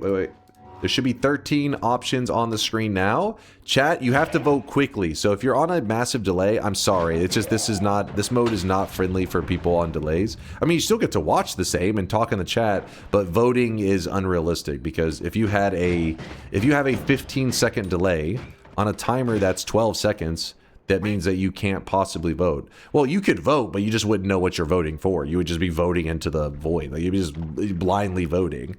Because the numbers you say would still count.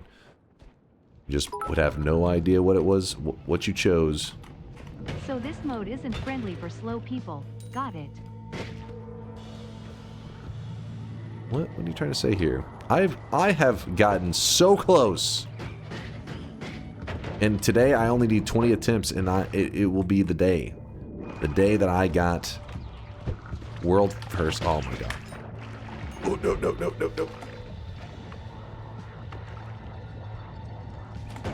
Just a warm-up. In the warm-up, I can't even be killed. I'm untouchable. You see this? Are you watching this right now? You guys seeing this shit? Chat, you're pieces of shit. You know that? I don't know who hurt you to make you the way that you are. But I hope they do it again.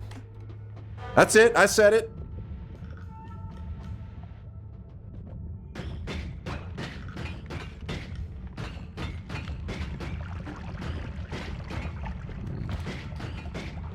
Great. What the? Did that just... Oh, yeah. Oh, yeah. We're cooking now. We're on the loose. You guys are such fucking assholes. You know that? That's...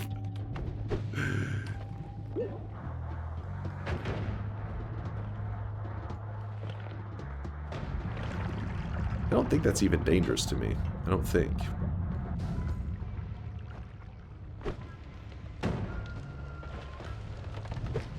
I swear they look like a greater chest for a moment.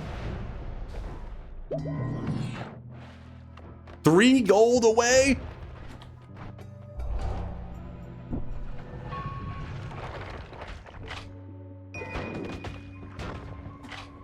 Too quick. Too goddamn quick.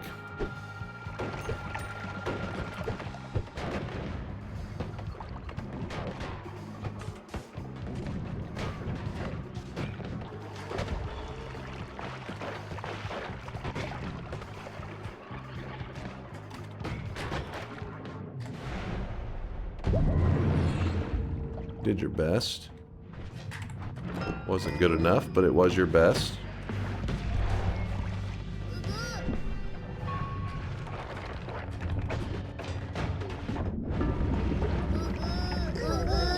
I just wanted to hurry and get to the actual run. That's the only reason I did it. All right, let's do the real run. Let's do the real run. You ready?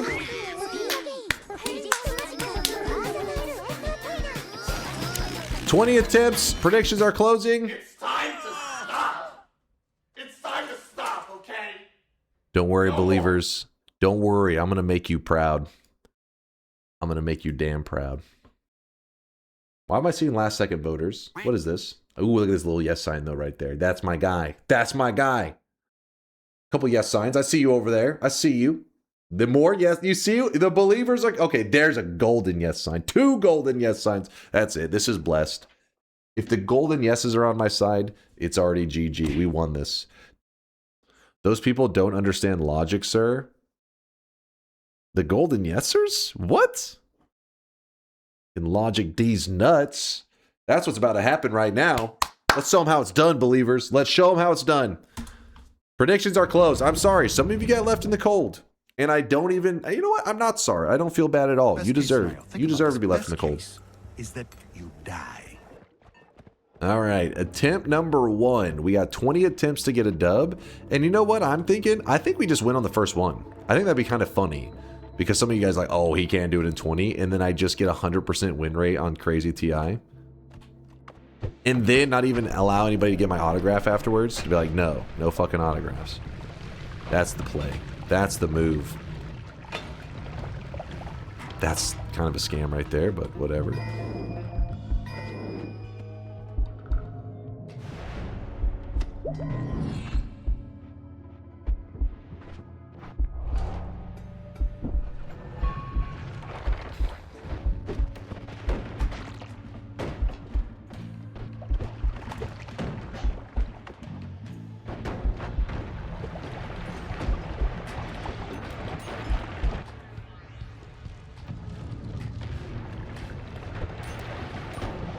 Oh, I could have caught that if I was a real gamer.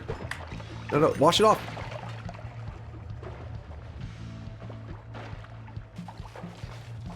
Oh! I thought that was lava for a second. I was like, oh shit, I'm him.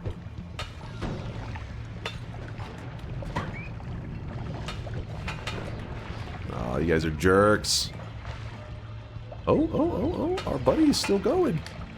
He's like, no, we don't end like that.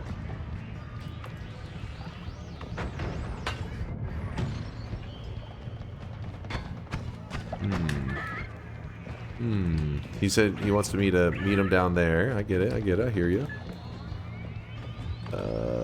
Drop that.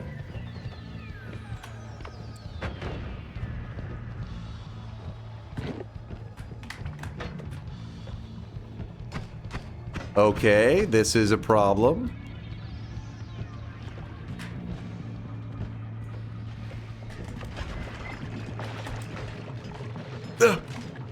Haha. Oh, shit!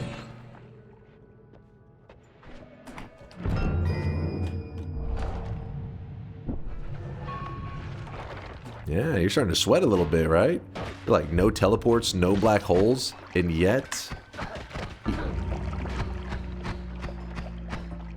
That shouldn't even count. A fucking ghost? Oh, well, I wish you guys could see this guy right now. He is drunk. What? The ghost should not even be a variable here. Humans are amazingly good throwers. We can throw both with incredible accuracy and incredible velocity.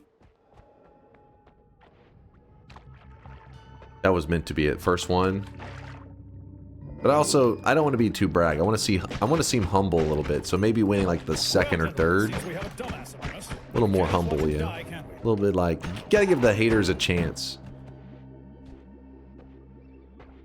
Gotta be humble. Who was that who subbed earlier, by the way? Jen! Jen, thank you for the 4-monther. Day 200 of Crazy TI. DunkBot 2.0 has been released. Maybe another year we can be done with this. Another year? You not see how close our runs have been? So close, Jen. Don't be a hater. Don't you dare, Jen. Hold on, there was a comment I just missed. Oh, it was Kuba. I should have known it was a Kuba comment. Should have known. Not the way we want to go.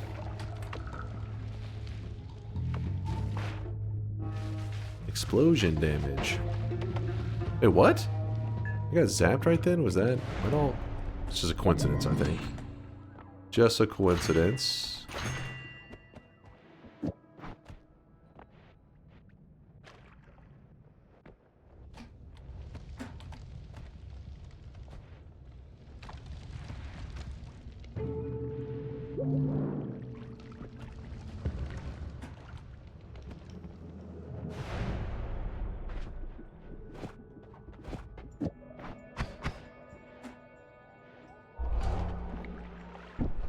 That's why I don't drink all of it at once.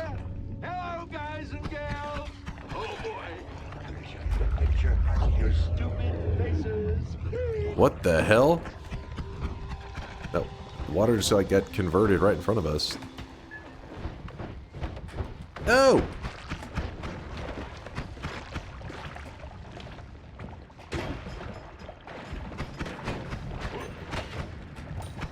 Alright. Game has no chill.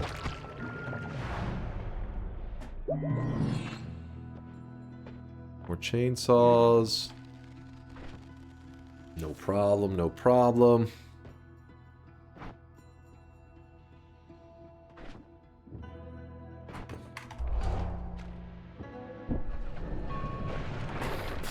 Get through it! You know what they say about 1 HP? It's all you need.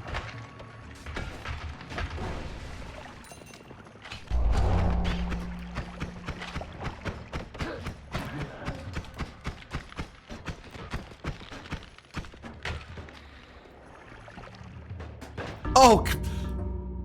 I was hacked. Hold on. I was getting DDoS. 1 second. 1 second. Alright. Alright. And I counter-hacked him. We're good. We're good. That was so lame. Ran right into a bullet.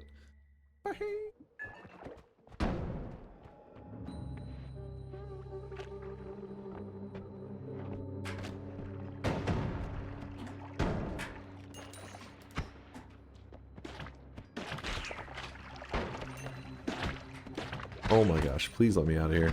Oh!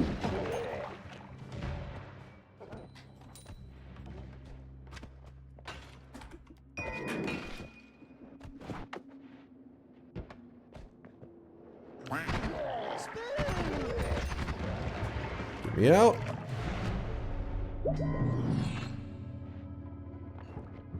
Come on, give me hope. That's not hope. That is the opposite of hope, in fact. That's a problem. What is going on?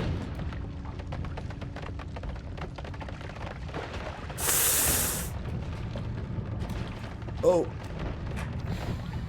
This is a problem, but I can wait it out.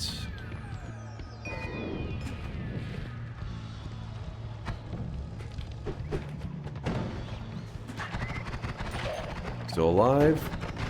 Because we don't give up on that shit. Never give up. Another sip. Don't let your dreams be dreams. You see that little move? You see that little move? Oh my god. Put that in the montage. Somebody put that in the montage. You know what?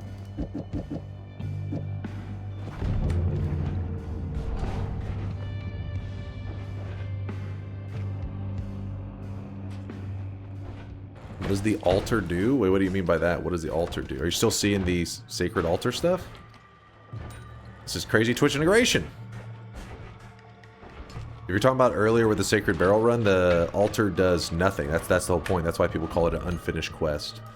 Because it serves no purpose other than maybe it was made for the trailer. This is fine. This is fine. We're gonna jump into here. It's gonna portal us back. No big deal. Replace wand? Okay, fuck you guys.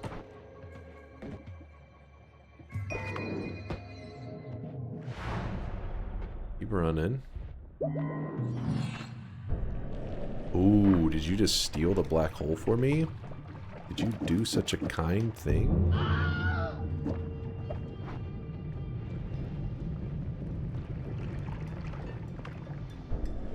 Okay, that's not very kind of you.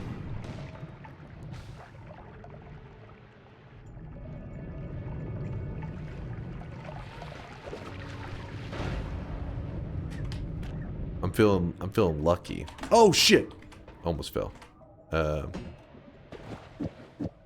feeling lucky on this one. Let's do that shit.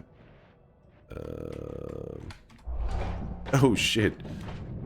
Keep deleting it with your butt. Hold on to your butts. Oh shit! That came back and hit me in the butt. Oh. I'm gonna need you to chill. I'm gonna need you to chill. Remain calm.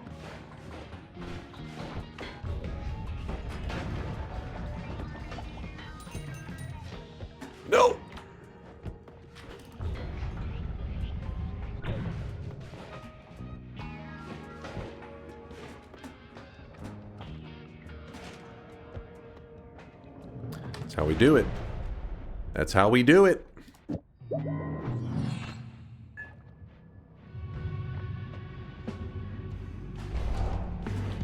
Oh.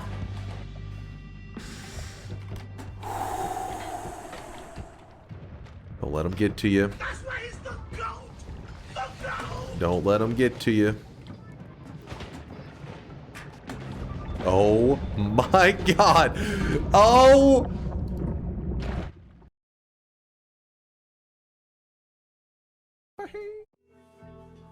Gotcha, bitch!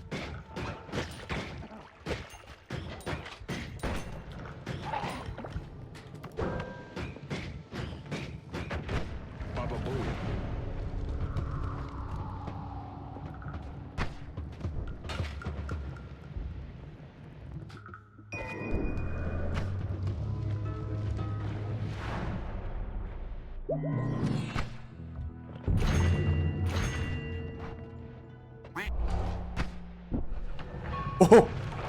Yeah, buddy. It's called skill.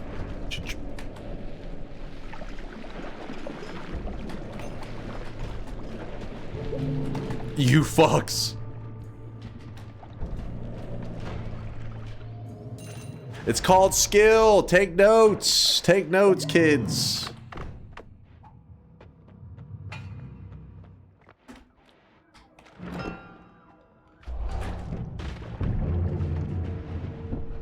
Never let me have my moments, do you?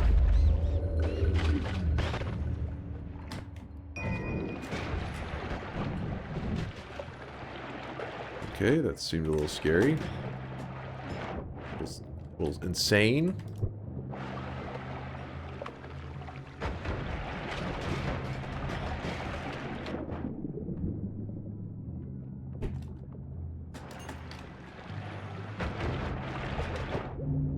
Oh my god. Firestone? Melted? Melted it? New game plus, new game plus. Alright, chill. I'm melting it. I'm melting it.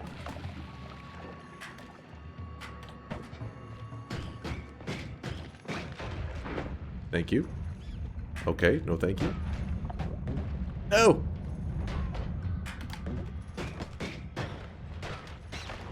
Dude, where's the route down? You jerks! Too easy. Too easy. You even trying? This is embarrassing for you.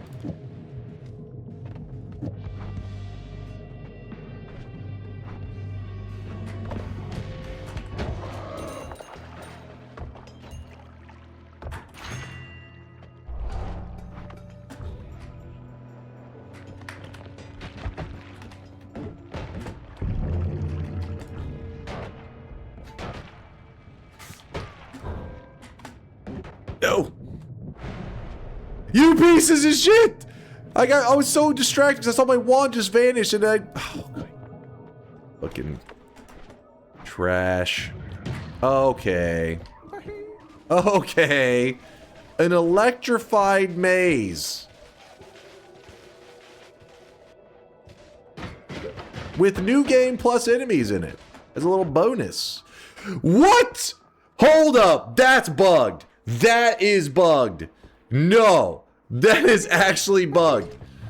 That's a report. Did you see that? It sent me back a whole other zone. What bug? What do you mean what bug? We're at a completely different level.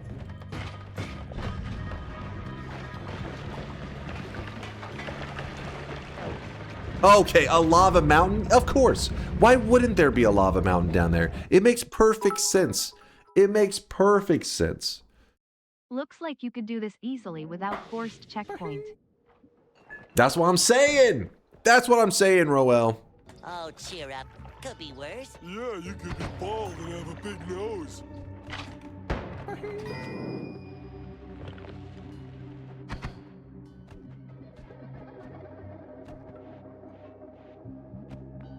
That one was crazy. It sent me so far back.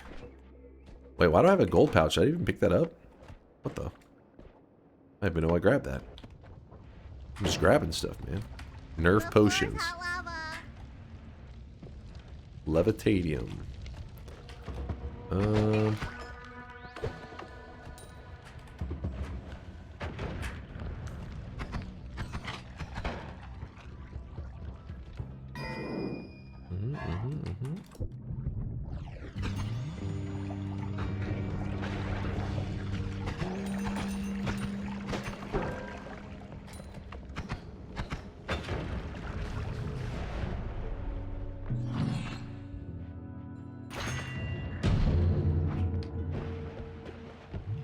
I don't even know how I'm going to... Fuck it. There we go. There we go.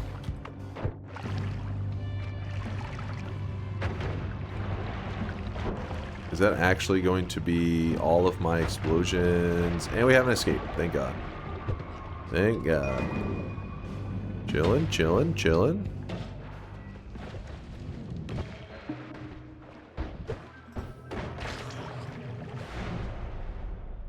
Alright, now we just gotta hope for Hungry Ghost, or Angry Ghost, and we're good. That's all. Sounds about right.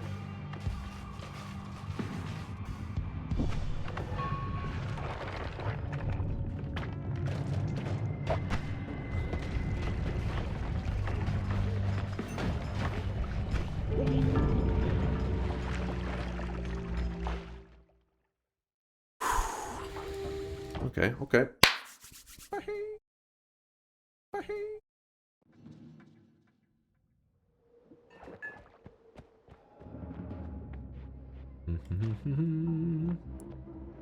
Got many attempts left. Many. Nothing. I'm not sweating. I'm not nervous. This is in the bag.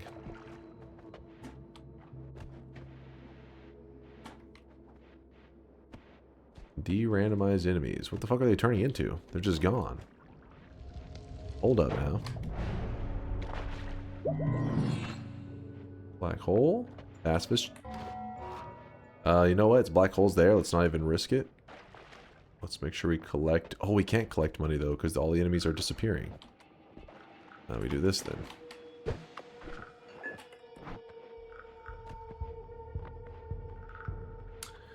Alright, alright, alright. Where did it blow up? It was this right here. And we got 65. Good. Good, good, good. I don't remember the path I went exactly. This looks like it was it. Let me grab that. Oh! Oh! There's like a pixel stuck inside of me.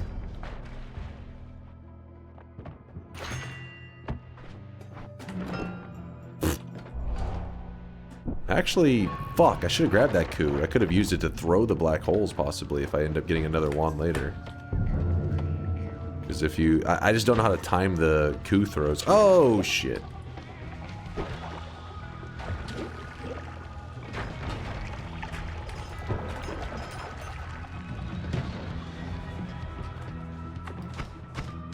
Kind of is a thing.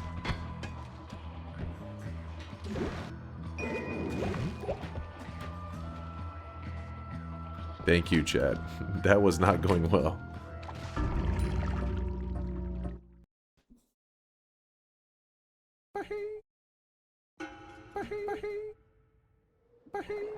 I wasn't paying attention. I just saw digging bolts. I wasn't paying attention to electric charge on the wand.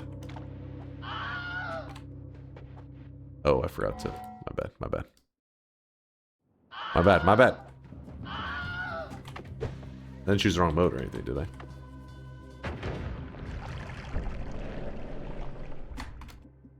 Oh, baby. Oh, baby. This is it.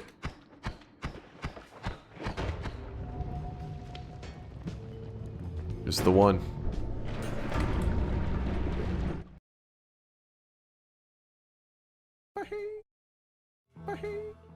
Okay, my 13 attempts. It's 13. Okay, I'll mark it next time. I'll mark it. It's 13 attempts. I got it. I got it. I got it. Mental note. Mental note. 13. 13.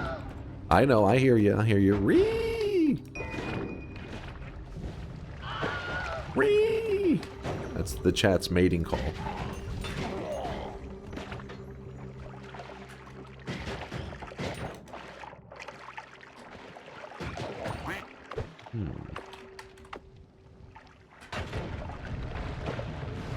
Alright, dip in here. Ow.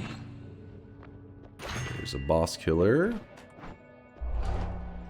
Little love in our world. The world needs love. Oh, clutched it just in time. Using my raw God Gamer abilities. And that alone. Oh, what the hell was that shit about? Oh, I'm out of levitation! Alright, so it's down to 12. Okay, okay.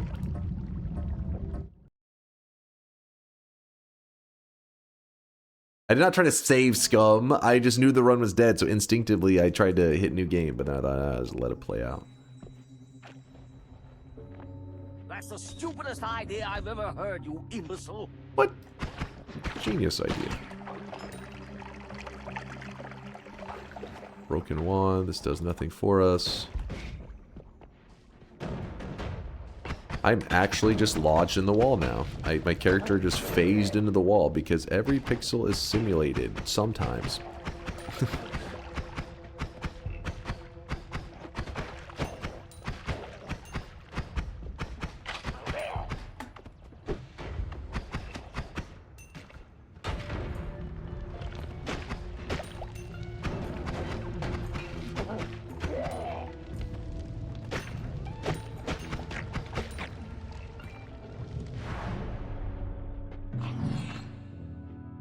Take it. I'll take it. Oops, clicked off screen. Fuck! What? Character, I have no control. There we go. Going so fast, I can't even see where my mouse is.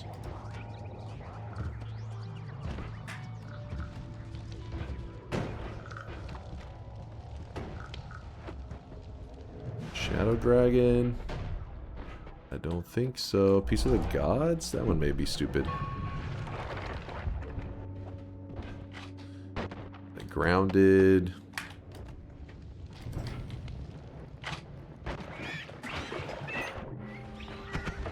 Player Ghost.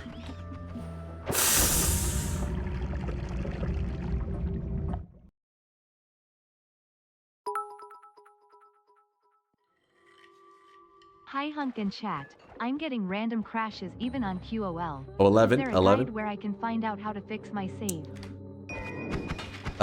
Chat, can somebody link the guide to how to fix a save to station? to station? There is a guide.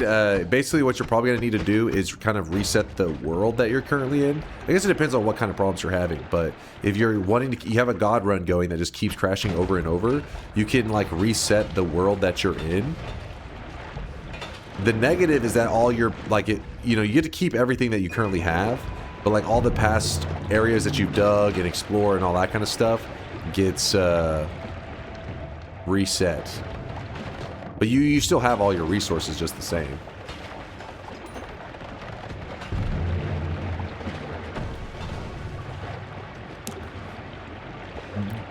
Please!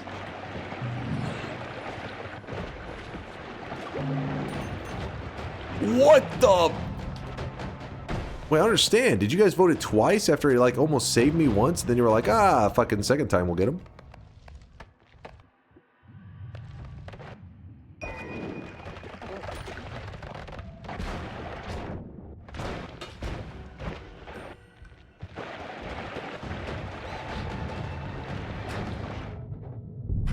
I don't know what the hell that, yeah. Oh God.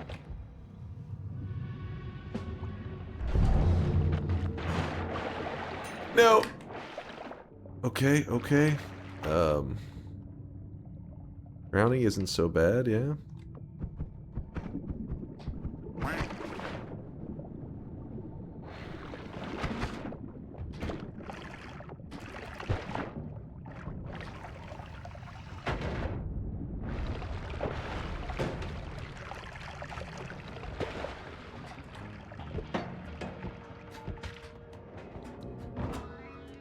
I don't even know what is happening anymore. I'm gonna be real with you. I lost I have no idea what's going down.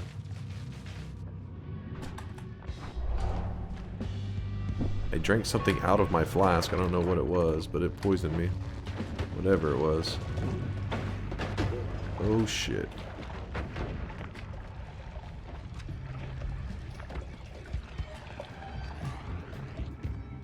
Fuck, man.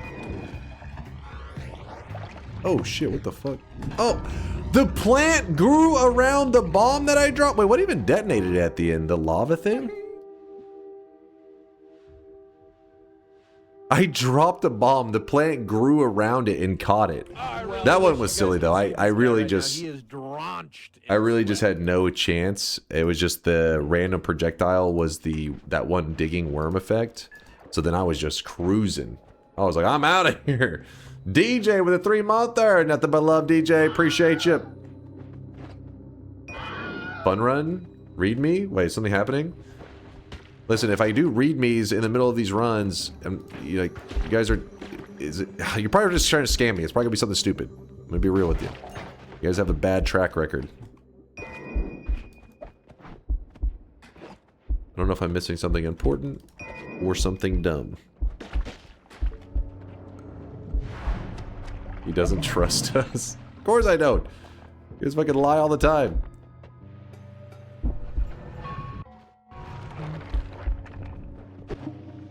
Yeah, Station, there is a webpage that is dedicated to helping people who are currently kind of like stuck because of game crashes over and over.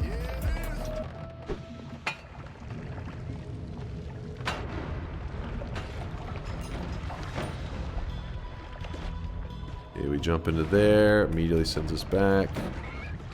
We go again. De-randomize enemies. What are we getting this time? What are we getting this time? Sure. Put this here, this here. Yep. Go. Gotta go fast. Ooh, that's a bad guy.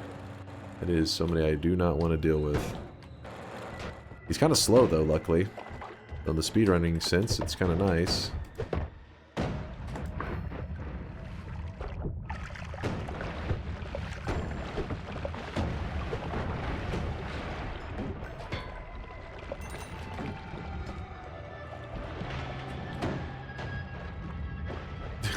Because that guy just leaps in there.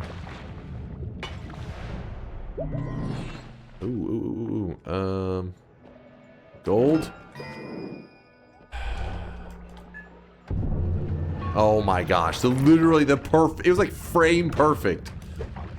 Had that seen that earlier, I'd been like, okay, I'm gonna go get the teleport. It was like the moment it collapsed, but also still pissed off the gods. I really wish you guys could see this guy right now. He is drenched in sweat.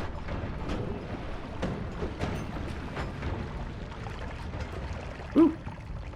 Woo! Woo! No. Oh!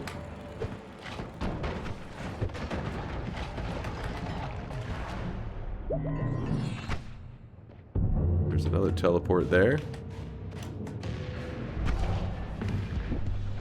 Loud white noise. Thanks for the love. Appreciate your white noise.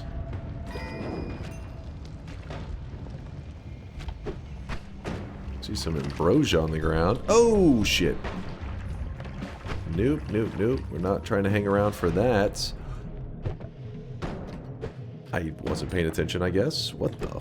Oh, yes. You guys scammed yourself. What the? Even the game was confused just now. Did the curse just kick in? In, like, the middle of that? What was that? I don't know what just happened, but... we going? Oh!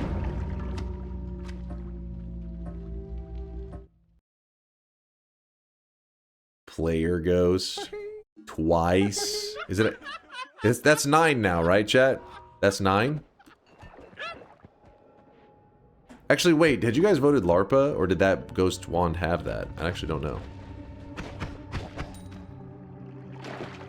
Alright, it's 9.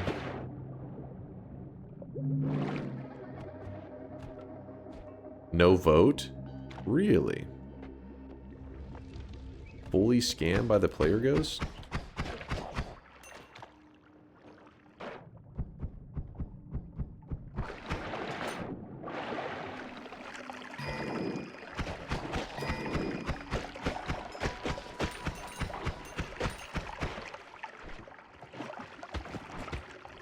Dude, that guy's the swollest fucking... Oh my god! He was nuts! 210 for that. Not worth it.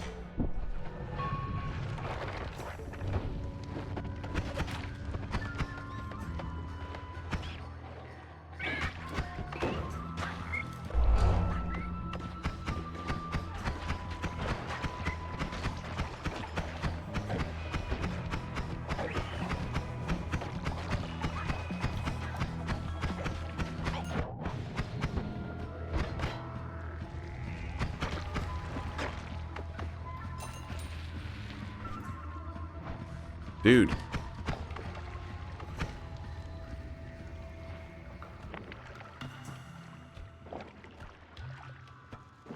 Come on, stop throwing up. Wait, did I eat something? Wait, what did I... What? What in the hell? Oh yeah, I forgot this was happened twice.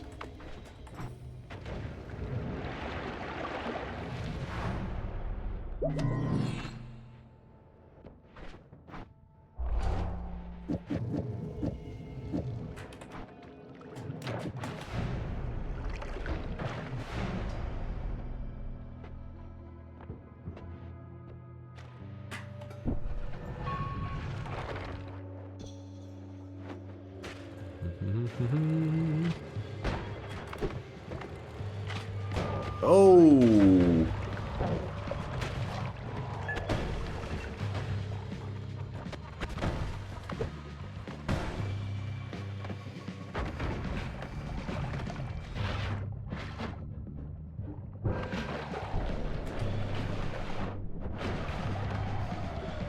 What the? Thing was just soaking it.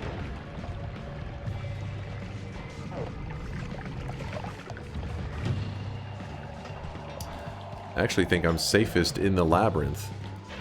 Just gonna dig a path out, but hang out in here for about 20 more seconds, I guess. Oh god.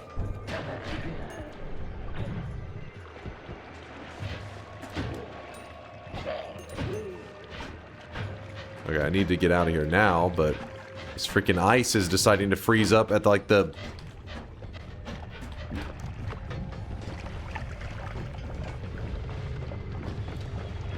Jesus.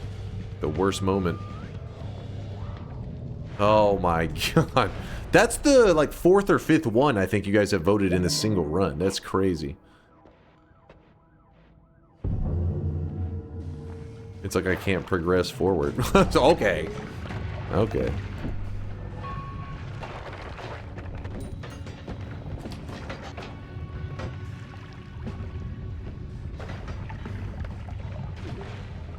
Really? That's cool. I wonder. Baba Booey.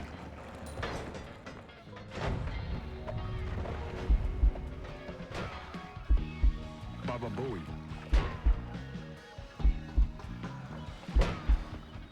Did the dragon just leave? Baba Booey.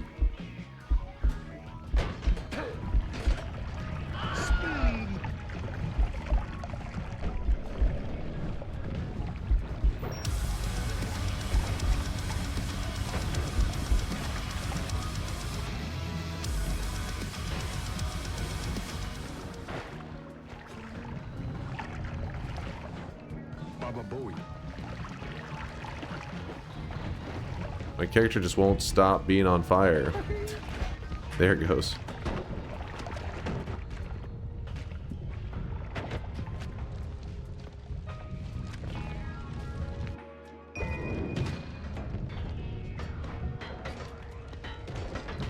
Ow. I can't take this. It'll warp me like 7 miles back because you guys voted fucking teleport beacon like 18 times. Oh. Oh!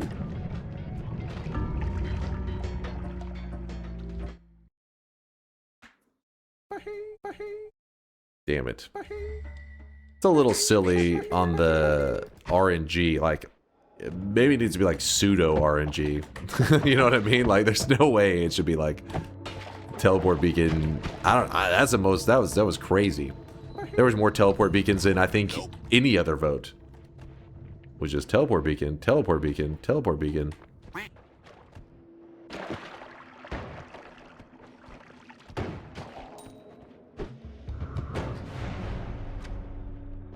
What happens when you have 13 options? Yeah, but it's still supposed to be like a more rare thing, you know what I mean? Like it kind of, if anything, the craziness like exposes how not rare some of these things actually are.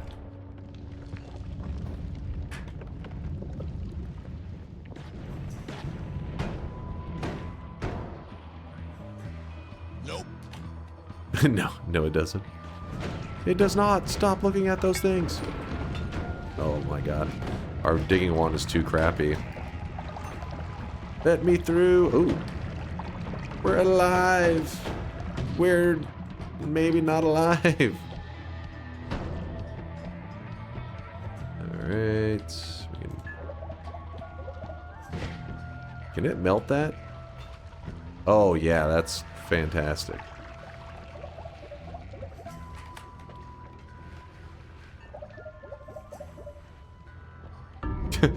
I would need. Oh, I no, like, those aren't holes. Those are just cursed. Wait, is that 7, chat? Okay, yeah, Dark Fox says 7. Damn it. Damn it, damn it, damn it.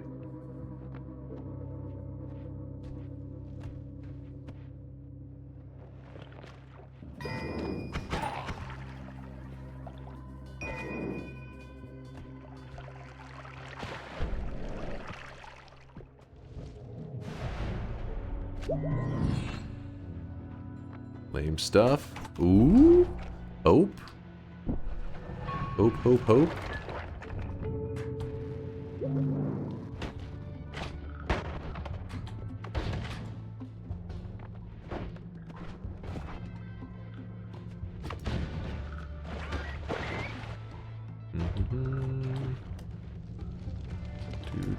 Do.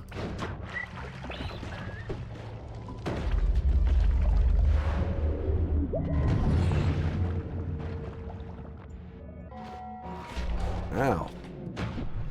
Gotta find a black hole wand somehow. I'm not sure how, but somehow. Maybe that's the one. That is not the one.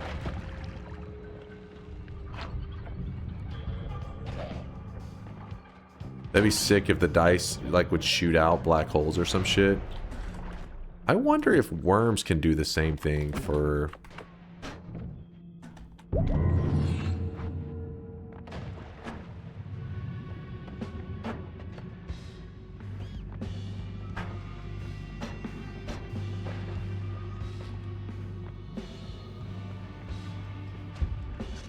You assholes!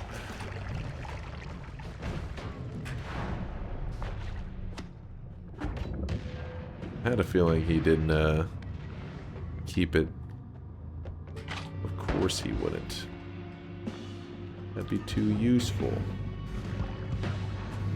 Woo! Motivational spank right there.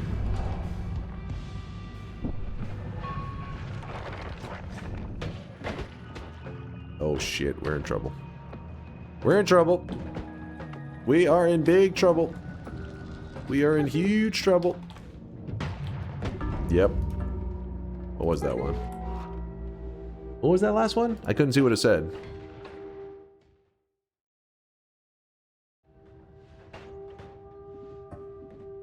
New game plus enemies. Oh. Oh. Damn it. Fucking worm strat. The worm strat's too slow. That's a problem. In general, it's a good strat. Like, it'd be like, holy shit, that'll work. But it's just too slow when you guys are... You would vote... I would get sent back to that first zone probably like 17 times before I could actually get down to the boss. In a scenario where I have infinite HP, I literally would still be in the first zone. Probably would just keep sending me back further and further. Worms are just too damn slow. Oh. don't mind if I do.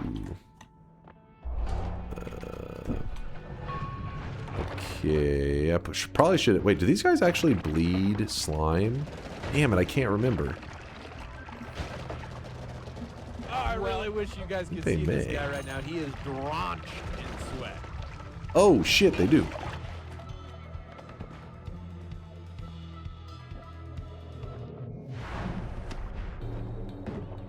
No! Come on, man! Let me live!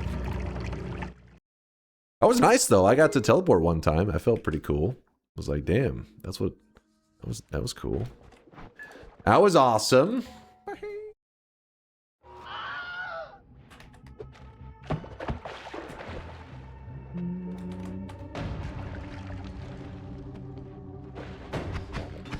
It's funny that actually spawned a dude that bled slime. I was like, oh shit, this could work. Aww. I hate the fireballs. They're like waste of an attempt. Like, you know how it's already insanely impossible to go anywhere? Well, what if we gave you nothing to dig with? What happens now? Yeah, I'm guessing I go nowhere. That would be my educated guess. Oh my goodness. Oh my god. Get out of here.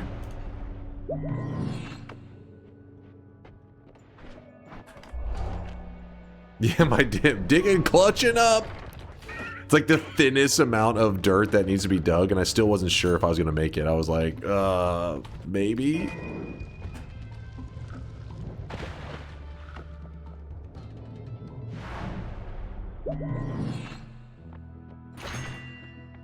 Oh my god, if I could just...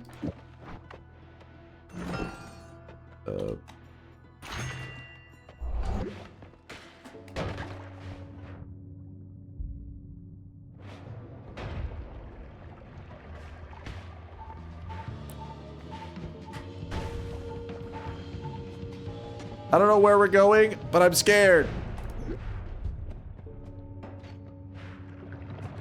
Oh shit! No, why are there Steves everywhere?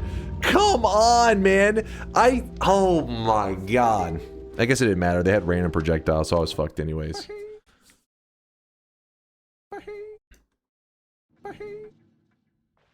That was the run. I mean, the problem is, for the run to be the run, it's not necessarily what I get, it's what you guys get. Like, I could be... If I had Ambrosia, maybe in that scenario, actually, it becomes the run. Even then, I mean, it's like, I probably live an extra 15 seconds as you guys get the vote, you know, to spike flasks or just some shit like that, and it's like, well... There that goes. No longer the run. Oh, shit. Oh, wait, going back. Just enough gold. Oh, to be sad. You didn't drink the full flask, you melon? The full flask of what? Oh?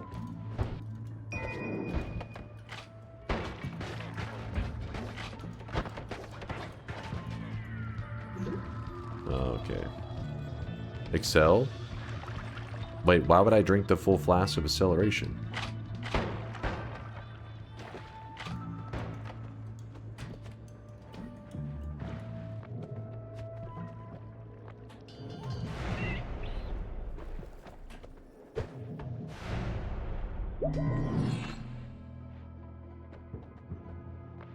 Is there something I'm not thinking of? Hey!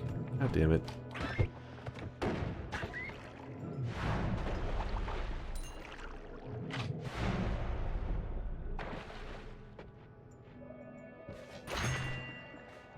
Oh boy. Actually a boss killer right there. You run out of it, you're just walking there for 10 votes? What? Have you not been paying attention this whole time? I always partially drink. If I drink the whole thing... Ow. If I drink the whole thing within one vote, chat just makes me throw it up. So... you get nowhere. You have to do small sips. Even then, like, probably about half. That way, if they ruin the flask, then you still have half in you. And if they don't, it's like they're threatened to. They don't want to make you throw up because they know you're just going to re-drink it again. Oh, 3. My bad, chat. Three attempts left. 3 attempts.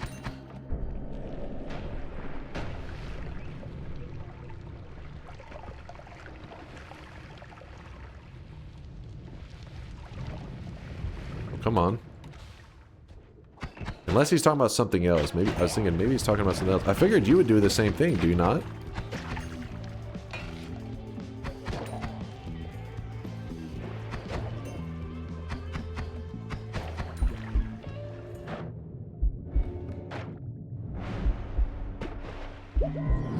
Oh, hope. Hope. I'm warping while having no HP. That's how I do this shit.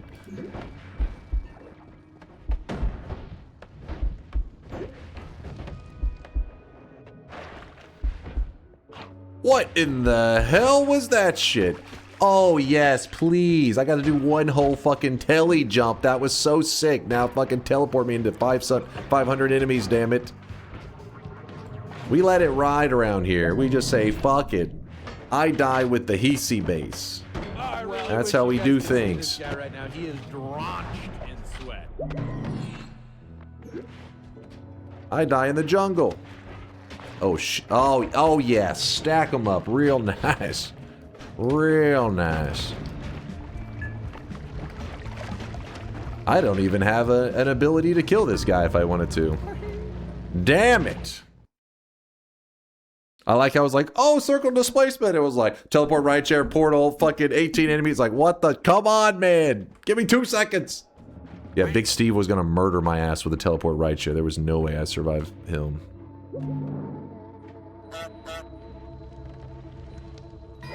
I would like a fair one. Oh, now we can drink a whole flask. We'll throw that one away. Oh, I needed that. No, that's chat's fault. What? I don't think that's supposed to happen. I need complete silence for this one. Complete silence. It is the one. It is the one.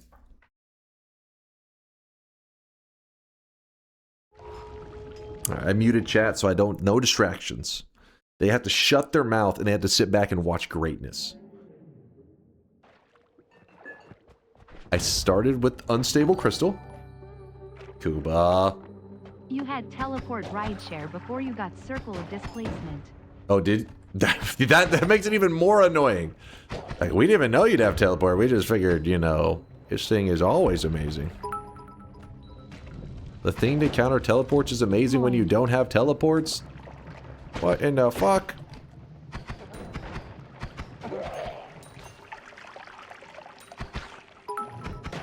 No! Portal, go away! Quack, quack. Yeah, I gotta... this one's gonna be a grind. I can feel it.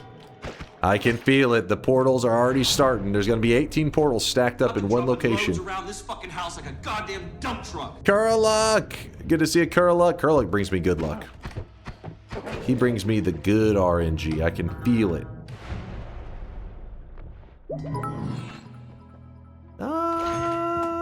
Good evening, Dunk. Good evening. Good evening, Aqua. He's been here. What is he good evening about?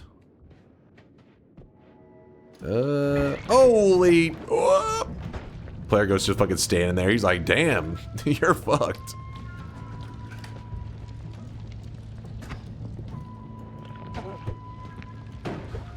Upgraded enemies. Check the wand.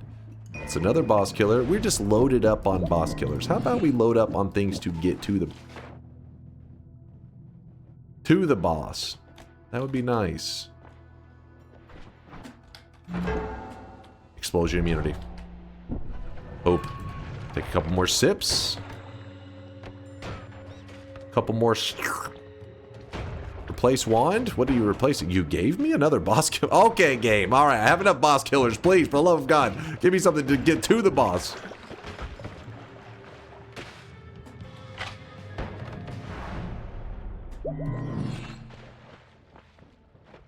One of those may have been okay. Woo! Oh, he's a big fella. He's a biggin. This is actually a terrible wand. I wasn't even paying attention. It's pretty bad. No, I don't want to die to heartache. We a lame death. No!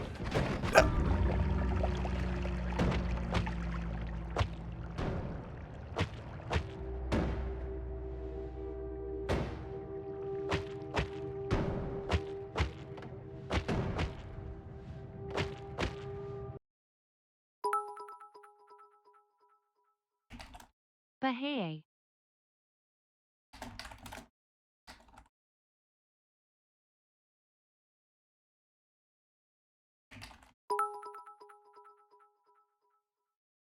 Lame indeed.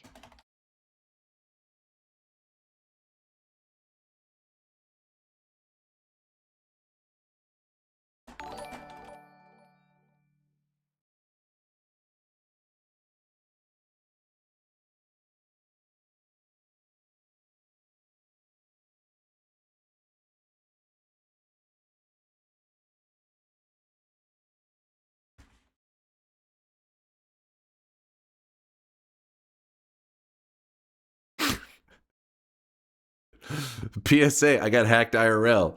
That bet was scuffed / non-canon. Not my fault. Timeline got reset. Bag, lil bro. We move on. Chat, I got hacked. Bet was filler arc. Devs rolled back the server. Next bet is real, I swear. Wait, hold on. In Cheer, we call it lappin'. Why is it that I said to, like, you know, my chat is dumb and it was like started speaking in Zoomer? What is that? Like the chat is full of idiots. I bet Elon Musk asks AI questions like this. Have you tried asking AI how to be less cringe? The guy's like, dubs in the chat. Sorry, gotta reset. Back on my filler arc. Like, what? This is straight up like what you hear a lot of streamers saying these days. You're doing 20 more? Sure. Maybe they've been using Chat GPT. It all makes sense. Fuck, man. How did I lose all 20 lives? Ask for weeb, get zoomer. I mean, there was filler arc was thrown in there, and yeah, this one didn't have any weeb in it. Hacked equals bet void. This isn't a debate. Canon resumes now.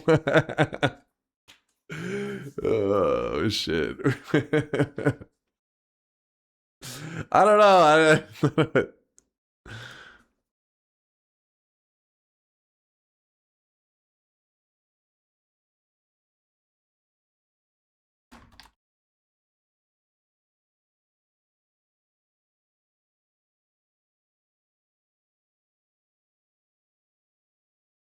That means you need to stop explaining and assert reality. Angry Twitch chat plus more words equals more fuel.